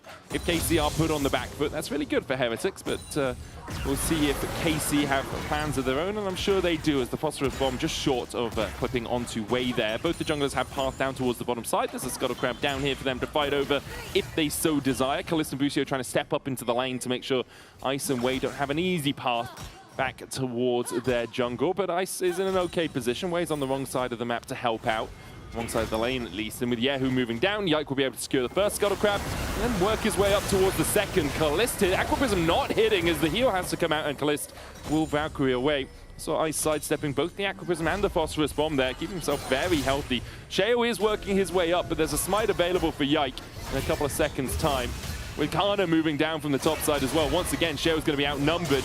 Incinerate coming out, gets the stun onto Sheo. Yike not going to go any further. Could have looked for the shield bash, but with Sheo at 300 HP, I think Yike thinks he's pretty safe in taking this. Kana even doing the starting work here for Yike, because Yike jumps onto Sheo, needs the flash forward, channels the spear, but can't quite land it. Sheo with a safeguard gives himself a little bit of a shield. Yike will turn his attentions back towards the Scuttle Crab. Sheo goes in, flash forward from Yahoo, and stops the Lee Sin where he stands. Seren tries to get the Rune Prison off. Yike with a good smite will heal himself up. And in the end, it's KC coming out 1-0 once again. Yahoo saved the play there. The Resonating Strike would have been enough damage to kill Yike. But with that flash in, Yahoo helps the jungler out 2 crabs, and Sheo already on the back foot. This is exactly what you didn't want to happen for Heretics. It really wasn't. Let's have another look at it. It all started on the bot side. Sheo was forced away from that. Kana actually starts the Scuttle Crab here as Sheo tries to jump onto Yahoo, but just doesn't have the damage right now. Yeah, with the shield that the Annie can provide and this upfront burst in the early levels and dodging that Resonating Strike for Yike sets up perfectly where Sheo nearly goes down, uses the W to get a little bit of a shield, and then Yike starts to step away. And all that Sheo's trying to do here is basically use this Resonating Strike to finish it off, but Yahoo spots him, finishes him off, and Yahoo body blocks to try and keep the jungler safe. You can see upset there for Sheo. Yeah, 400 gold lead now in mid once again for Yahoo. Yike 300 ahead. Kana, even though he roamed down to help out with that Scuttle Crab, has a lead of his own. The only place leading for Heretics is this bot lane. Ice finishing, buying that Cull. It's still a long way from finishing it off, but Cull obviously very powerful on the Yonara with how much it double dips on the Cultivation of Spirit. Sheo now looking down towards this bottom side. No heal on Busio, but the rest of the summons are available. Polymorph out onto Kalist means he can't dodge away. He can still use the Valkyrie pretty unabetted now.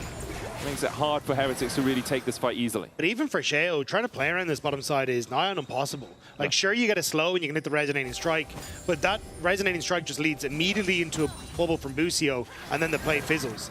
Especially as KC have just been able to heal up off the trade. I think for Sheo, like, sure, he doesn't have much else to do on the map, so fish and see if you can find something. But it does become very difficult pre-level 6 for both Sheo and for Wade to make anything happen in this bottom lane. You know, Sheo's the only Lee Sin in the last 11 games in the LEC to win. Wow. Yeah, and that was back in 2024. That's it's not a pick we left. see too often. It is because Brock's left. Very true. Big up, my boy. By the way, man, I've decayed. We need to duo again. Jokes as the Grand Starfall comes in. Yike going to get Polymorph Aqua Prism as Wade flashes away. Aegis Assault from Yike will shield most of this damage. Sheo jumps back in. Takes a chunk out of Yike, but not enough to be too impactful. I mean, the fact that Ice and Wade kind of tanked it, pretty happy for Heretics. Like, the Pantheon up being down at least eases some of the pressure on the map. Yahoo getting some decent damage on the Seren, though. Not uncommon before a Dragon to start, that you basically just throw this out as any. I think the problem for Ice and Wade is they both use Flash, right? Yes, so now you're at a big risk of an Aqua Prism landing or a Tidal Wave. You don't have a huge amount of mobility on the Yonara. When you get the ultimate, you can use Kanmei's Steps to get a dash, but still nothing too powerful, and Lulu is very susceptible to getting jumped on pretty often. As Seren trying to back hit, will take down the Tibbers that was stopping him from doing so. Man, whenever I play with jungle, I want laners like Yao and Kana. Oh, man, they've so just left high. lane constantly. Get vision for Yike, he steals away the blue. You've got the control over the everything. Like, I'm sorry, Shea, but this is laner diff. Yeah, Vedi was talking about it a lot, right? KC using the prio they have in lanes to let Yike go in and steal away camps like this. Kana stepping past the wave, knowing he's cleared it out, knowing that Tracy needs to stay under that tower to clear out some of the gold, and Yike gets another smite down. That's 2 camps stolen on this rotation. Sheo is 3 camps behind in total. And it's going to be Crab next. Go in, take your top side, start to move down towards the bottom. And for Sheo, it's your clear isn't that quick. Yeah. You don't have your level 6, which makes you significantly worse. And as Lee Sin, if you start to fall behind, you're just useless. You're a whole level behind as well. Yeah, you just don't have the damage in the tank to get value from the innate Omnibamp that you get. It all starts to look a bit pear-shaped. Kalist Polymorph immediately Valks away, and that's like Lulu Yanara is a very good lane. It has a lot of damage, but it doesn't have CC. And you talked about that with the Lee Sin as well. The Polymorph, like assuming Kalist uses the Valkyrie, like he knows his W exists, right? The combo you're fishing for here is you go in as Lee Sin, you get wall growth to get the knockup, which lets you then get behind Kalist to then kick him back. And that is a huge amount to invest for someone who could potentially just flash. That is, you can do the cool insect where you ult flash, and then it locks them in place for a second as well, right? Which makes the flashing away from it a little bit harder. But yeah, that's man, it's tricky. It is a sticky wicket that they're playing on right now. And KC with 1,000 gold lead are looking very much like the team we saw in game 1 of this series and the team we saw through a lot of LEC versus. There is Drake available for either of the teams if they want it. I think Heretics, although they may desire it, will have to take a more roundabout route to get them, and instead they will start up the Grubs. Shale trying to get a couple of these before anyone answers the fact that he's up here. There is a Grand Starfall for Yike, but I think Shale is just going to be given all 3 if he desires them, with his bot lane moving down as well. Ice and Wei are basically trying to play keep away now from Kalist and Boosie. You can see they push in top, immediately reset, now going to try and go towards that bottom lane and hope that they can force this awkward 2v1 situation, because in that case, your Siren's going to be better off. Renekton not going to look so hot, and maybe you can fish for plays around Ice, but I think it's a little bit of a tall task at the moment to try and get this working. Is pinging top fervently. They now know Busio's here. There's a TP coming in from Trace, and he doesn't have Unstoppable Onslaught. They're looking for this. Aquaprism goes down. Kalist still holding on to the Valkyrie. Sheo is here. Flash, kick, back, barrier, tidal wave. What are you gonna do now? Your damage is not there. Sheo dies. Trying to make a play on top. Overforced, to say the least. Tracing. Gonna stick around under Terror. I don't know if that's the best idea. This benefit for the stun. There's the Aquaprism follow-up, and yep, it wasn't a good idea. Busio wisely taking the kill, and Yike has a Grand Starfall. Oh yeah, who survives? Pop your potions, baby! The refillable topping them up just enough to heal through that tower damage. Yeah, this game is completely gone out the window for Heretics. A 3k gold lead for KC. The slimmest of silver linings is a plate taken in the bottom lane for Ice, but KC just murdered everything on the map. Yeah, and it was because Heretics went for the play. Like, Sheo was waiting there. He's like, I'll wait in the pixel, man. We can take these guys down. Could not indeed. In hindsight's 2020.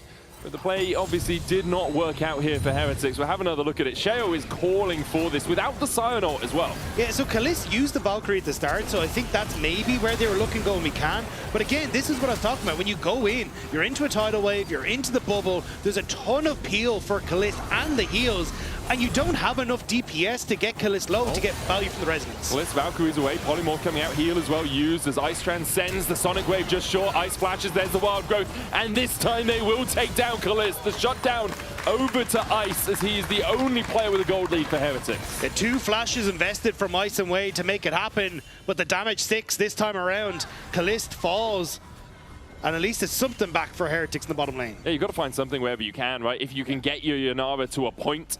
We talked about scaling. Rod of Ages tier already on Seren. They're stacking up. Tracin's only getting tankier, 502 sacks on that Soul Furnace. Like, Sheo is here as a bridge, and it's been a wobbly one, but perhaps it's enough to navigate to the other side where Heretics team fighting can come online. There's nothing really on the map, though, for Heretics to focus on from an objective point of view. So, again, they're doing this kind of mismatch of the AD carries, sending Ice and Wei back up to the top side and hoping to try and put Kana behind. I think it's their best bet at the moment when they can't look for KC can't go for objectives. And I just don't think the one-item spike is strong enough at the moment to match Kalist. Did you kill Tracin? Aquaprism going down. Missiles as well. The Gatling gun reducing that armor. Tracin down to about a 3rd HP. Yeah, who was on his way across. Decimating Smash out. Yike there with more CC in the Aquaprism. All right, you can kill Tracin. Right, very well managed by KC. A perfect tower dive, I'll be honest. But still, can you get the answer on the top side? Kana disappears from the tower. Will spot Shale on the Krugs. And trying to trade back onto him with the Dominus. Wei is here. Seven moving up from the bottom side. Has that Realm Warp. I think the answer is more Ice taking plates than any loss of life for KC. Especially with Yike having reset. Now has the play towards the top side. TP behind. Grand Starfall coming in as well. KC want to take this fight. Yahoo has not got the flash, but can chase in. There's a tidal wave for the follow-up, and there's a lot of loss of life. I was lying. It seems the Realm Warp gets the couple out, but a couple fall for it. KC now 4.5K ahead. That tidal wave from Bucio was perfectly placed. Manages to clip onto so many members. And even though Yike ends up getting polymorphed, the damage just can't follow up from Heretics onto the Pantheon, especially when he gets that Aegis Assault out. It's lights out for Heretics. Yeah, and now the lead that Ice had is being culled. 400 gold lead overall for Kalist. Have another look at it. As soon as they go for Kano, it's like, okay, we're going in, let's fight this. Yeah, I think Heretics kind of knew that they were done, but the polymorph hits the Aegis Assault, and then look at this wave from Bucio. Like, literally just straight across everyone. Luckily, Seren was able to get out of there with Ice, or that could have been way more painful for Heretics than it was. It's a 3K lead just on the top side of the map. Almost 4K just on Kane, Yike, and Yahoo. And it's a good play all round from KC. Once again, a massive advantage. Bucio, still. Bucio, he has a lead. 2-0-3. Tied most kills on his team. Bucio, this is the time, my dude. This is the time. Start farming. Kalist doesn't need that gold. You know how people talk about the angel and the devil on someone's shoulder? Yeah. We're just both the devil. Yeah, on Bucio's shoulder. We're both right support players. Oh, Bucio, like, man. we have to live vicariously through these moments here. Right? This is all we have. Just farm. Just farm, dude. They took away the penalty for a reason. The thing, though, is you have to get Yahoo killed at some stage to get rid of the bounty, so you have the highest bounty as well. Oh, That's true, the yeah. secret, yeah. Yikes is slightly larger. 205 on him. See, I like not having a bounty as support while being really fed. Yeah. Because often people will be like, oh, the support's an easy kill. Yeah, exactly. Just gonna go kill him, right? As the tidal wave did miss there from Bucio in the mid lane. But KC doing their best Germany versus Brazil impression with a 7-1 scoreline as they continue to dominate. Took Germany a little bit longer to get this score in that famous football match as Yahoo looks for the stun on 7, and Kalist is there for the follow-up. Yahoo takes the kill. Kalist dodges away, and that will be a tier 1 in the mid lane for KC, and a 6,000 gold lead. Yeah, my only question is, how do you play the game as Heretics? Because it's not going well anywhere on the map. You just get blown up immediately. Yike is just getting the free farm. You're trying to make plays top, and Kana's solo holding the turret against 3 of you. Good Lee Sin kick, I guess. The issue is, right, and we talk about this a lot, we'll say, oh, you find a pick, you know, find a way back into the game. And we're always going to say that. We're always going to try and find a way for the losing team to get back. But teams in LEC are quite good. The majority of teams, KC in particular, a very good team. And so they won't give you those easy opportunities. They're not going to often overstep in a lane where the Lee Sin could have snuck into the second bush for free. Unsurprisingly, a far side alteration will go down, or someone tanky will walk up and ward it. Or they'll just give the tower. Or they'll just sack the tower, yeah. So we talk about these opportunities for Heretics, but really the opportunity is KC make a big mistake and you're in a position to punish it, because that's it right now. It's also several mistakes. Like, even if you just get one, like, say you get a kill onto Yahoo, right? Sure, it could be a big injection of gold, but you are still, you know, 4,000 gold on Ice away from him actually being very relevant in this game. Like, you need a lot of time to scale. But there's 3.5 minutes until a potential third dragon for KC. They're getting a Rift Tower, which now only puts more pressure onto these towers on the map. And you can see again, like, there's just this constant, like, 3-man unit trying to fish for picks anywhere on the map. But they're just not being given them by KC. If someone's missing, well, who was it? It was Betty yesterday, wasn't he, who was saying, or Jack yesterday was like, just count the people. Finn. It was Finn. It was count the people on your screen. If they have just more, they tend to win. TP coming in as we look for an unstoppable onslaught play out of Tracing. This is the sort of thing you got to go for. Polymorph down, there's a wild growth knockup as well as Ice opens up onto Yahoo, but once again, Bucio tried to be here to save his mid laner. Ice will get the shutdown. Yahoo gets one on Ice in response, and KC begin to collapse, and Heretics collapse to the floor. That's the sort of thing you got to do for Heretics. Like, they did it when all of the tools were available for KC. I mean, it's deja vu. Heretics have gone for this dive before, and it has not worked out for them in game 1. It has not worked out for them in game number 2. And KC now get to push in on this bottom side. Again, like, the most silver of linings, maybe even copper, is the fact that you get a plate on top lane. But you're going to lose tier 2 tower. Ice got a kill, but there's no alchemy that's turning that silver into gold, my dude. Like, this is a full FMA sort of exchange that we have made. So yeah, I'll sacrifice 3 members of my team's body parts in exchange for 300 gold. As Yike gets kicked back, a mistake perhaps. He tries to flash shield, but over the wall, never mind. Mistakes were made, but they weren't KC's. The ambulance is being called for Heretics. And I'm afraid they're DOA. All planned by Yike. Massive call in the play. Get kicked by Sheo under tower. Into Use flash, way as into the shield out. bomb. Yeah. It's a typical play. You see it in Zen World all the time. Yes, you know. yeah. Just I mean, when you're this far ahead, you are just beating people over the head with your wallets. Actually, Yike must be sitting on a ton of gold. He just has a Sundered Sky right now. Must be sitting on a pretty penny. Yeah, 3.5k in Yike's wallet right now. And he's coming up to steal away more from Kana. He does not need to be here. He could be on reset. This is 4k. The 4k reset? Wait, what's he got? How much does he have? Oh, you're slightly ahead. Oh, no. Must have been like 3.8k when he went back. Finishes a Black Cleaver, a BF sword, a long sword, and some booties. He is a very happy camper. Yeah, 3.5. 3.5 thousand gold on that reset. Maybe this is the new game we should play, because Busio isn't going to get the highest kills this game, I'm afraid. Yahoo has got 5. Busio would need to get all of the rest. It's true, we don't know it, but I'm pretty sure. I feel like there's a lot of damage on the rest of his team and not that much for a Nami in these situations. Yeah, but it's Imperial auto attacks. Mandates, you know, he can do it on himself and then some auto attacks. If he's using Everflow on himself, yeah, and also this is a game E on himself as well to get the extra auto attack damage. Yeah, the Tidecaller's Blessing. That would be you do really know in a game state where Casey believe there is no way they can lose at that point. It's like, hey guys, I'm auto attacking so well. Your Corki is bouncing in. Nah, man. The Tidecaller's Blessing. It's for the Tidecaller, obviously. Yeah.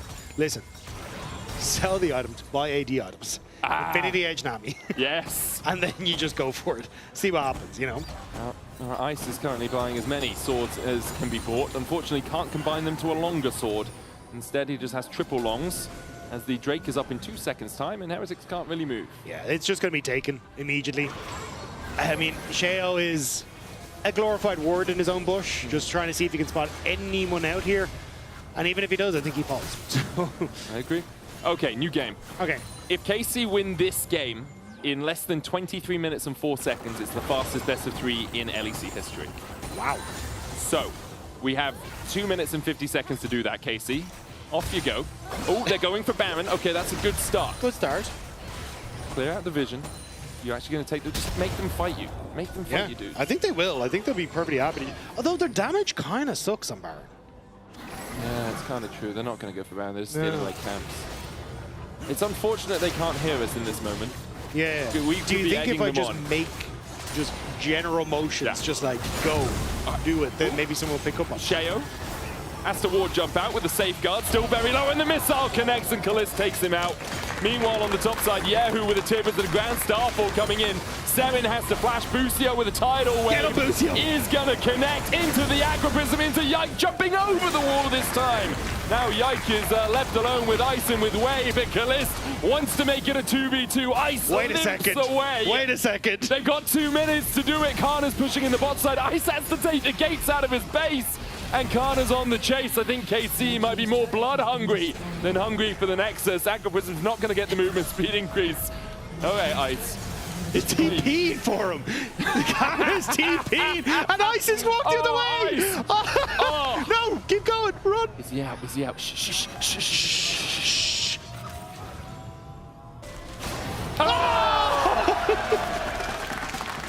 Well, I was convinced he got out of there. That had to be like the last split second. I don't think they're going to win it in sub 23 minutes anymore, Rob. Yeah. It's like they don't even care. True. So true, man. They chased Ice across the entire map. TPing for that is wild. I mean, having the enemy AD carry down does mean Baron is much easier. Yeah, right? But they're not even going for Baron. I feel they're going to do it, man. You know about manifestation? I'm willing this into existence.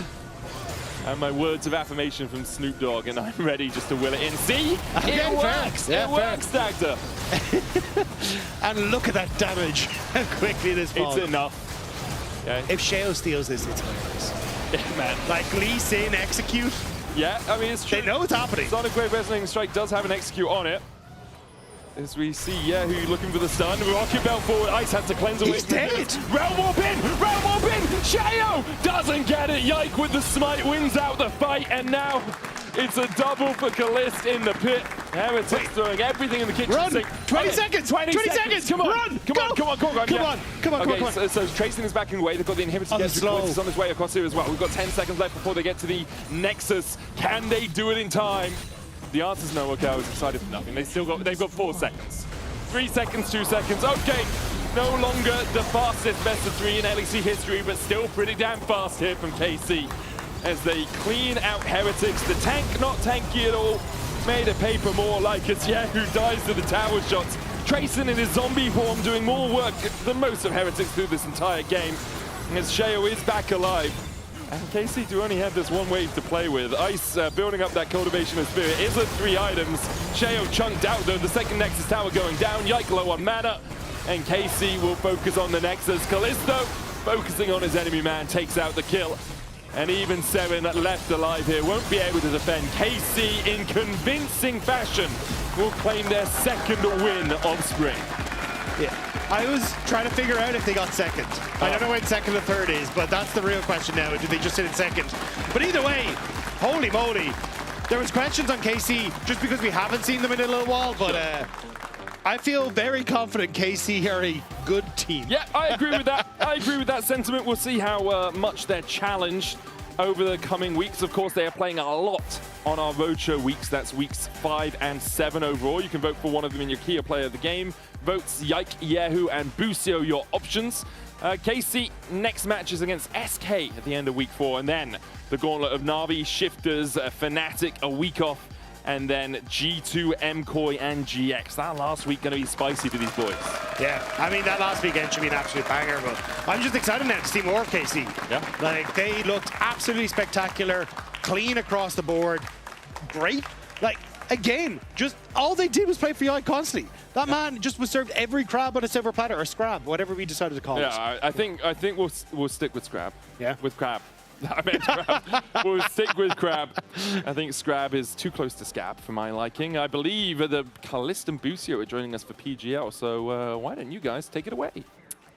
Thank you so much. We will indeed. Also, if you're watching in the studio and you're a KC fan, I might have a surprise for you at the end, so stick around. And congratulations to you two. You were actually 40 seconds just slower than what would have been the fastest best of 3 victory in LEC and EULCS history. So why didn't you just finish a bit faster? Guys. My bad. I mean, we maybe chased Aduna for 1 whole minute and used a TP, so maybe. Maybe but that's it. No, we're not really thinking about this anyways. Of course, I know. Now, there's been a lot of talk about how we haven't seen a lot of KC because we're going to see you a lot on the road show. So, Kalist, tell me a little bit about how that is for you guys from your perspective. And it seems that you really do just want to show how good you are when you get to that stage. Yeah, I mean, obviously we want to play more, so I guess we'll play more in the next weeks. But yeah, obviously this week, I mean, the previous week felt a bit weird because we could see everyone playing, most of the team also playing a lot. Like, for example, Vitality played a lot, and we were like kind of watching everyone, so we could practice, so that was nice. But we were kind of also, you know, losing how, like, our competitive taste and stuff, how the game is played, how how slow it is and stuff, because scrims is always different and competitive. So maybe we are getting some bad habits with the time, but now we are playing, so it's good. And didn't look like too many bad habits. I mean, it looked pretty clean. I don't know, how do you guys feel level-wise now after you haven't played much games? Do you feel like you're still fresh, or do you feel like just the bad habits didn't show today? Either of you can answer. Well, like game 1, for example, it was a stomp, but it was after a very, very lucky 3v3 bot, 4v4 bot, you know? Lucky, wow, okay. I mean, it was, you know, like... Were there some crits in there? No, I mean no, Yike survived with 1 HP and then killed everyone, you know? Like, if you got one shot, that could be a very different fight. And then game 2, I don't even remember what just happened, so Kalist is going to have to explain that one. You all played for I will take over for Busio because I'm professional. So, yeah, I mean, basically, it's kind of hard to say because I think the best of 3 we played against Vitality, it was kind of weird. We were doing a bit weird stuff, well, a bit shaky and stuff. And this one, well, yeah, it kind of went one way in the both games. There's 2 times I died in the early game. I got chased. I shouldn't. I knew it. But after this, the game, we got like one skirmish, and from there, the game just went really one way. And so it's kind of hard to say if we're really in a good shape or not. But obviously, in terms of communication and how we feel pretty confident here. Yeah, I mean, I agree. It is hard to. We think you're really good, right? And now we saw it. But because we don't have that consistent tape, it's like, do you have a way to specifically prepare for the fact that you're just going to have to be super sharp more than other teams over like 3 matches in a row before the playoffs, compared to a Vitality who got, you know, the 1 week, 1 best of 3, go back, practice, play 2 best of 3s the next week, etc. I feel like it's honestly an advantage for us because we already played a road show in Winter Split. Yeah. And I felt like we had a good team experience there and we're very comfortable on those kind of stages. So I think we'll just lock in and be chilling. That's nice. Fans are really worried about you. I don't know why. I mean, okay, I want to talk about bot lanes, swapping topic here a bit. Seraphine! Yeah, no, not about champions. Oh. Okay, I mean, your Seraphine was great, but... Thank you. He stole all my kills, I don't agree. It's a carry champ, but no, sure, no, bro. No. Go AP if you want to carry. Okay, I would like to ask each of you top 3 bot lanes in the league right now. You go first. What do you mean? Okay, go first. Do we count ourselves You or can no? count yourselves. Yeah. And you can rate yourself first. I mean, you can also rate yourself not first if you... If we don't say that we're the first, then why are we here, I think? Yeah, okay. Like, we have to say that we're first, right? Base. Then I think second is probably G2. Yeah. I think I estimate them a lot. I think they are a good bot lane. And then the third one, I already did 2, so Alan will have to do the last one. You did like the 2. Maybe he has different top 2. Okay, give me options. Vitality. Carzy, I mean, I would say Flash. probably Vitality, Giant X, Fnatic, I think. MCOY is not in the... Oh, MCOY, yeah, I forgot MCOY. Okay, I'm going Vitality. Yeah? Why? They go to the same gym as us. Okay. And they're very friendly, so like... What do they I lift like them. compared to you guys? What do they lift compared to us? Yeah. I don't know. We're not really comparing like that. We're I don't know. I don't know how gym works, We're not guys. comparing like that. Why not? Yeah, but I would probably say Vitality, probably. Yeah. What have you been thinking about? Because you said you've seen them play. What have you thought of Vitality's rise? Because of course you have the one up over them. You did beat them in the one best of 3 you did play. But what do you think about them? I think they're playing pretty good right now. They have a good momentum. They're playing a lot, so they are kind of used to the stage and all of this. Also, I think, yeah, as I said, they're playing good. So good for them. Good for us that we also beat them in the first week, being kind of shaky. So the most important we'll see later on the playoffs if they keep this strength or not. Yeah, it's also interesting for the race for MSI. 2 teams go. Do you feel like, Busio, this has become a lot more tricky than you would have imagined? Because when you look at Winter, you guys were clearly, the second best team after G2. I would say it came down to literal inches in that game. So clearly at the top of the league. Is it going to be a lot more competitive, you feel? Yeah, I think so. I mean, every new split, it kind of resets and you just have to keep maintaining your form, even rebuild your form, after taking like 2 weeks off of not playing with the team. Like you already have to rebuild your foundation. So I think we all just have the competitor's mindset and just every day we're trying our hardest. Okay. Now that you've been in EU for a while, how do you feel the practices and because I always wonder with pro players who play so much, obviously the level of solo queue is important and the level of scrims are important and the information you can get out of it. So can you give us a little insight into if you're getting a lot of incremental value out of the solo queue and the scrims here in EU comparatively, how different it is? Yeah, I mean, there's just more pro players in EU, right? So the queue times are shorter.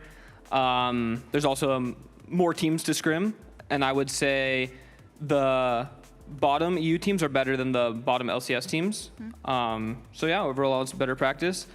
And compared to Winter Split, the sun is finally coming out some days, so it's actually you can go outside. Oh, but you're not ready. Berlin in summer is actually, life is worth living. It really is. Okay, but I heard we don't have ACs here. Is that true? Depends on where you are. Here, there's AC. Oh, okay. No, it's true. It's because this is boring, but the houses were built to keep the cold out historically. But then global warming, obviously, all that stuff, and so also Berlin is a little bit behind, bad old infrastructure. But they're changing. It's changing. Summer's great. Okay. No, resident Berlin hater here. But our key player of the series was Yehu. And yeah, he's been developing immensely. I think he's been surprising me that his ceiling is much higher than I thought, but obviously, what do I know? I mean, I've been super impressed with him. I was wondering, how's it been implementing him into the team? Has the language barrier been any difficulty, especially with Euclid? Like, went from playing with Vladdy now to playing with Yehu. Is it different, or is it still easy for him to integrate with Yike and play the game? I mean, introducing Yehu is really easy.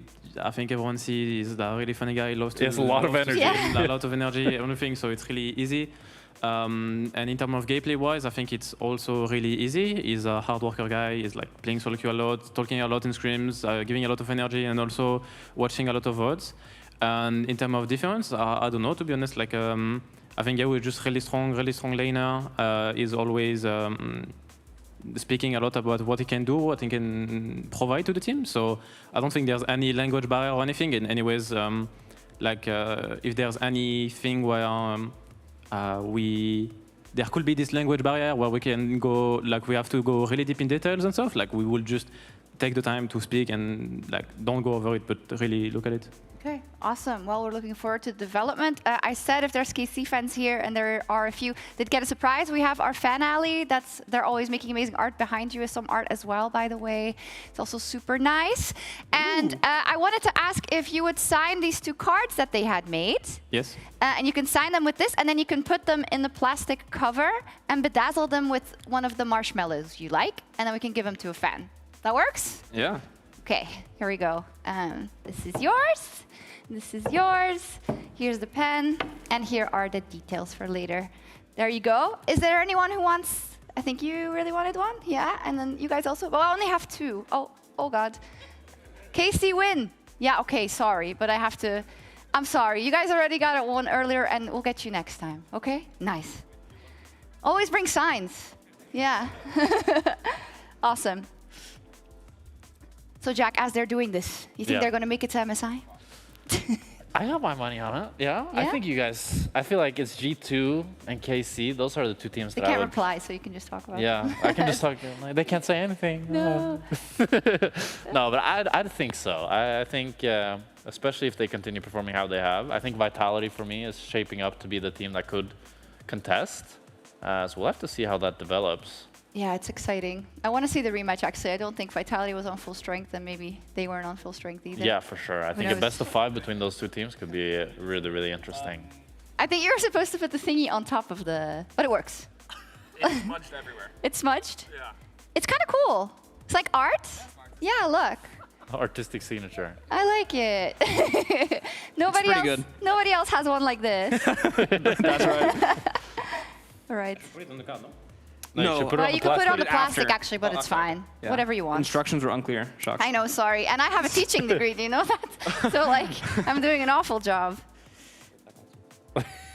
Micro. It's not easy.